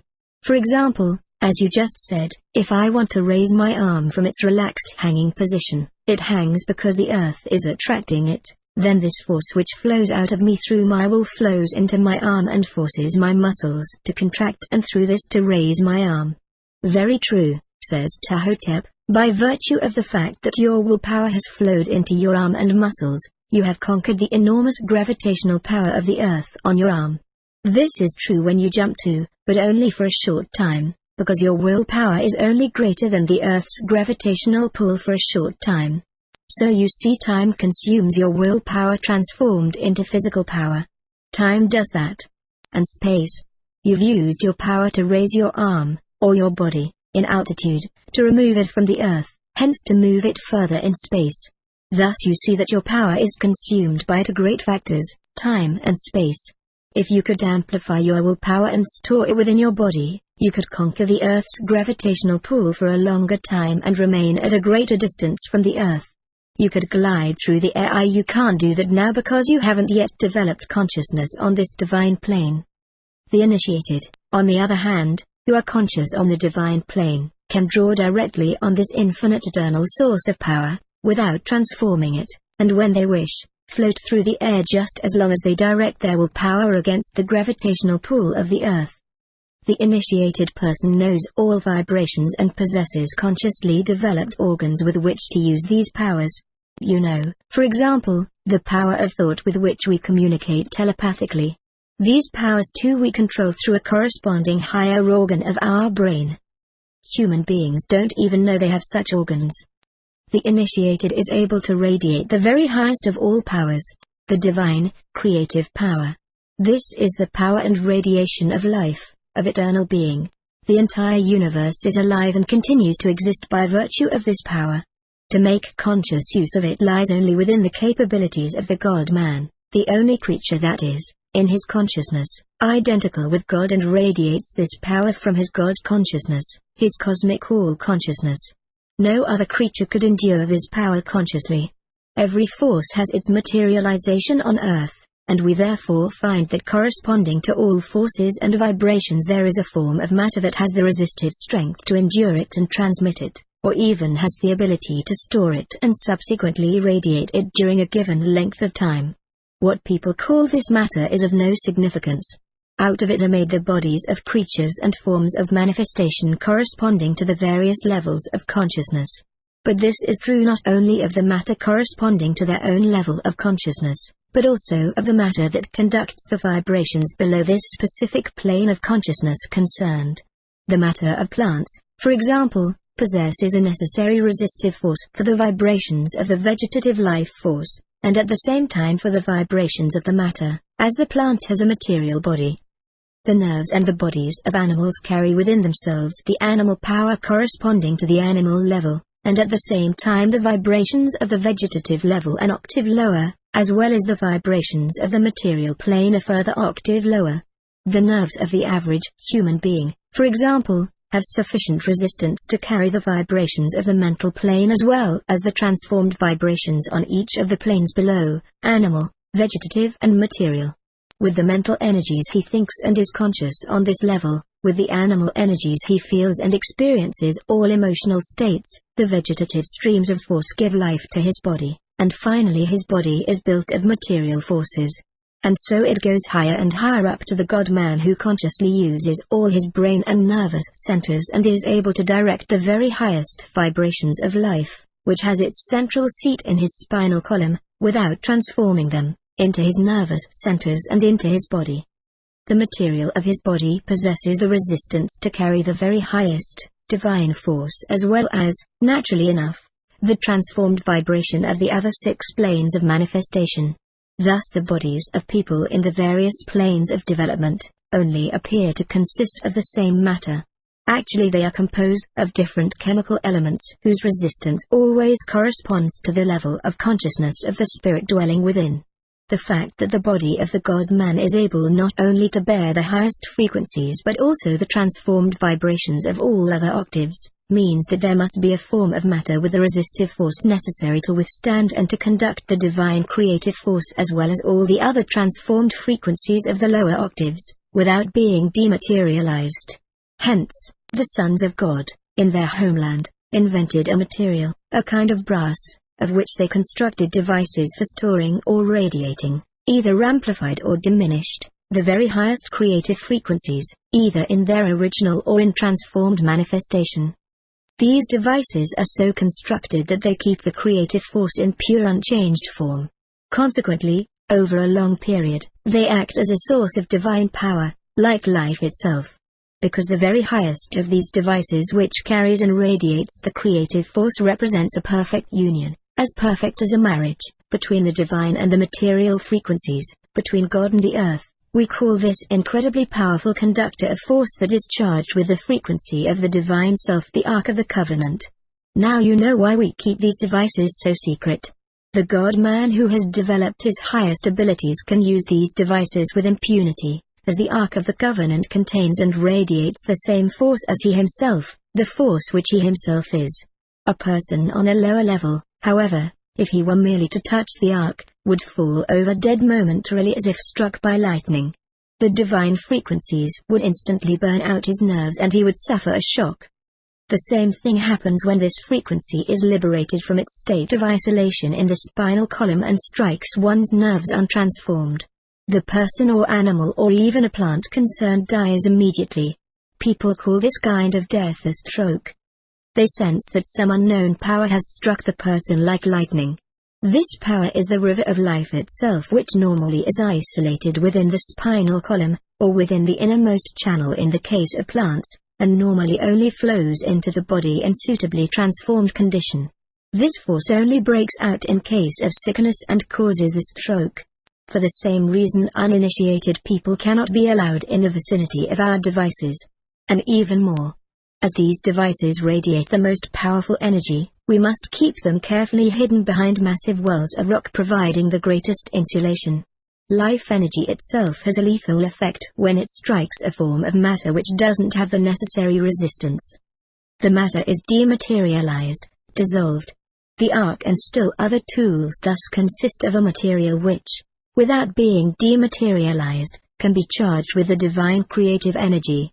The arc radiates untransformed creative energy and has the effect of giving life or destroying it depending on the dosage.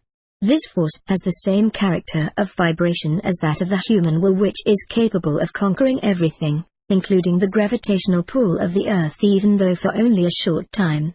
The arc of the covenant radiates this power magnified 1,000 times.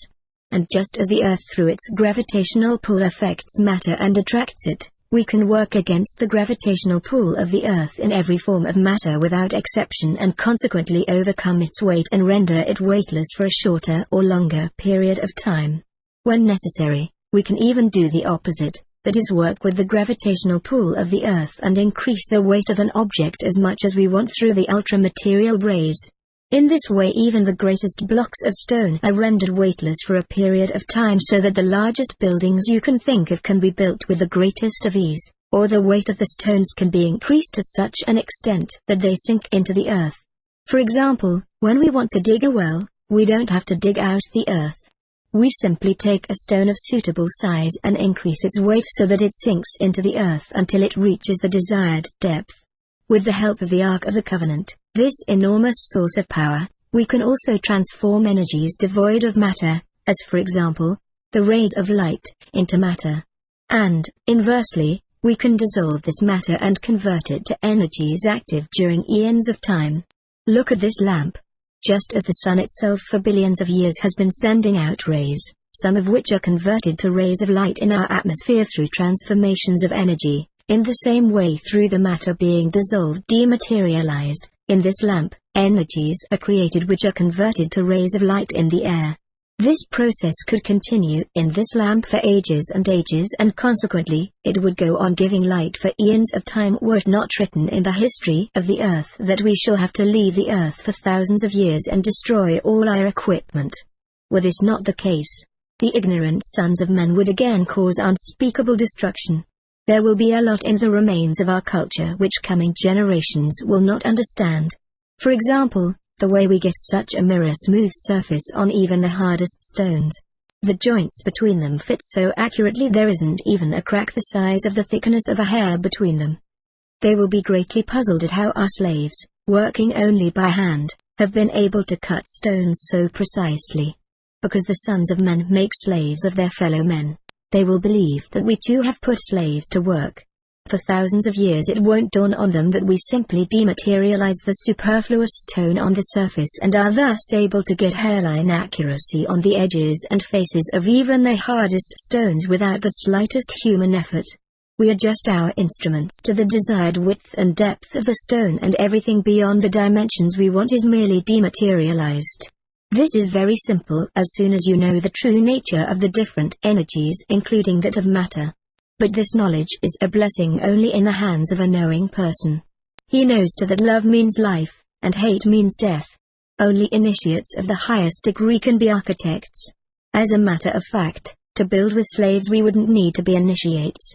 We don't work with slaves but with the forces of nature. Thanks to these instruments of ours we are able to create every form of manifestation. The manifestation depends only on how long and from what distance we put the creative energy to work. The sons of men take it for granted they can come into the temple with their sicknesses and we make them well again. Sickness means that the vibrations of the body have got out of harmony. We restore the inharmonious part of the body to its own proper vibration and the person gets well.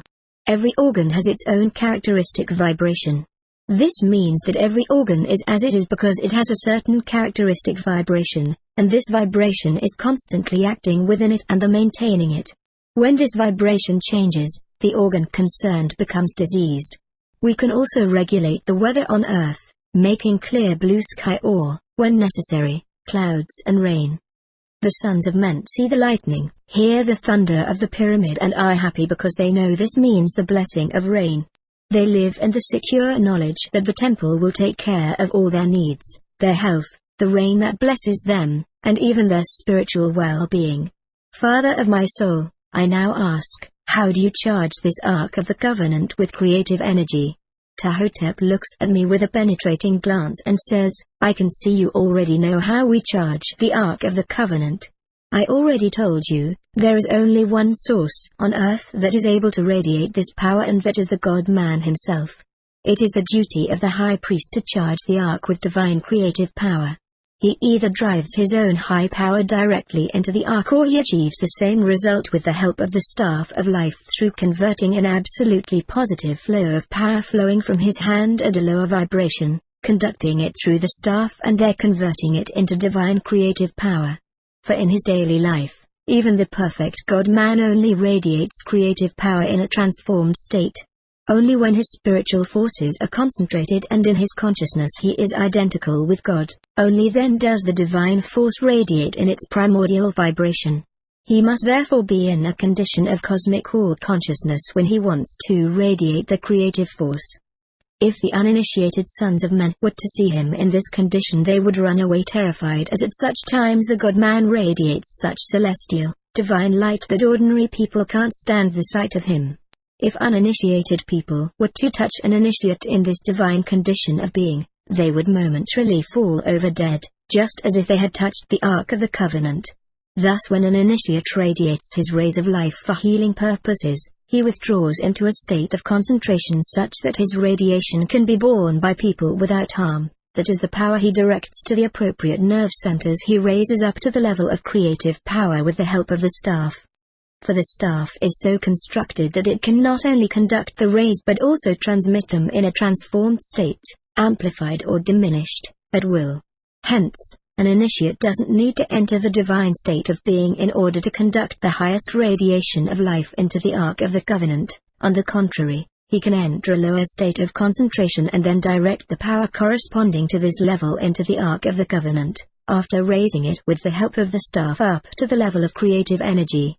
When the Ark is charged in this manner, it radiates for a long time this highest and strongest energy, as a source of all other forces on earth. An initiate can produce and control even the most varied frequencies with the staff, as the staff is an Ark of the Covenant in miniature form, except for the fact that creative energy is not stored in it as in the case of the Ark of the Covenant.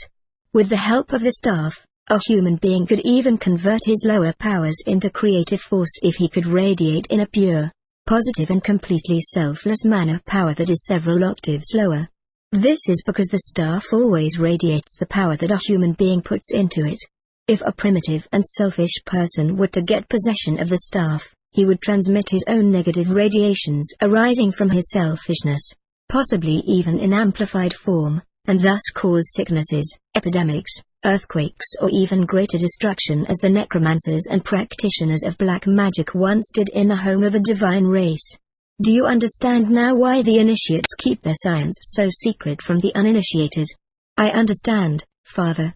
And it is now quite clear to me how my father revived the half-dead boy. In his state of high concentration, Father directed his radiation, in magnified state, into the child. It worked like a miracle. The child was charged with vital energy, and his exhaustion disappeared immediately.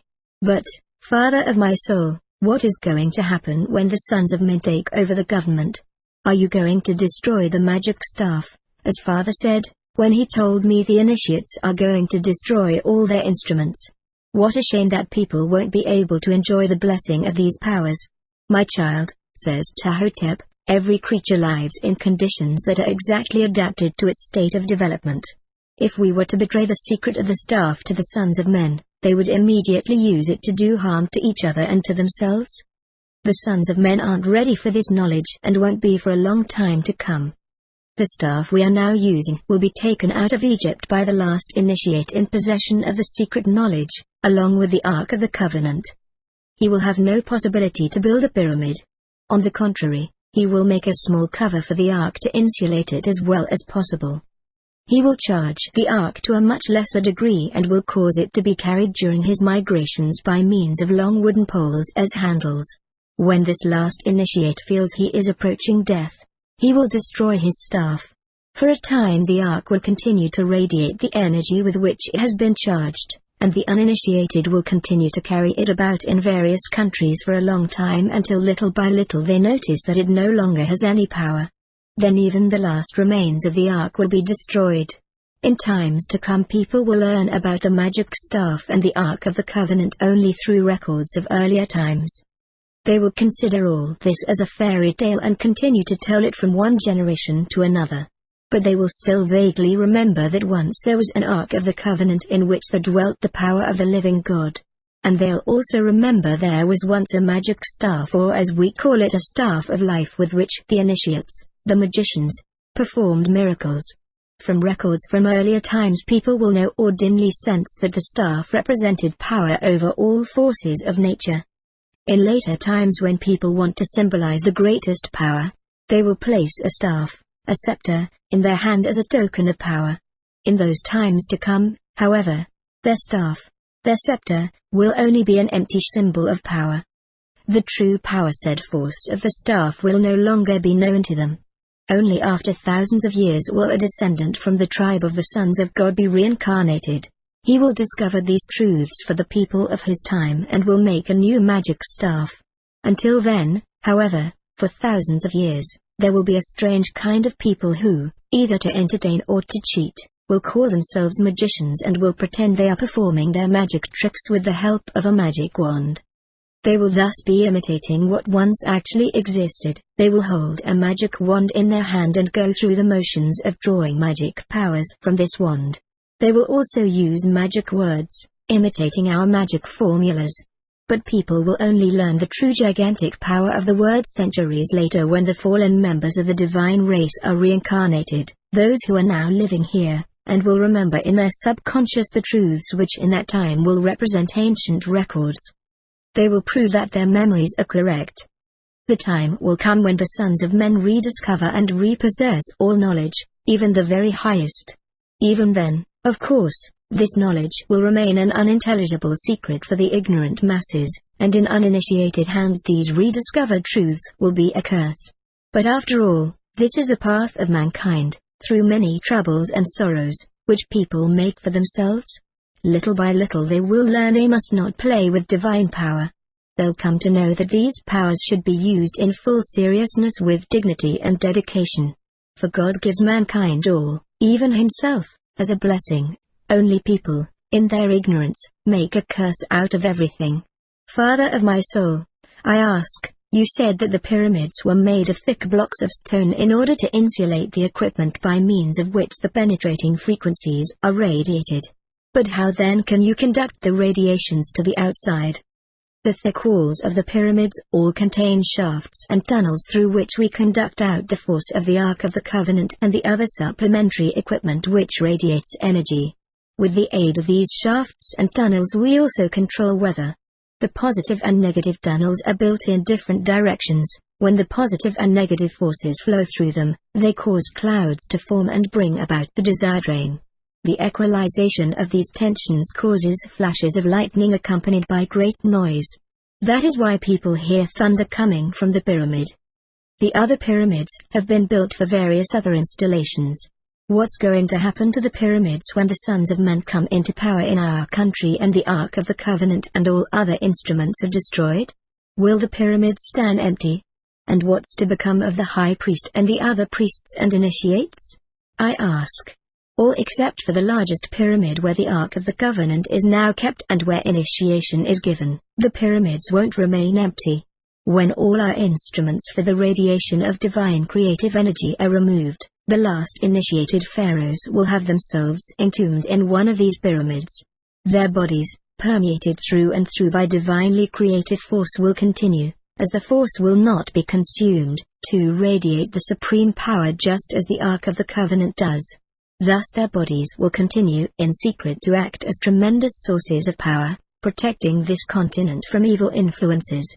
The radiation of well-preserved and holy bodies will help our country keep its power for thousands of years. But in the course of time most of these tombs will be destroyed by ignorant people. And what's going to happen to the Great Pyramid, Father?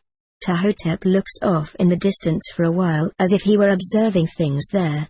Then his heavenly glance sweeps back to me and he says, when the time has come for all secret instruments to be destroyed, and when the priest and initiates still serving in the temple at that time take their pilgrim staff and set out for faraway places, the high priest and his deputy will close the rock entrance of the Great Pyramid from the inside so that no son of man can find it. Then, after fulfilling their last duties, they will dematerialize their own bodies in just the way you've often seen the offering on the altar in the temple court dematerialized. Just a flash, then a little white cloud that soon disappears, not a trace of ash or anything else remains behind. Thus the interior of the Great Pyramid will be closed off from human sight for thousands of years. Nevertheless, our initiations will not cease. Mature souls will continue to be initiated here, not physically, of course, but on the higher spiritual plane. These people will experience their initiation as a dream or a vision. Ptahhotep ceases speaking, and for a long time we look into each other's eyes. I understand a lot that he doesn't want to say. But I still have another question. Father of my soul, is there a special reason why all pyramids are built in the same form? Why aren't they built in a cubic shape, for example, like other buildings? Ptahhotep smiles, not in cubic form? But the pyramids are built in cubic form. But I'll have to explain that to you next time. You've had enough today. I see that Ptahhotep has ended his instruction, but I still remain. I'd like to have him show me the use of the staff and the Ark of the Covenant. He looks at me with a smile and says, the time will come when you'll be permitted to know about the construction of the Ark of the Covenant and the Staff of Life. That will come after you've been initiated. But the use of these instruments is restricted to those who've reached the 7th degree after initiation through their own efforts. These secrets must not come into dangerous hands. Be patient. Time exists only in our thinking, but still everything takes time to mature. He blesses me, and I leave. The form of the pyramids, Satan. Once again I stand before Ptahhotep in his laboratory. I've already explained to you, he says, that behind all the manifestations of the visible world there is a primordial force, a striving to return to the state of unity. And this force is apparent as the attraction between the two complementary halves, the positive and the negative. You are now standing before me because the Earth's gravitational force is holding your body here. If it weren't for this force, you and everything that is not rooted to the Earth would have spun off into space long ago. Even the whole gigantic body of the Earth would have broken apart long ago. The force which holds together the Earth and all the matter within its atmosphere doesn't belong to the Earth itself, but merely affects the Earth operating outward from its center. If matter had no resistance and merely yielded to this force, the tremendous mass of the Earth and everything that's living on it would disappear into its center. But where would it go? Think for a moment. Come closer, my child. I'll show you.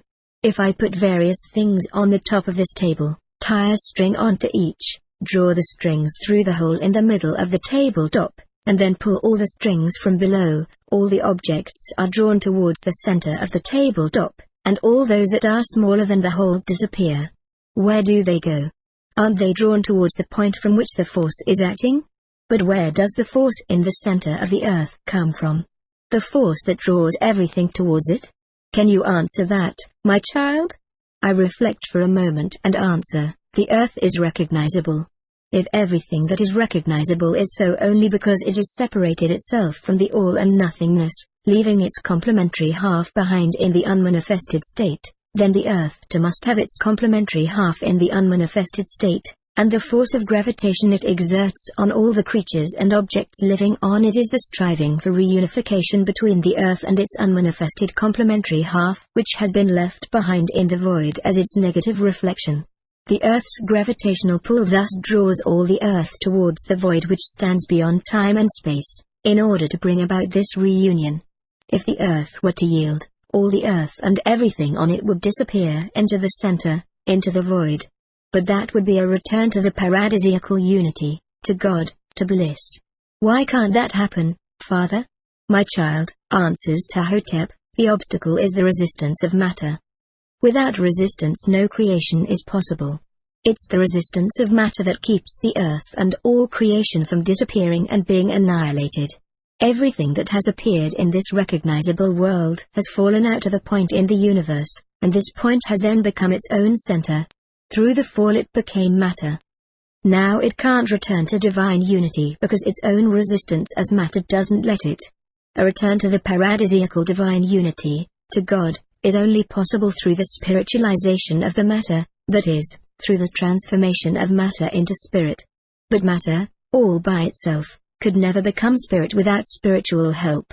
That's why one aspect of God comes down into matter, clothes itself in matter, assumes material characteristics, and animates it as the self in order to make possible its spiritualization, its salvation.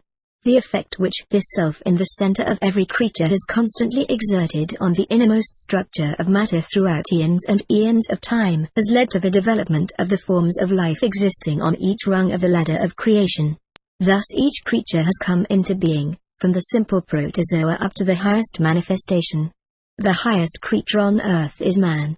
It is his task to carry out the completion of the spiritualization of the earth, a task at which all living creatures are at work, each within the limits of its own particular stage of development. And every human being who transforms himself from a being identical with the body into a being reawakened in spirit, a divine being, identifying his consciousness with the divine self, has fulfilled his duty. He has spiritualized a bit of the earth. He has advanced by one step the salvation of the earth.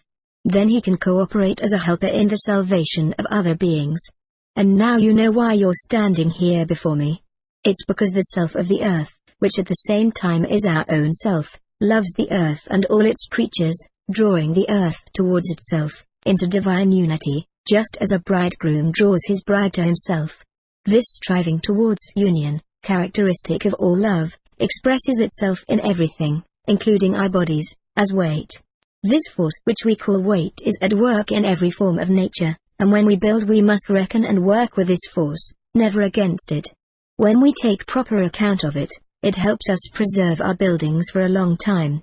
If we were to try to build against the laws of these forces, all our structures would collapse in practically no time at all. It's enough for you to understand that in the pyramidal form the resultant of forces is the most favorable one possible for the preservation of buildings for many thousands of years against the ravages of nature. The pyramids, particularly the Great Pyramid, have been built according to various mathematical and astronomical laws in order to serve the people as clock and calendar. You will learn these laws another time. Moreover, the fact that the lateral faces stand at an angle of 51 degrees to their base enables the pyramid to reflect the sun's rays far out to sea and far into the desert. Thus our pyramids also serve as lighthouses. All the laws on which they are based, together with the history of those who have built them, are inscribed on the ceramic tiles with which they are covered. When the sons of men someday discovered the secret of our writing, they will be able for a long time to read right from the pyramids themselves the knowledge and information I am giving you now, the mathematical and astronomical laws we have applied, the secrets of the pyramids and all our scientific knowledge. In the darker stages of the earth, however, these written records will also disappear, so the sons of men will later have to discover all truth for themselves. You must learn the law of the three-dimensional world which is based on the law of the spirit and could not exist without it. The first source of all truth and of all manifestation is the eternal being, God. But God is in the unmanifested state beyond time and space, and only his manifestations appear as projections in the three-dimensional world. Therefore, in order to understand these laws correctly, we must begin with God. In order to talk about God, however, we always have to cope with the fact that God stands above the recognizable world. For this reason every living creature can only understand God to the extent to which it itself is able consciously to experience, manifest and realize God, that is, to the extent to which it itself can be God. In everything God is living, and everything is living in God. Nevertheless, God in his own complete, perfect being can be understood only by one who has himself become God, or who has never fallen out of God. God can be understood only by God. The fact that even the most primitive man has a concept of God shows that divine consciousness is dwelling within him, even though only very dimly and to the lowest degree. On the other hand, to become conscious in God, to understand God completely, and to be God means to become completely one with one's own divine self, with the God dwelling within. That is easy to say but very hard to do. Because man has fallen out of his divine consciousness, he can only imagine God in accordance with his own personal power of understanding. How can he know what the real, living divinity is like in its perfection when his power of imagination only corresponds to the level he personally stands on, separated as he is from unity, and having fallen as he was from divinity?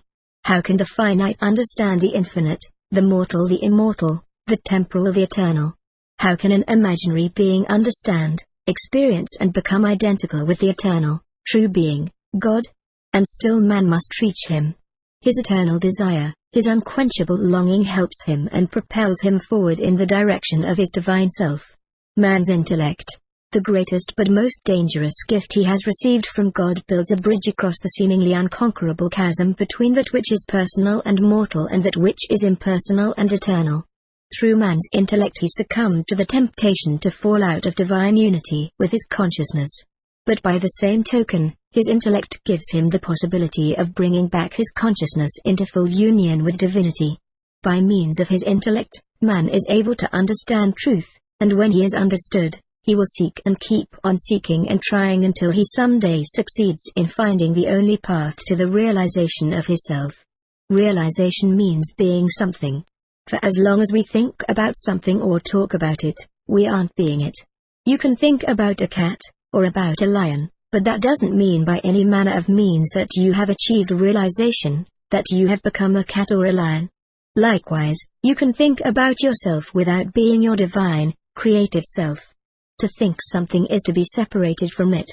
For if you send out a single thought, you, the thinker, are connected only by thinking with the object of your thought. You are connected with it, but not identical with it. You are not yet that which is in your intellect.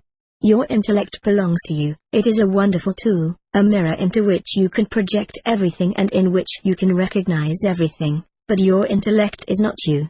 The intellect is outside yourself. Consequently, what you can do with your intellect is not you yourself, is not achievement of realization. When man seeks God outside himself, he can often be thinking about God. He can be praying to God, he can be loving God with his whole being, but all this doesn't mean he has become identical with God. For man can never find God by seeking outside himself. The Creator in man is man's own self, whose last manifestation, farthest from his own center, is his little I, his personal I consciousness. The personal I within him is the image of God mirrored by matter, in the body. Thus, when man seeks to return to God and re-establish his identity with him, he must follow the same path with his consciousness. He must draw his consciousness more and more from his own little personal I deeper and deeper into himself, turning to his own true self, to his Creator, until he consciously recognizes himself in him. But this doesn't mean that the creature, the person, recognizes itself in this condition. As an imaginary being, it has no true existence and cannot really achieve self-knowledge. On the contrary, the Creator recognizes himself in the created, in the person. This is the only possibility for overcoming the state of separation and bringing back the consciousness into the state of unity. The individual stops thinking about himself and instead becomes himself, recognizes himself. In this condition, the recognizer, the recognized and the recognition are one and the same. The self, the Creator, recognizes itself in itself. Man can only experience God in this way. This is resurrection. In this state he recognizes that his own self has created him and is constantly creating him, hence that his own self is his Creator. He likewise realizes that the one and only self is the Creator of the entire universe. As a result of this divine self-recognition, he simultaneously experiences the creative cosmic all-consciousness. At the same time as he achieves self-recognition, he achieves recognition of everything, omniscience. This divine state in which the Creator recognizes himself may also be expressed symbolically by numbers. God in his state of resting within himself is 1 in 3 and 3 in 1, 1 and 3 are still an unseparated unity. In the field of geometry, the form of the equilateral triangle is the symbolic image of God in which the recognizer, the recognized and the recognition are one and the same, 1 in 3 and 3 in 1. Every form is the manifestation of the force that has built it. Thus every form is the image of the creative force that builds it and dwells within it.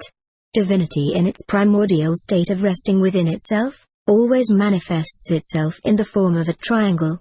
The triangle represents perfect harmony and perfect equilibrium, as its three corner points all lie exactly the same distance from each other. On the other hand, when the aspect of God to which we refer as resting within itself moves out of the dimensionless state, beyond time and space and into the three dimensions, it becomes the creative aspect of God and always manifests itself in the number 4. As long as the numbers 1 and 3 form a unity in divinity, they remain 3 in 1 and 1 in 3. But when they emerge from the divine condition of unity, they separate, and out of the 1 in 3 there emerges 1 and 3, and that makes 4. The equilateral triangle contains, hidden within itself, 4 smaller equilateral triangles. This law also contains the secret of the key number of the three-dimensional world, the number 7. Now try to imagine how the first energy of manifestation emerges out of the dimensionless state into the 3 dimensions. Close your eyes and I'll project this truth into your consciousness. I do as Tahotep tells me, closing my eyes and turning my attention inward. All of a sudden I see a point, and I hear Tahotep's voice. In order for a force to emerge from the dimensionless state and manifest itself, it needs a point of departure. A point is dimensionless, has not yet emerged from unity, but is necessary for manifestation. Because a point consists of only one single factor, it bears within itself the number of unity, the number 1. When the force whose first manifestation was a point emerges from the dimensionless state and is effective for a period of time, the point moves and forms a line. With my inward eye I see how the point gradually becomes a line, and I hear Tahotep's voice. The first dimension, length, is born. In its essence, the line is endless and thus, as a first manifestation, also represents the number 1. But in the world of manifestations, the world where everything always has a beginning and an end, a line is always bound to involve 3 factors: its starting point, its end point, and the intervening space between the two. Thus the line represents the number 3, the key number for the one-dimensional world.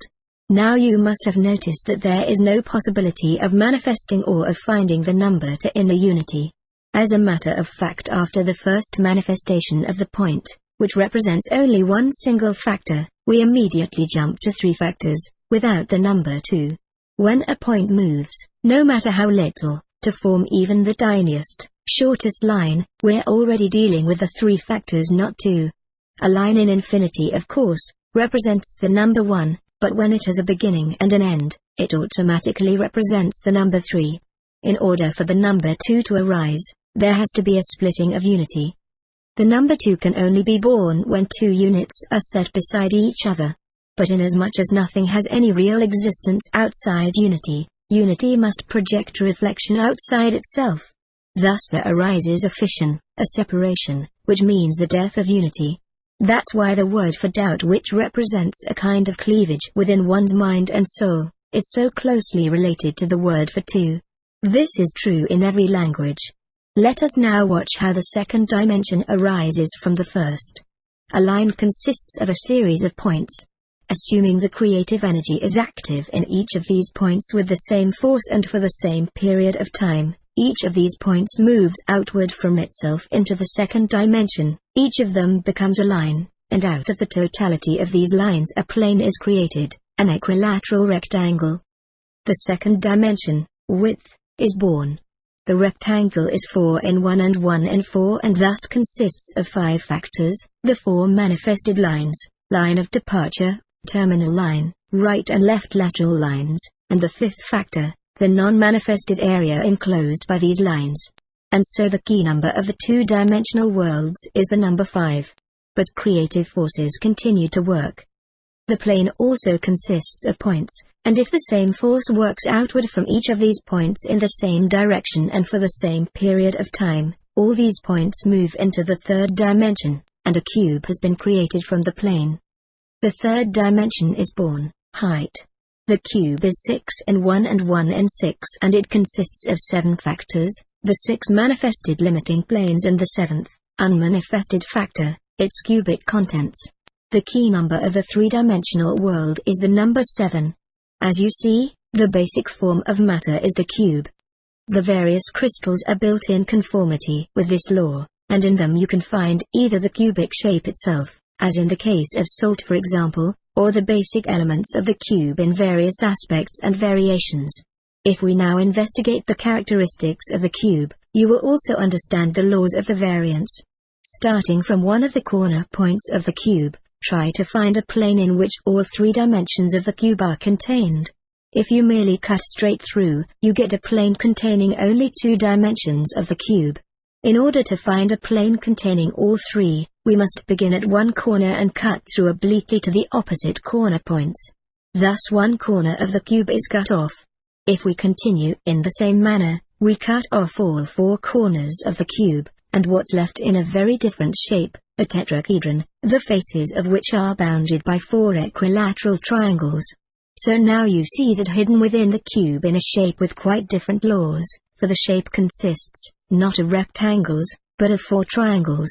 If we were to flatten out these 4 triangles into a plane, they would form a single, equilateral triangle, the symbolic representation of God. Just like the equilateral triangle which makes up its mantle, the tetrahedron is the very incarnation of harmony and equilibrium. Since each of its corner points is equally distant from each of the others, there is no strain or tension in a tetrahedron, but rather a condition of rest in equilibrium. By way of contrast, the corner points of the cube, just like those of the square, lie at different distances from each other, and this means that both in the square and the cube there is a condition of everlasting stress. The matter in our three-dimensional world is built up in cubic form, but hidden within itself it contains the form of the tetrahedron based on divine equilibrium. Matter cannot exist without the divine content. The whole three-dimensional world is built up on this same law, quite irrespective of whether the form concerned is considered to be inanimate matter or a living creature. Whether a given form is that of a plant, an animal or a human, the body of each of these is subject to the laws of the three-dimensional world. Hidden and invisible within this body, however, is the higher, divine self, life, eternal being. Only man is able to manifest his higher self, that is God, through his thoughts, words and deeds, when he identifies his consciousness, not with his body, but with its spiritual content, with his self. As long as a person identifies himself only with his body, he is like an opaque cube in that he reveals only the characteristics of matter, crowding the divine creative principle into a latent, unmanifested state. No one suspects that the tetrahedron, the divine self, so different from the outward cubic shape, is dwelling within. On the other hand, a person who uses his body, his thoughts, words and deeds only to manifest the divine creative principle, while leaving the characteristics of his physical existence, his person, in the unmanifested state, such a person, to continue using the same figure of speech, is like a cut cube whose corners and inner content are turned outward so that its inner triangles, the equilateral triangles of the divine tetrahedron, are visible. Such a person uses the material, square shape only as a secure base in the three-dimensional world, allowing his way to rest on this base. But the shape of the cut cube turned inside out is the pyramid. Thus we see the pyramid is the symbolic form of the God-man, who reveals his divine, selfless nature and completely manifests God on earth. The salvation of the earth, the spiritualization of matter, is completed in the person of the God-man. The divine self, the Creator, is seated in complete majesty on its throne and rules over matter, over the body. By way of contrast, the symbolic representation of materialistic man who uses his intellect for the service of his material being is the cross, or a T, formed out of the 4 squares making up the surface of the cube. On this cross, or T, the secret, indwelling, divine self is crucified. In such persons, divinity is robbed of its power. It cannot manifest itself and is subject to the laws of the material world. It is crucified on the 2 great beams of the three-dimensional world, on time and space, and dies on this cross of matter. Its death, however, is not final. Even in the consciousness that has sunk down to the lowest level, the divine creative self sometime undergoes resurrection and saves the suffering human being. Materialistic man, in his ignorance through crucifying his own higher self, God within himself, creates ceaseless tortures and sufferings for himself, He becomes the criminal who is also crucified beside the Divine One. The pains awaken him, his higher consciousness is aroused, and with the resurrection of his divine self, he experiences his own salvation because he recognizes himself in him. The members of the divine race who fled to the far corners of the earth carried these symbols with them wherever they went, proclaiming to humanity the secret, hidden truth within them. In every part of the earth people will find these symbols in stone, in metal, or baked clay, in various sizes, large or small. Most people will believe that they represent a person who has been crucified, and only a few will recognize that the representation symbolizes the divine creative principle crucified on the two beams of time and space. The pyramids will continue to stand for thousands of years, proclaiming to humanity the highest truths which have been built into them.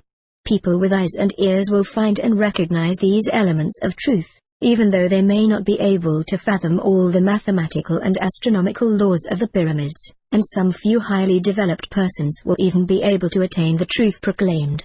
On the other hand, for primitive minds the pyramid will always be a puzzle, just like the Sphinx, until they reach the point of being able to solve their own puzzle.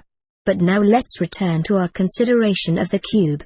A few minutes ago you started at one corner of the cube and cut it in such a way that a plane contained all three dimensions. In this way you cut off a corner of the cube, then three more corners. But by starting at the other corner points of the cube you could make four more cuts and you would find the cube doesn't contain just one tetrahedron, but two of them, one within the other, each an exact reflection of the other. These two tetrahedrons represent the innermost law of the recognizable world.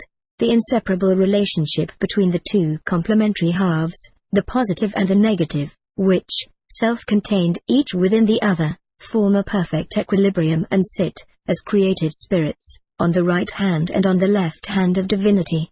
In creation they rule as two opposite laws, the law of spirit and the law of matter. Spirit is life, matter is resistance. The law of the spirit is radiation, giving, selflessness. The law of matter is drawing inward, cooling off, paralysis. There is only one single creature that is able consciously to combine the two laws, man. He is the connecting link between the world of the spirit and that of matter. He is able to live at one and the same time by the laws of both worlds. His thoughts, words and deeds can be an act of giving, radiating selflessness and universal love. On the other hand, his body belongs to the material world and lives by the laws of matter. At its right place and in its right time, every law is divine, but the opposite is satanic. Without the resistance of matter creation would be impossible.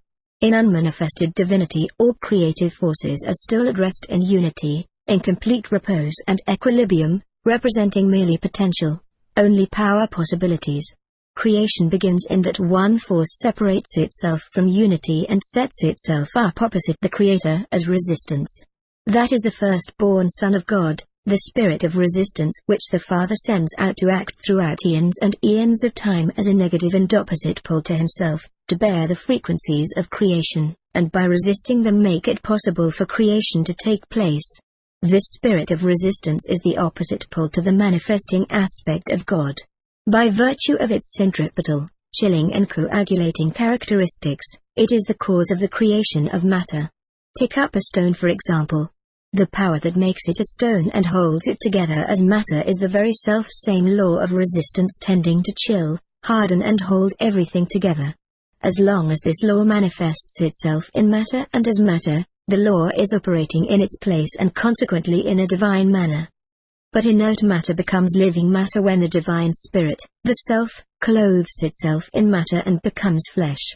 The self, life, penetrates the inert matter, and out of the law of matter there arises a living spirit, the reflected image which has only been able to become spirit by virtue of the fact that God, as the self of the living creatures, has breathed his own life into matter, is Satan. Thus you can see that Satan is the law of matter come alive through the divine spirit.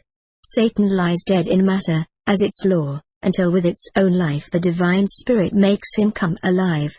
Whenever man's consciousness identifies itself with the law of matter so that his thinking, words and deeds, instead of serving the divine law, serve the law of matter, man is bringing Satan to life, man is becoming satanic himself. Without man Satan cannot exist, for without the self of man, Satan is only an unconscious force, a necessary natural law of matter. Satan can come to life only in the consciousness of a person who manifests the law of matter, the law of the flesh, in his spirit, who identifies his consciousness with his person, with his lower nature, with the drives and urges dwelling in his flesh, with the urge of self-preservation and propagation of the species. Such a person manifests the centripetal, coagulating power of matter as spiritual characteristics such as avarice, envy, vanity, bad soft-heartedness and selfishness. No living creature has ever met Satan by himself, for without man Satan has no existence at all. Without man Satan is only the law of matter. We can meet the living Satan only in the human being, only in a human face can we recognize Satan as the expression of this face. When after the death of the body of such a person the self separates itself, Satan remains behind in the corpse as the law of matter. Lie became Satan through the vitalizing power of the self in the consciousness. But the consciousness of a person who has identified himself with the law of matter and thus becomes satanic himself dies with Satan and becomes unconscious after death.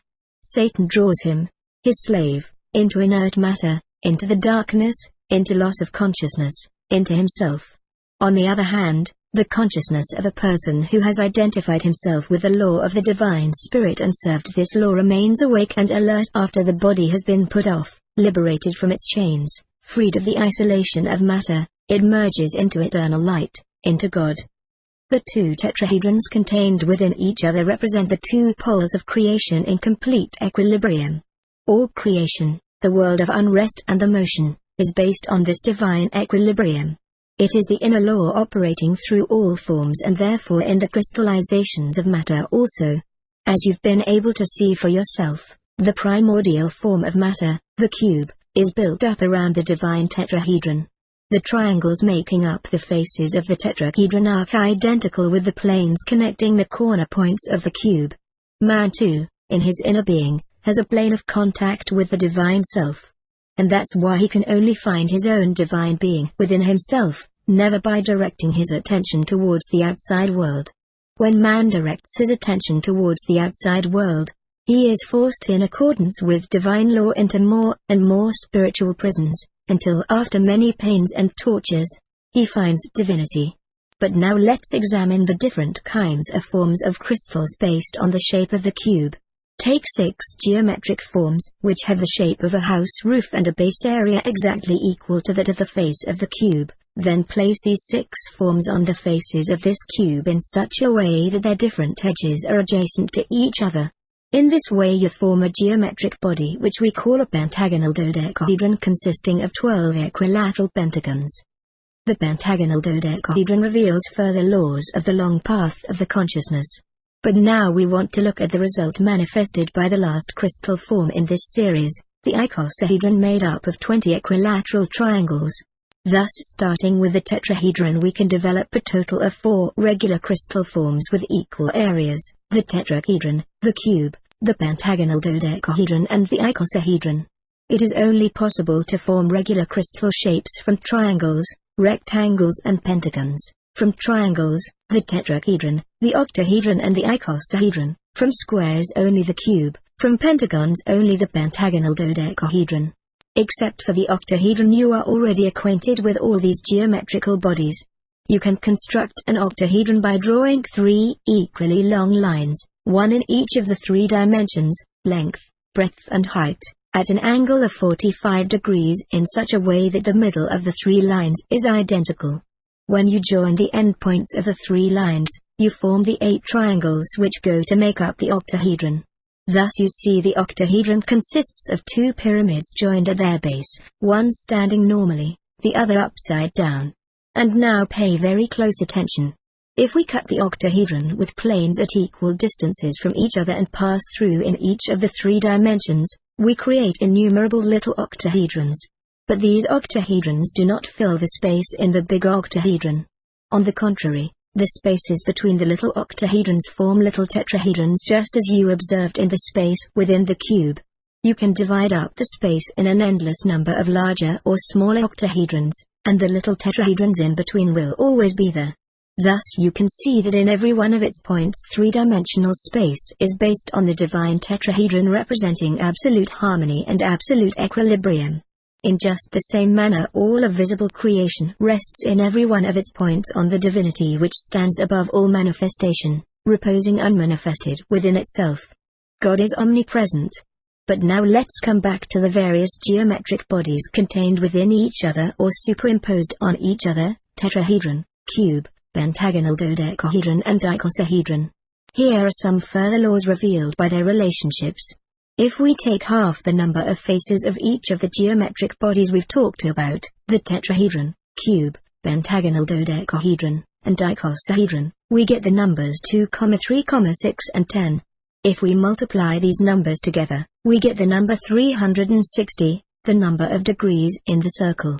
And if we add these numbers together, we get 21, the number of possible connections between the 7 factors of the key number of the three-dimensional world, the number 7.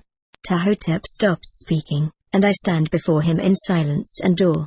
"Now you may go, my child," says Ptahhotep, "you've had enough for today. Next time we'll talk about the 4 sides of the pyramid. They contain further truths. If you want to attain complete self-recognition, they're very important for you." I bow and leave. Again I stand before Ptahhotep. "My child," he begins, "today you'll learn what the 4 faces of God are. It will help you very, very much to recognize them in you. The 4 faces of God are in everything that has been created. All of creation, including yourself, has been built up on his 4 faces. Life in the visible world, beginning with the gigantic central suns of the world systems and running all the way down to the tiniest protozoa, is merely a rotation around the 4 faces and in the 4 faces of God. You know why we always represent divinity in its primordial state of resting within itself as an equilateral triangle. God in his 3 aspects is 1 in 3 and 3 in 1. But this condition, just like the equilateral triangle, carries within itself the possibility of the number 4. When the 3 aspects of the basic number 1 separate from each other, and this happens when they move from the unmanifested into the manifested state, the 1 in 3 becomes 1 and 3. In this way the number 4 is born. Cast a glance at the equilateral triangle. In it you see only one unit which has 3 sides, 3 aspects. But it contains, hidden and unmanifested, the number 4, because the equilateral triangle can be divided up into 4 smaller equilateral triangles.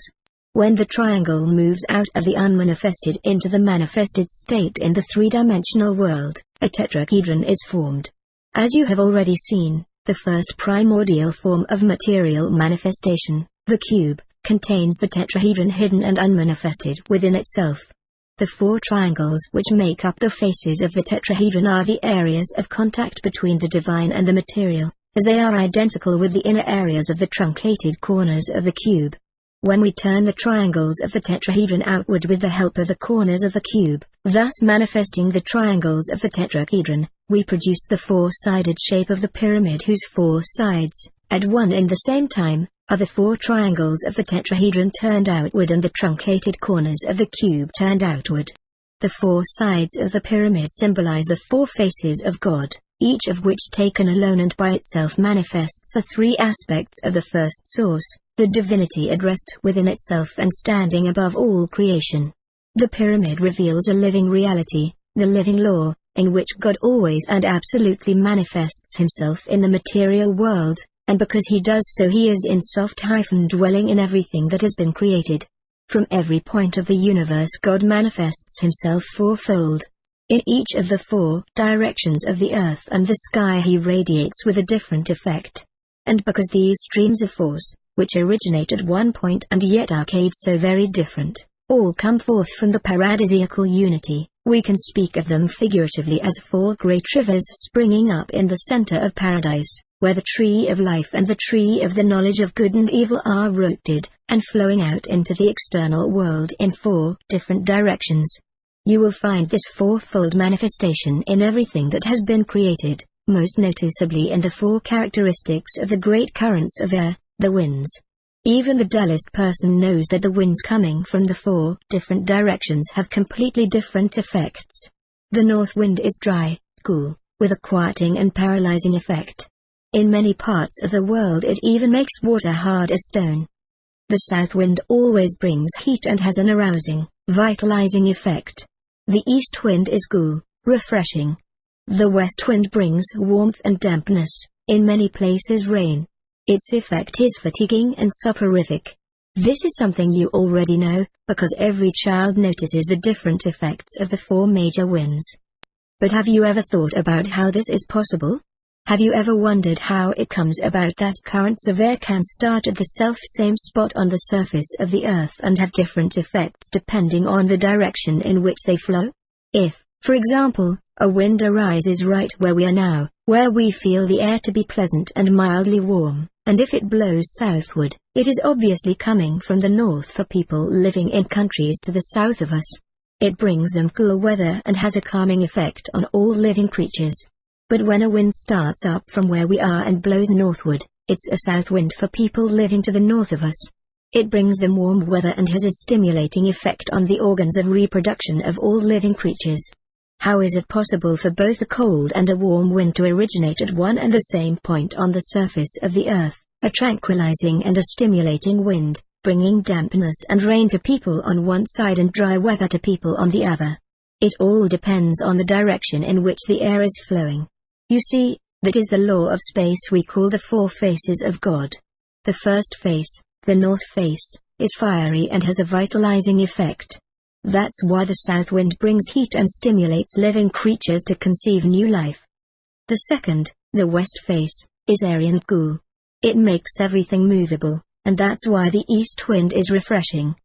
The third face of God, his eastern face, is damp, wet and lukewarm. It brings heaviness, inertia, warmth, dampness and precipitation, making all living creatures sleepy. Their consciousness withdraws into their bodies. And lastly the fourth face, the south face of God, is cold. It has a contracting, astringent, crystallizing, materializing effect. It brings cold and calms the nerves. The first and the most important manifestation of the four faces of God is the fiery one, because the effects of the other manifestations, the other faces, depend on this one.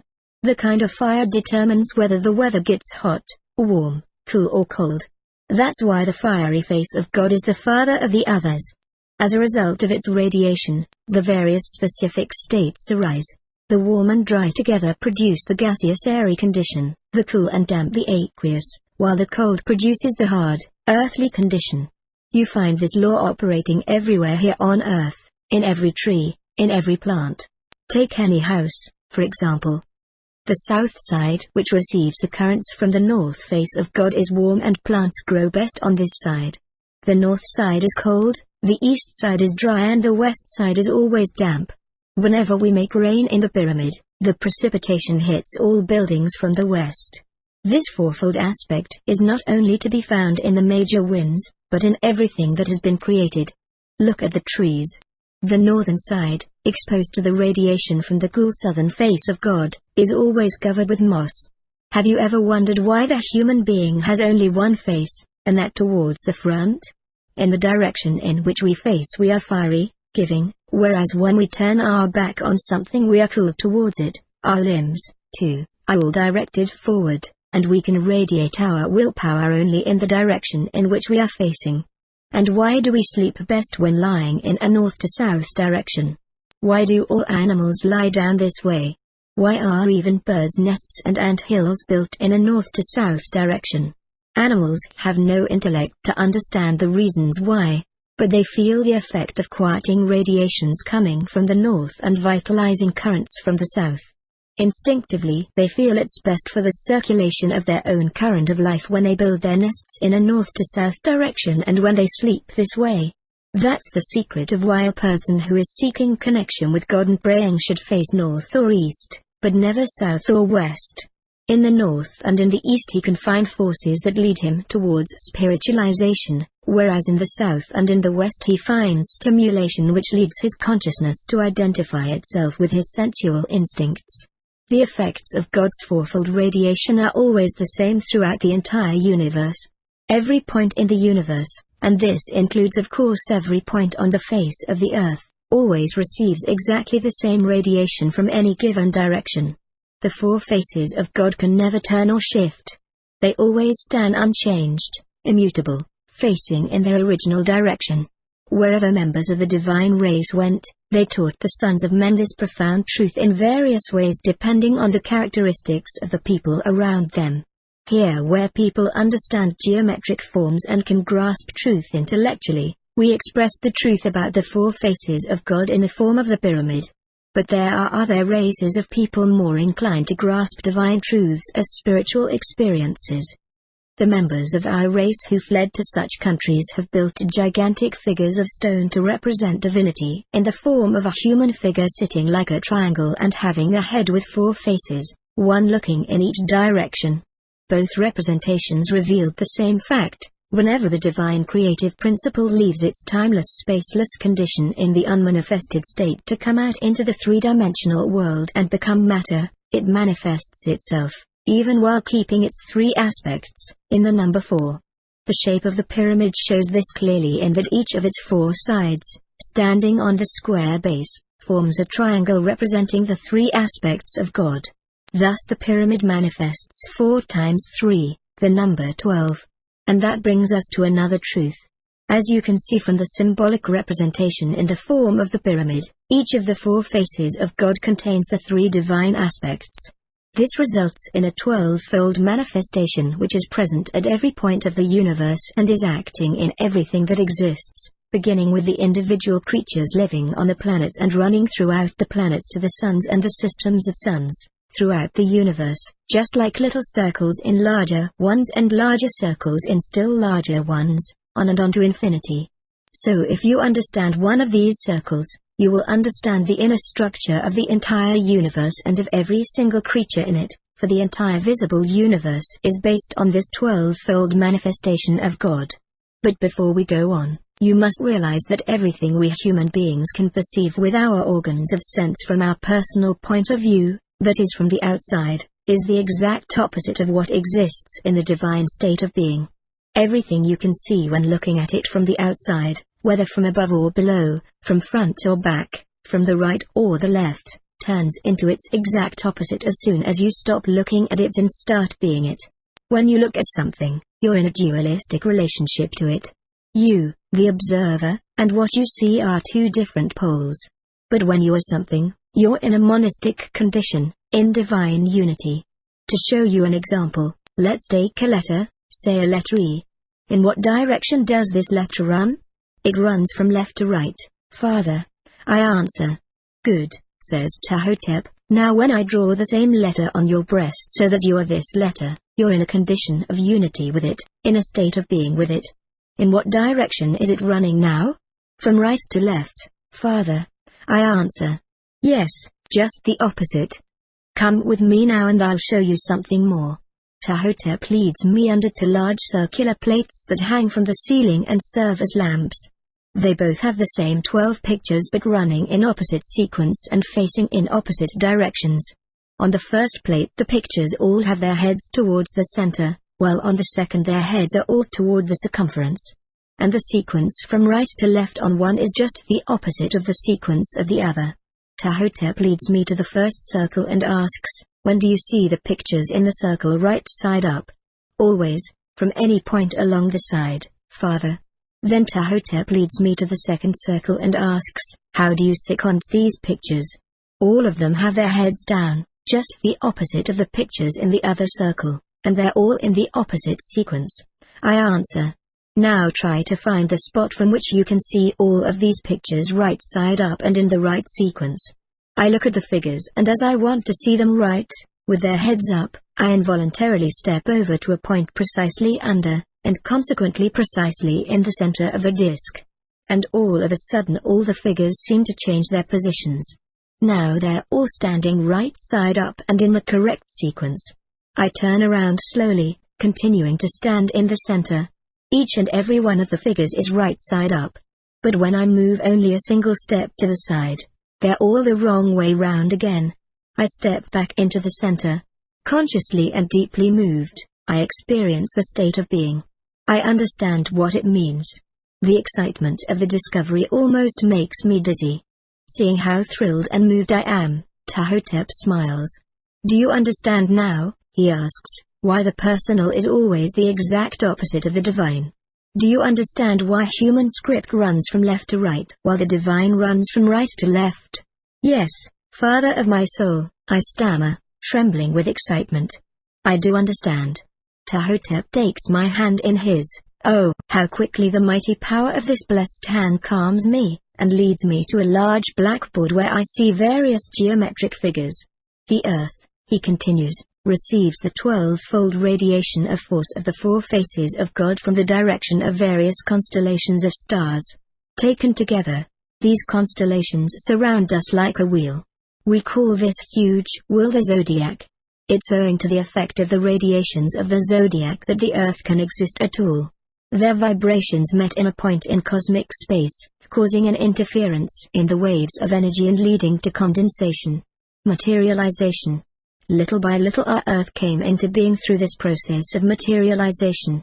As the Sun played a great role in this process, the Earth grew in the field of force of the Sun and became its satellite.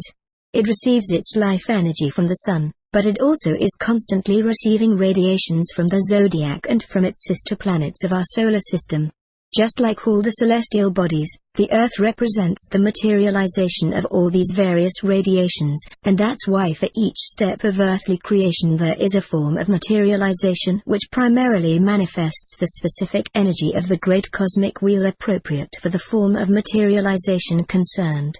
That is to say that in rock formations, minerals, plants, animals and human beings here on Earth there are the materialized radiations of each individual constellation of the zodiac, as well as of each individual planet. The names of the signs of the zodiac characterize the earthly forms that are the materialized manifestations of the constellations concerned. When you see a lion, for example, you should remember that on the animal plane he is the materialized radiation of the particular zodiacal sign we call Leo or Lion.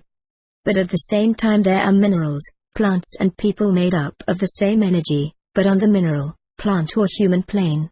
Since the name of each individual sign of the zodiac is also the name of the form created by the materialized radiation from this zodiacal sign, this name is obviously the most appropriate single word with which to characterize perfectly the radiation from this constellation.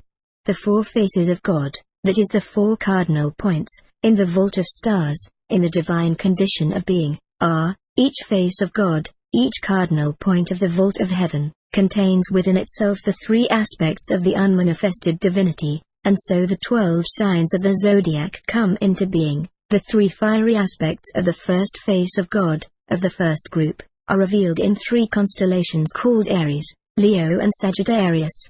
The lion is the first manifestation of God and consequently the great father of the entire zodiac. That's why all three manifestations of the first face of God have a fatherly, life-giving character. The ram, Aries, radiates the fire of youth, the procreative power of the young father who penetrates the bosom of nature, awakens new life, and sets it in motion. The ram is the power of spring which in its effect is just as wild and heedless, just as ramish as the ram itself. The lion is the fire of the perfectly developed, dignified and respectable man, the mature father who radiates his creative power, his love and warmth towards all his children as he brings them up in affectionate care. The lion is the power of summer. The centaur, Sagittarius, is a being that has grown beyond its animal nature, overcome its physical desires and aimed its consciousness towards the high goal. The four faces of God in the divine state of being. Its radiation is the fire of the spirit, of the wise and mellow father who goes on helping his mature children with his spirituality, good thoughts and sage advice. The centaur or Sagittarius is the spiritual fire of thought, the power of age, of winter.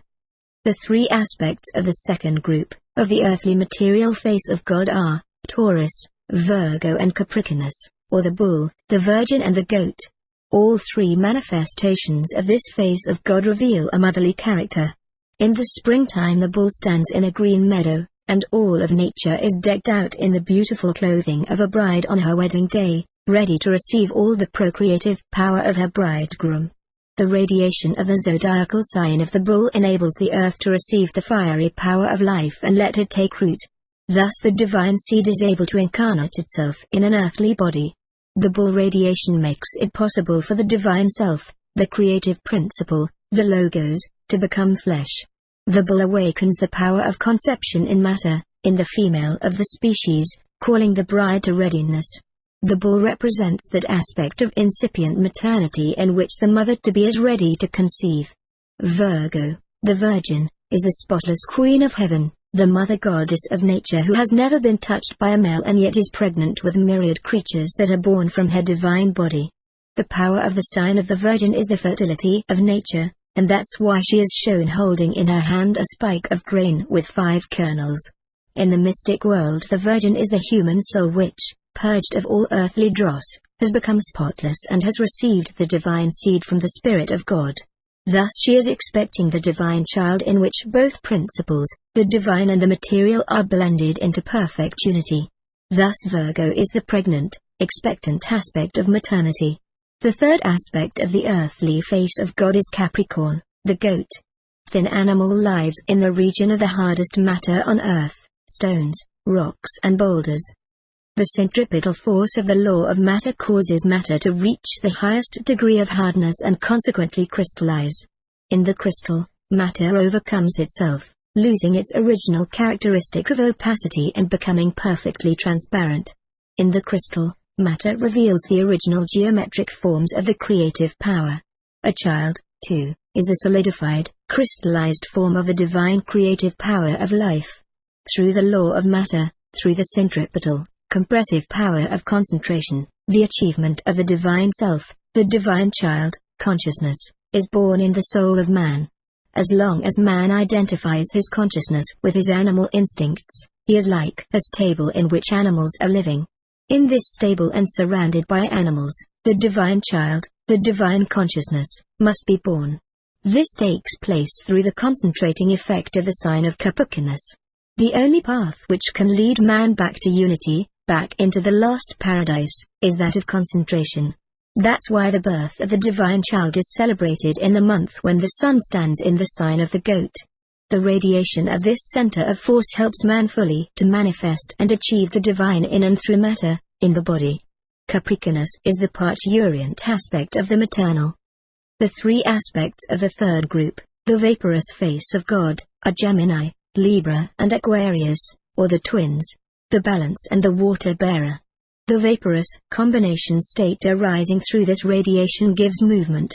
That's why these 3 constellations are favorable for the manifestation of forces which require free and unhindered movement. They are spiritual in character. The sign of the twins carries within itself the 2 halves of the tree of the knowledge of good and evil. Its radiation takes effect in 2 directions. It causes man to look to the left and to the right in order to gather knowledge and experience.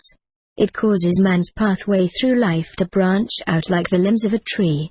Man goes forth to seek knowledge on the most devious paths that lead off in various directions. Seeking experience, people want to see everything, hear everything, learn everything. The radiated power of Gemini manifests itself as the urge to learn. The radiation of the Libra constellation forces everything into equilibrium. All the experiences man has collected are laid in the scales of the balance and weighed. What's valuable is kept, what's worthless is thrown away. The effect of the balance is one of harmony, developing man's powers of discrimination, and bringing the 2-sided forces of Gemini into equilibrium. The sign of the balance radiates the law of equilibrium and justice into the 3-dimensional world. It is the manifestation of law-giving knowledge. The constellation Aquarius radiates the knowledge that has been gathered under the sign of the twins, weighed in the balance, found worthwhile and codified into laws. The radiated energy of this sign brooks no let or hindrance and knows no bounds. The water-bearer gives, passes on treasures to others, untiringly pours the water of life out of his vessel, letting its waves flow onto the remotest worlds. These waves are the all-vitalizing high frequencies of the spirit. The water-bearer is the manifestation of the unhindered spirit freed of all bonds. The 3 aspects of the 4th group, the aqueous face of God, are the crab, the eagle, scorpion, and fishes, or Cancer, Scorpio and Pisces. The 3 manifestations of this face of God have an emotional character which manifests itself in feelings. The zodiacal sign crab symbolizes the little water of the hole in which the crab lives. After it has caught its prey outside, it withdraws into its hole to digest it. The consciousness which was directed towards the outside in order to find spiritual nourishment withdraws to digest and transform its prey, the impressions it has collected, into clarified and organized experiences. The radiated power of the zodiacal sign of the crab manifests itself as the introspective, self-analyzing consciousness of the truth-seeking individual. The sign of the scorpion eagle represents the great turning point when the crawling worm is transformed into a high-flying eagle, redeemed, a being that has awakened and become conscious in the divine self. The worm, scorpion, must kill itself in order to become an eagle. That's why this constellation has a double name. In its unredeemed condition it is called scorpion after the animal that can kill itself with its own sting. In its redeemed condition it is called eagle, symbolizing the free soul flying high above the material world like the divine falcon Horus. The radiation of this constellation is the driving force, the fire of life, which manifests itself in this form through water, through the fluids of the body. This force enables the spirit to clothe itself in matter in order to be born anew in the body. This energy is the original serpent of temptation, enticing the spirit into matter and causing its fall from paradisiacal unity. When, however, instead of operating in the material plane, this force is transformed and transmuted, becoming purely spiritual, sexual desire is transformed into an uplifting force which helps the fallen consciousness return into paradisiacal unity. Without this force no consciousness that has fallen from unity can find its way back into God. The water of this constellation is like a swamp in which hidden fermentation is going on and over which, without actually burning, little fiery will-o'-the-wisps are dancing. The fishes dwell in the endless ocean.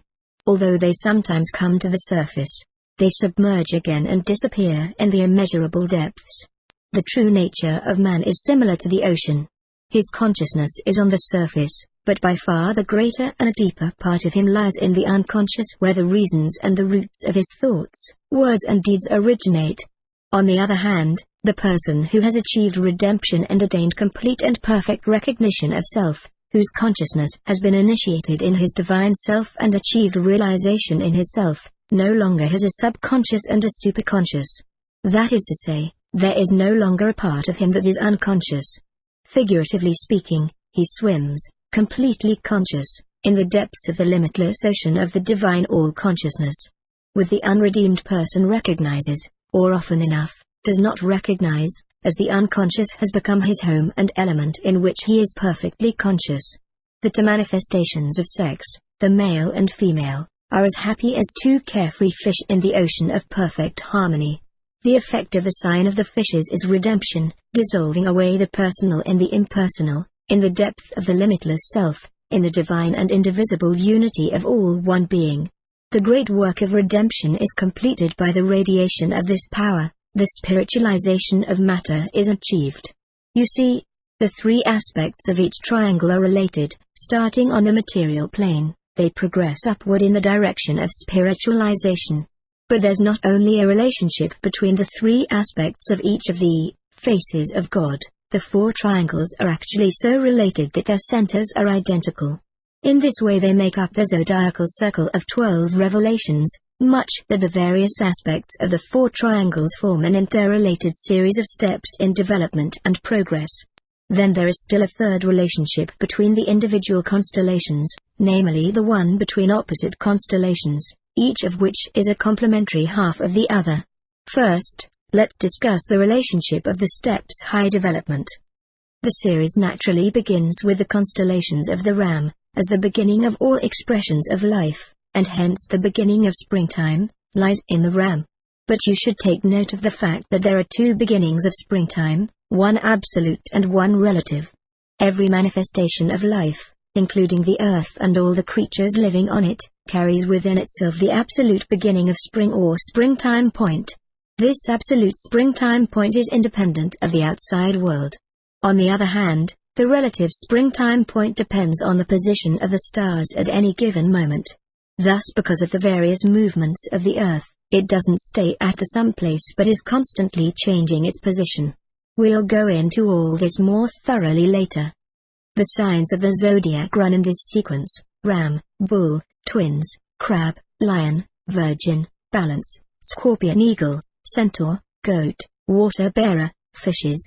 Everything that condenses into matter is manifested on the material plane and runs high its own lifetime through the full circle of a zodiac. The life of the individual human being is one great period that is divided up into smaller periods: childhood, youth, maturity and senility. These in turn break down into still smaller periods: years, seasons, months, weeks and lastly days. All the shorter periods of man's life, 2 days, years and so on, also run through the full circle of the zodiac. His birth corresponds to the ram. Then one after the other, he runs through all the signs of the zodiac, reaching maturity in the lion and dying under the sign of the fishes when he disappears from the material plane. In just the same way our days begin with our awakening from sleep and appearing in the world. The day develops, reaches maturity and its culmination point at midday and then starts to decline. After further changes we come to the evening when we put away our bodies to rest and sleep, withdrawing our consciousness into the self and falling asleep, just as we do at the end of our earthly lives when we put away our bodies for the last time. Every period has its beginning, development, culmination, decline and dissolution. The individual signs of the zodiac have the following main characteristics. The ram sees to it that something appears or is born in this world in the first place, and this is equally true when the actual time of birth doesn't fall under the sign of the ram. That's because every birth, irrespective of the outside world and of course irrespective of the various constellations, carries within itself the power of the beginning. And this power we call the ram, both outside in the vault of the stars and inside each individual being. That's the absolute side of the ram in every created form. And the relationship is just the same with all the other constellations, with all manifestations of life, and with all the aspects of the 4 faces of God. There is always an inner, absolute manifestation and an outer, relative manifestation. After birth, every new creature must get its roots down wherever it is. This it does with the help of the bull. The new creature takes in food and assimilates it. This gives it a material connecting link with the outer world and creates a line of supply for its body. Under the influence of the sign of the twins, the new creature begins to gather experience, and his pathways begin to diverge, going into all kinds of ramifications like the branches of a tree. The creature develops in different directions and gains extensive knowledge. In the crab it draws back into its home again to digest its spiritual gains, the experiences it has gathered. Its inner core begins to develop. Through the life-giving, fiery effect of the lion, the creature matures and gains dignity. It develops its powers and abilities and fulfills its earthly duty of begetting a new generation. It becomes father of a family. The virgin brings the harvest. Man brings the fruits of his labors into his barn. In the depths of his soul the divine child, universal love, develops. In the balance his deeds are weighed, the positive and negative credited and debited against each other. His attention is directed towards both sides, on the one hand the worldly and on the other the spiritual. Within himself he brings these 2 worlds into a perfect equilibrium, putting into effect the inner, divine law which stands above and beyond everything that's relative. The sign of the scorpion brings the solstice, the great turning point. Man must spiritualize the divine creative power which so far has manifested itself within him as a driving instinct and urge. He must now utilize this divine creative power in the service of others. This means he must completely overcome his person. He experiences the mystic death of his person, then resurrection and immortality in spirit. From now on he ceases to serve materialism.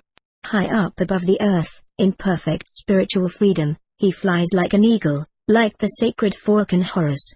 Through the effect of the centaur he becomes a great teacher like the centaur itself, a being which has grown beyond the animal level, a being which now uses its animal body only in order the sooner to reach the great goal it clearly eyes ahead. Its thoughts cut like lightning through the heavy clouds of darkness and ignorance. It passes its experience on to the next generation. In the sign of the goat the divine child, universal love, is born in man's heart. It becomes identical with divine self and conscious in it. As the divine child that has been born in his heart becomes visible, man becomes clear as crystal. In his words and deeds, he reveals universal love. In the water-bearer the creature pours out and scatters its treasures. It has become the shining, resplendent child of God standing above and beyond sexuality. Radiating itself, it is the source of the highest divinely spiritual power. The process of transformation and dematerialization begins. In the sign of the fishes, the living creature experiences a reunification with its hidden complementary half. This means, of course, that matter is disintegrated. The creature returns to its heavenly home, to universal unity, to God. Its consciousness glides over into cosmic consciousness, it casts off its body, and ends its earthly life. That's the path that every individual follows, even though he may not yet have reached the highest levels of consciousness. The steps of development may be different, but the circle of development is always the same. Now let's look at how the opposite signs of the zodiac supplement each other. The powerful, impulsive strength of the ram is regulated by the law of the balance which tames the ram's blind forces and guides them into the right channels. The bridal power of the sign of the bull supplements and satisfies the instinctive procreative urge of the scorpion. The maternal power of the crab, retiring to the shelter of its own hearth and home, is the complementary other half of the crystallizing, parturient radiation of the goat. The newly born child belongs to mother. The paternal radiation of the lion finds its other half in the childlike power of the water-bearer. The father supports, protects and educates the child. The youth in the sign of the twins with his eagerness to learn, receives the knowledge he is thirsting for from the great teacher, Centaur. The heavenly virgin, bearing the divine child in her holy womb, receives nourishment from the mystic world of the two fishes. Now you understand the radiations of the four faces of God in the varying effects of the different constellations. But in order to understand the life of the universe and the lives of the myriads of living creatures, including your own, you need to know that the circle of revelation, with its 12 centers of power, affects every point of the universe independently of the constellations. And because the four faces of God can never turn around, each constellation emits different radiations of power in the various directions of the sky. Thus the radiation is determined by the everlasting, never-changing direction of the four faces. Let's take the constellation of the Lion for example. In the direction of the south it emits the radiation characteristic for the lion, while towards the opposite side, to the north, it sends out the power of the water-bearer, in a westerly direction, that of the eagle, towards the east, that of the bull, in the north-northwesterly direction, that of the virgin, towards west-northwest, that of the balance, and so on, a different radiation in each direction. Now you understand that these radiations are not dependent on displace of a group of stars, but rather on the direction from which they come. Just like the wind has different effects, depending only on the direction in which it blows, not on the place in which it starts. And now here's another very important fact, because everything manifests itself outwardly from its own center, and because the four faces of God radiate absolutely equally and unchangeably from every point, everything, whether it's a central sun, a planet, plant, animal, protozoan or human being, is always in the center of two wheels, in the center of the great cosmic wheel, and, since the center is identical with the center of the individual being concerned, also in the center of one's unmanifested being, one's own inner wheel. We receive the radiations of the great cosmic wheel from the outside while those of our own wheel are emitted from the inside. We are identical with the situation of the earth which has fallen out of the divine being. The earth is not in a central spot in the universe, but rather a satellite of the sun, orbiting around the sun and rotating about its own axis. That's why we see everything in the universe as the exact opposite of what it is in reality, in the divine state of being. Seen from our position on the earth, the whole vault of stars, with all its cosmic systems, solar systems and planets, appears to rotate around us. But in reality the opposite is happening. It's not the vault of stars that's rotating around us, but rather our Earth that is orbiting around the Sun, our Sun with our entire solar system moving in a larger orbit around a cosmic Sun, and the latter, with all of its cosmic system, moving around a central Sun, and so on in ever greater orbits and ever greater cosmic systems, on and on into infinity. And even the life of celestial bodies in cosmic systems is nothing other than movement and development in the great cycles of the four faces of God in the zodiac. But just remember that every manifestation, every created form, regardless of where it is in the universe, carries within itself both the great cosmic wheel and its own little wheel, irrespective of whether it's a protozoon, a plant, an animal, a human being or celestial body. You'll consider this quite a matter of course when you understand that every point of the universe radiates the same 12-fold manifestation of the four faces of God, without these latter being able to change their position. The radiations of energy which we receive from the great cosmic wheel come to us from the outside. That's why we see the circle wrong side too, just like a mirrored reflection of the divine condition of being.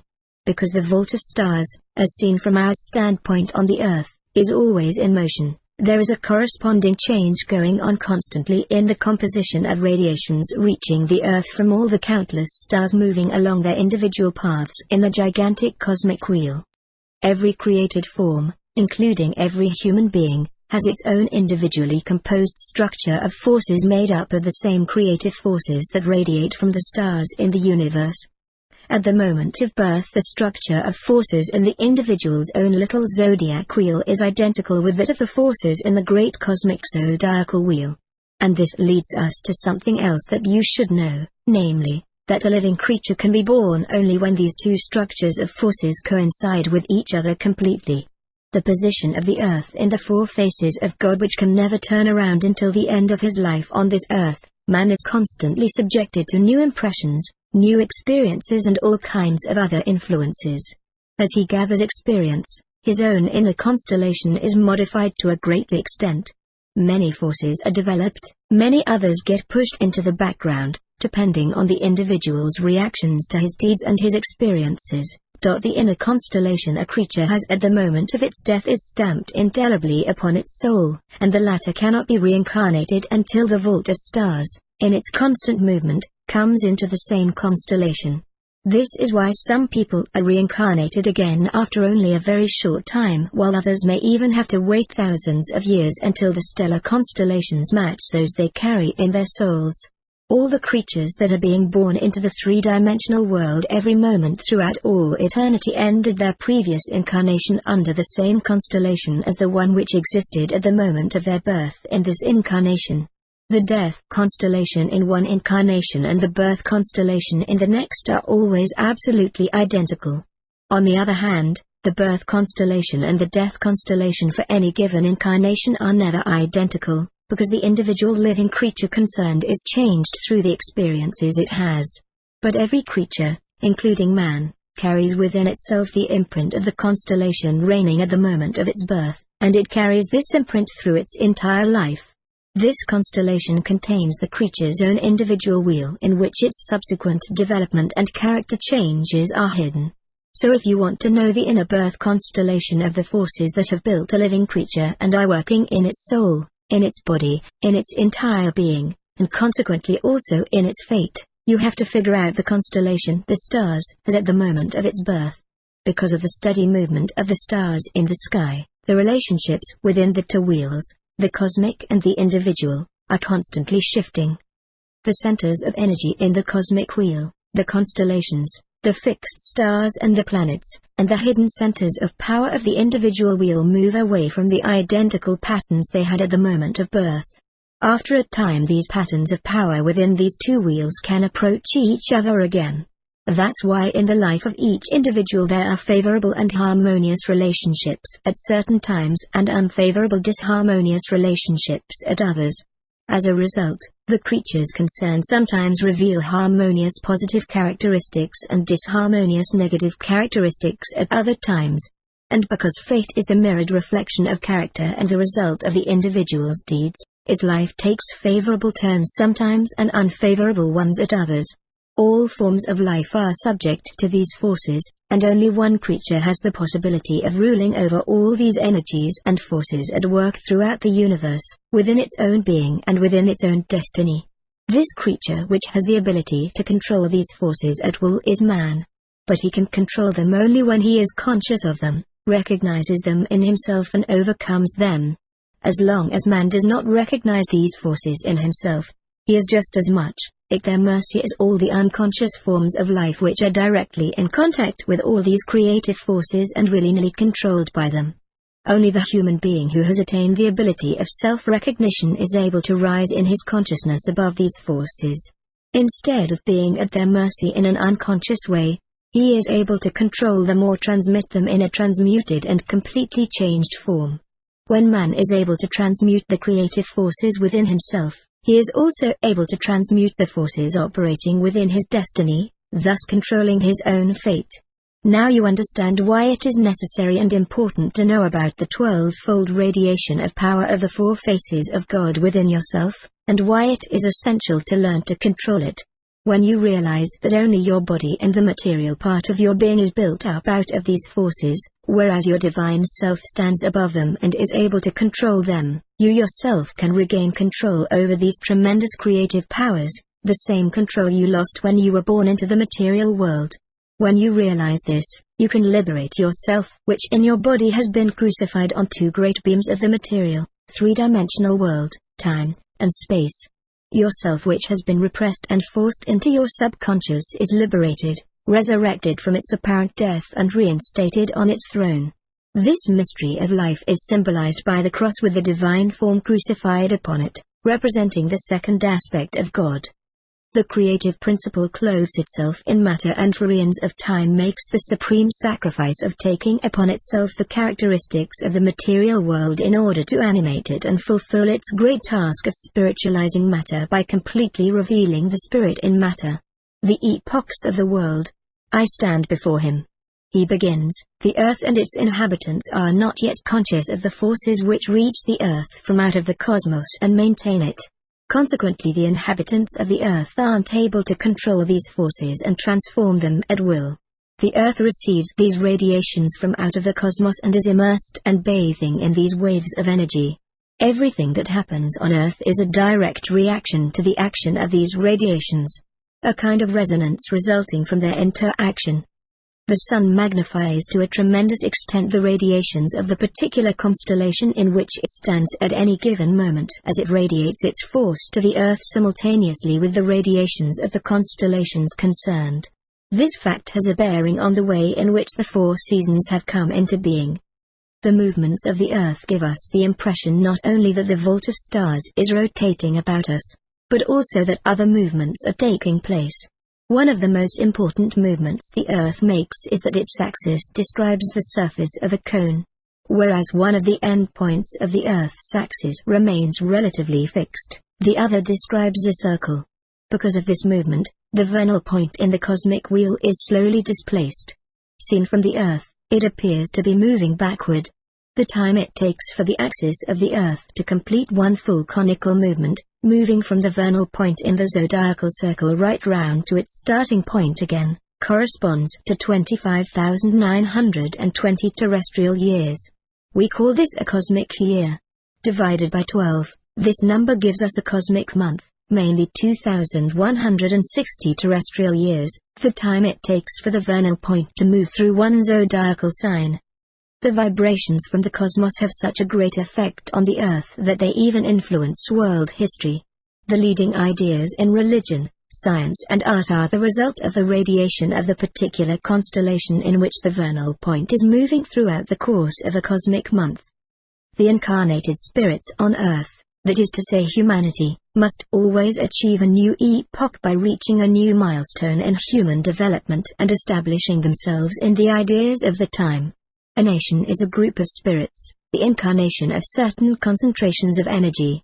Each epoch brings to the Earth a different group of spirits, a different race, and when this race has fulfilled its task of carrying out the new ideas and developing a new civilization for the space of a cosmic month, it leaves the Earth in order to develop further on another planet. In every race, of course, there are always individuals who don't quite make the grade before the end of the epoch. These remain behind, like the dregs in a drink, and must continue to develop on Earth. That's the reason why a nation experiences a sudden decline after achieving a high point in civilization. The highly developed fathers of the nation are followed by degenerate and weak-willed descendants, and the nation which was once greatly esteemed gradually falls into debility and disrepute. These descendants are the dross of the nation which has reached the highest degree of earthly development, become spiritualized, and departed from the earth. The material world has come into being because interferences have occurred in the divine creative radiations traversing cosmic space, and these interferences have caused condensations, solidifications, materializations. If the celestial bodies were to receive pure, untransformed vibrations of the divine creative force, this would result in the immediate annihilation of all matter. The fixed stars, the suns, are the great transformers which convert the creative vibrations from all celestial bodies and transmit them in wave soft lengths and frequencies that are tolerable for the earth. The transformed rays reach us from the fixed stars which form the constellations of the zodiac. Thus when we want to represent the highest divine radiation of energy, we choose the symbolic form of the constellation with the strongest effect on the earth, and this is always the epoch-making constellation through which the vernal point is moving at the time. We are now living in an epoch in which the vernal point is moving into the constellation of the Bull. God, Ta, reveals himself to us in the radiation of this constellation, and that's why the divinity manifesting itself in the atmosphere of the earth is represented in the form of a bull, in the form of a divine bull Apis. The complementary constellation of Scorpion Eagle is represented as a Temptress, a serpent crawling upon the earth, or in the form of the divine falcon Horus. You know that this energy, as long as it is earthly and expresses itself on the low plane binding spirit to matter, is the serpent luring man back into further incarnations. On the other hand, when this force is spiritualized, it helps man to experience, while still in the body, the highest degree of spirituality. We use the serpent standing erect as the symbol of initiation, as the mistress of the tree of recognition and knowledge. The initiate is a high-flying eagle who has spiritualized the serpent, the power of the instinctive urge, and manifests it as spiritual power through his intellect. The initiate is thus an instrument of the divinity which reveals itself through the zodiacal sign of the bull. That's why in our epoch these animals are regarded as holy animals throughout the entire world. Now you understand why the initiates change their representations of God to accord with the constellation in which the vernal point falls at any given time. Above and behind all these symbols, of course, there always stands the unmanifested first cause, divinity resting within itself. The constellation of the bull belongs to the threefold manifestation in which the face of God has an earthly material effect, contracting, drawing together and hardening. This means that at the present time the forces that build up matter and operate within it are the easiest and most immediately available forces for the inhabitants of the earth to use. Our task is one of conquering matter with matter, that means conquering matter with the energies making up the essence of matter. We use the frequencies of matter, these unseen and immeasurably powerful forces, in other words, the spirit of matter, in order to conquer matter itself. We charge the matter of the Ark of the Covenant with the entire octave of these energies and thus control the laws of matter, the forces of construction and destruction, materialization and dematerialization, as well as the weight of matter which we can either overcome or increase at will. In time our truths will come to flower.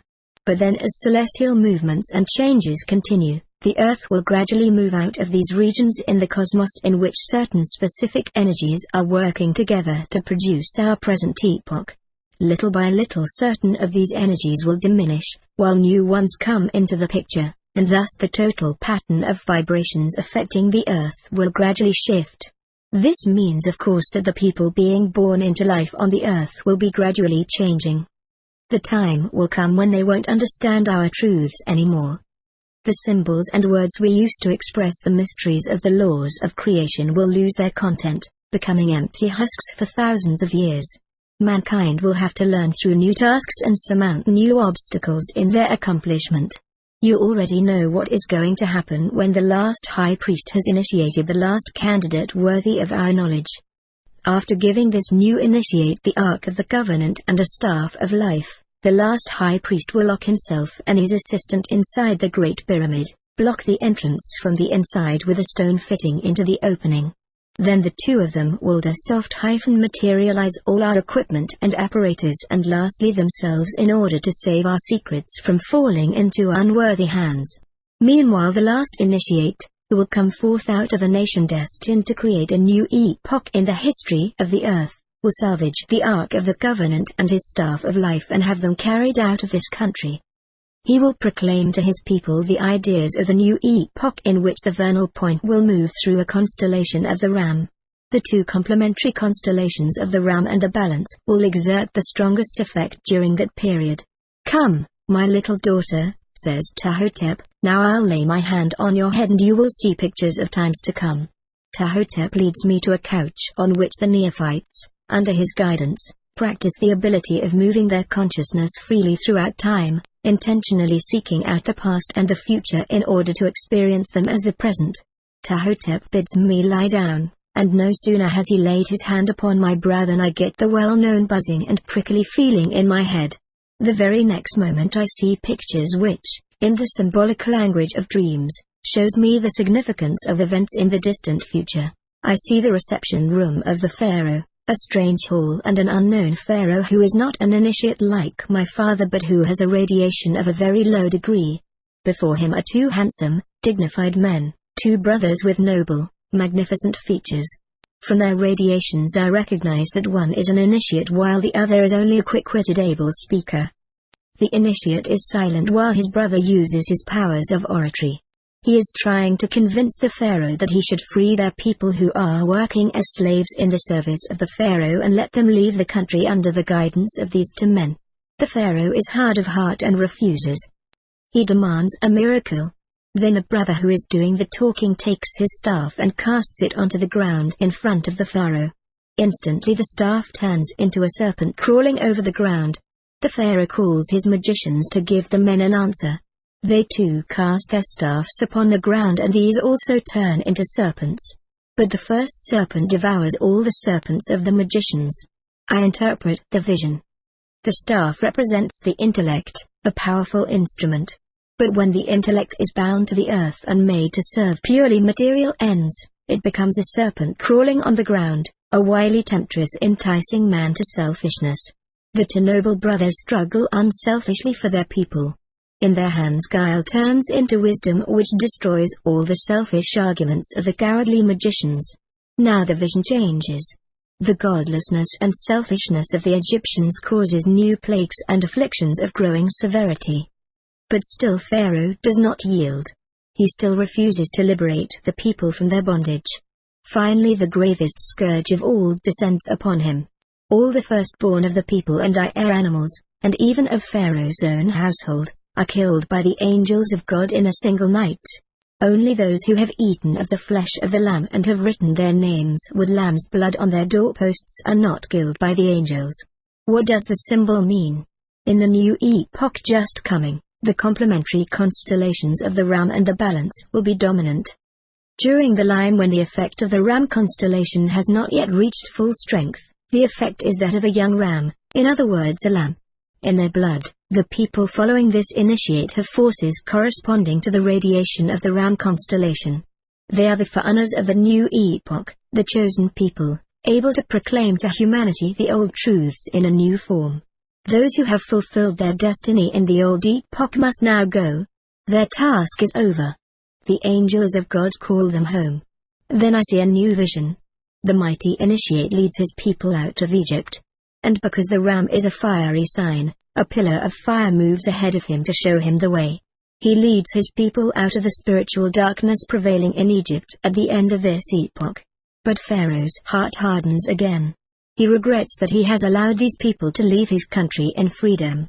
With his entire army, he starts out in hot pursuit of the refugees. But the great initiate, in order to protect his people, uses his staff of life. He directs against Pharaoh's army the frequencies of ultramatter which greatly intensify the Earth's gravitational force. Suddenly, Pharaoh with all his warriors, chariots, and animals become as heavy as if rooted to the spot where they stand. Their tremendously intensified weight pulls them irresistibly down into the earth. And as all of this takes place on the seashore, the great waves of the sea finally roll over Pharaoh and his entire army. I am amazed. Not about the effect of the staff of life, but about the animals. I have seen such strange and remarkable animals in Pharaoh's army. Some of them were pulling the warriors' chariots, while others carried warriors on their backs. The animals looked like zebras but were bigger and different in color, brown, white, gray and even black. I've never seen such animals. Could these be the animals Father once spoke about? Magnificent animals they are too. But the vision changes. The initiate wanders with his people through the desert, in the always difficult transitional period between two epochs. Two different ages are never sharply separated from each other but rather flow into each other gradually. Hence there is a transitional period in which the effects of the two constellations, the old and the new, appear to be weakened because of their mutual interference. The old ideas don't satisfy the new generation any longer, while the old generations are unable to accept and assimilate the new ideas. The greater portion of the people turn back to their old, ossified ideas, that is, to the ideas of the constellation of the bull. But these ideas no longer have the power of the full-size bull. On the contrary, greatly weakened, their strength is only that of a little bull, a calf. In the symbolic language of dreams, spirit is always gold, and so in my vision of the future I see the people of the initiate dancing about a golden calf and worshipping it. In the meantime the great initiate is on the mountain and speaking face to face with God. He is in the very highest state of consciousness, identical with God. He is the bearer of the will of God. It is God's will that he proclaim the new ideas to his people through two religious symbols, the sacrificial lamb, symbol of the constellation of the ram, and the two tablets with God's 10 commandments, symbol of the constellation of the balance. The sacrificial lamb is the divine self which, clothed in matter, allows itself to be crucified on the two great beams of the three-dimensional world, time and space, thus giving up its own life in order to save the earth through spiritualizing it. The two tablets of commandments, like the ones in our temple, on the head of the sacred falcon Horus, symbol of the divine self, the creative principle traversing space, stand as symbols for the inner structure of the self manifesting itself in the soul as moral laws. For more than 2,000 years these divine truths will be the guiding ideas and the religious symbols of the people. These divine truths will be the challenge of the new epoch. When the initiate brings the finished tablets of commandments and sees his people worshipping the golden calf, he bursts out in such a fit of rage that he dashes the tablets to the ground and smashes them in pieces while he asks God to punish the disobedient people. Then came venomous serpents, symbols of the temptress, the snake, the driving force of the constellation Scorpion. The serpents fall down out of the sky and bite the people that have worshipped the golden calf. They suffer terribly from the poisonous bites. The initiate takes pity on the hapless people.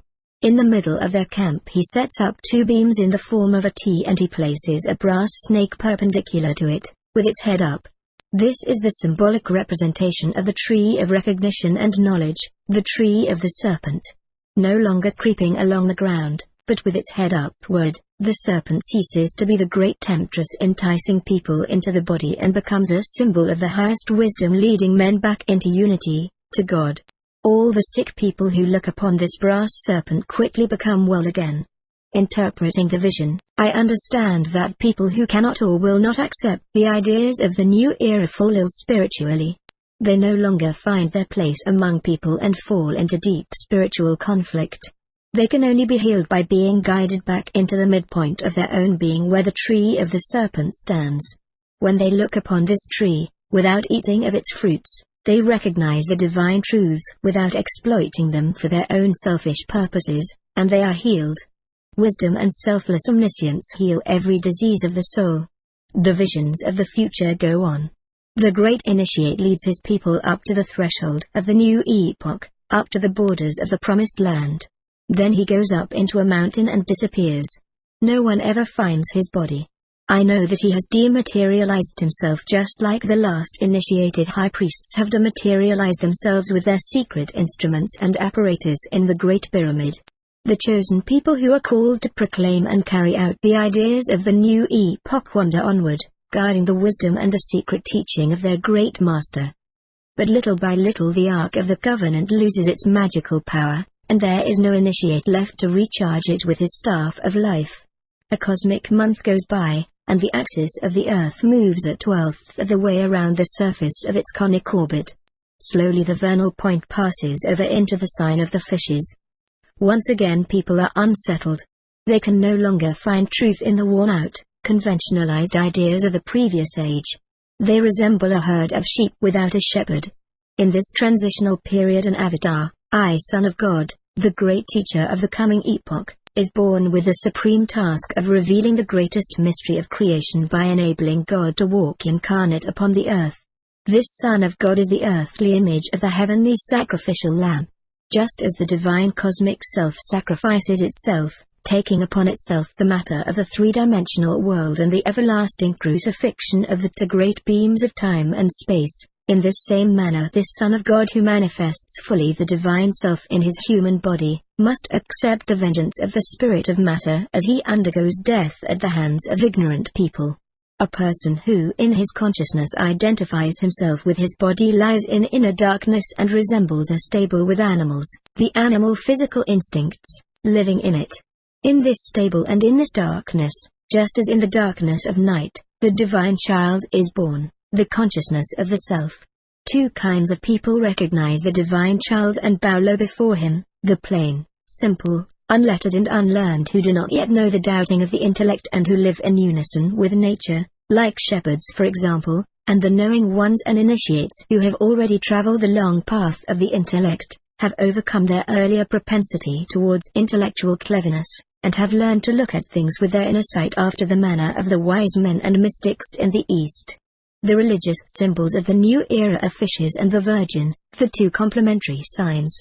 The Son of God chooses his co-workers from other fishermen. He pays the tax he owes to the earth with a golden coin which he takes from the mouth of a fish. He draws forth for humanity the nourishment of his teaching from these two complementary signs. But his teachings are heard by people of varying degrees of development. To those who have already awakened in spirit and have therefore attained the fifth level, the spiritual plane, to these 5,000 people he gives all his teachings, the 2 fishes and the 5 loaves, the 5 grains of wheat on the ear in the hand of the Virgin in her symbolic representation. But even these 5,000 people who are already awakened in spirit cannot completely receive his highest ideas, not even in an entire epoch. Of the nourishment he has given there remain 12 baskets full of remnants. This means that humanity must learn the mysteries of the self in each manifestation of the 12 signs of the zodiac. In order to understand and attain these high truths, humanity needs 12 epochs, 12 ages, that is a full cosmic year, 25,000 terrestrial years. To all of those who have only been able to rise in their consciousness up to the 4th plane, the 4,000 people, the Son of God does not distribute all the truths of the 2 signs of the zodiac as nourishment but only some fishes and 5 loaves. But even this sum of his ideas is too much for them to eat, and there remain 7 baskets of remnants. Materialistic people must first learn the mysteries of the 7 planes before they are ready for the cosmic truths of the self. The sign of the fishes belongs to the aqueous triangle. Hence in this epoch humanity must stand up to the challenge of water. It must conquer water with water. And before my astonished eyes I see a machine by means of which people make use of the power of water transformed into steam. And I see great ships, like cities! Crossing the sea with enormous speed.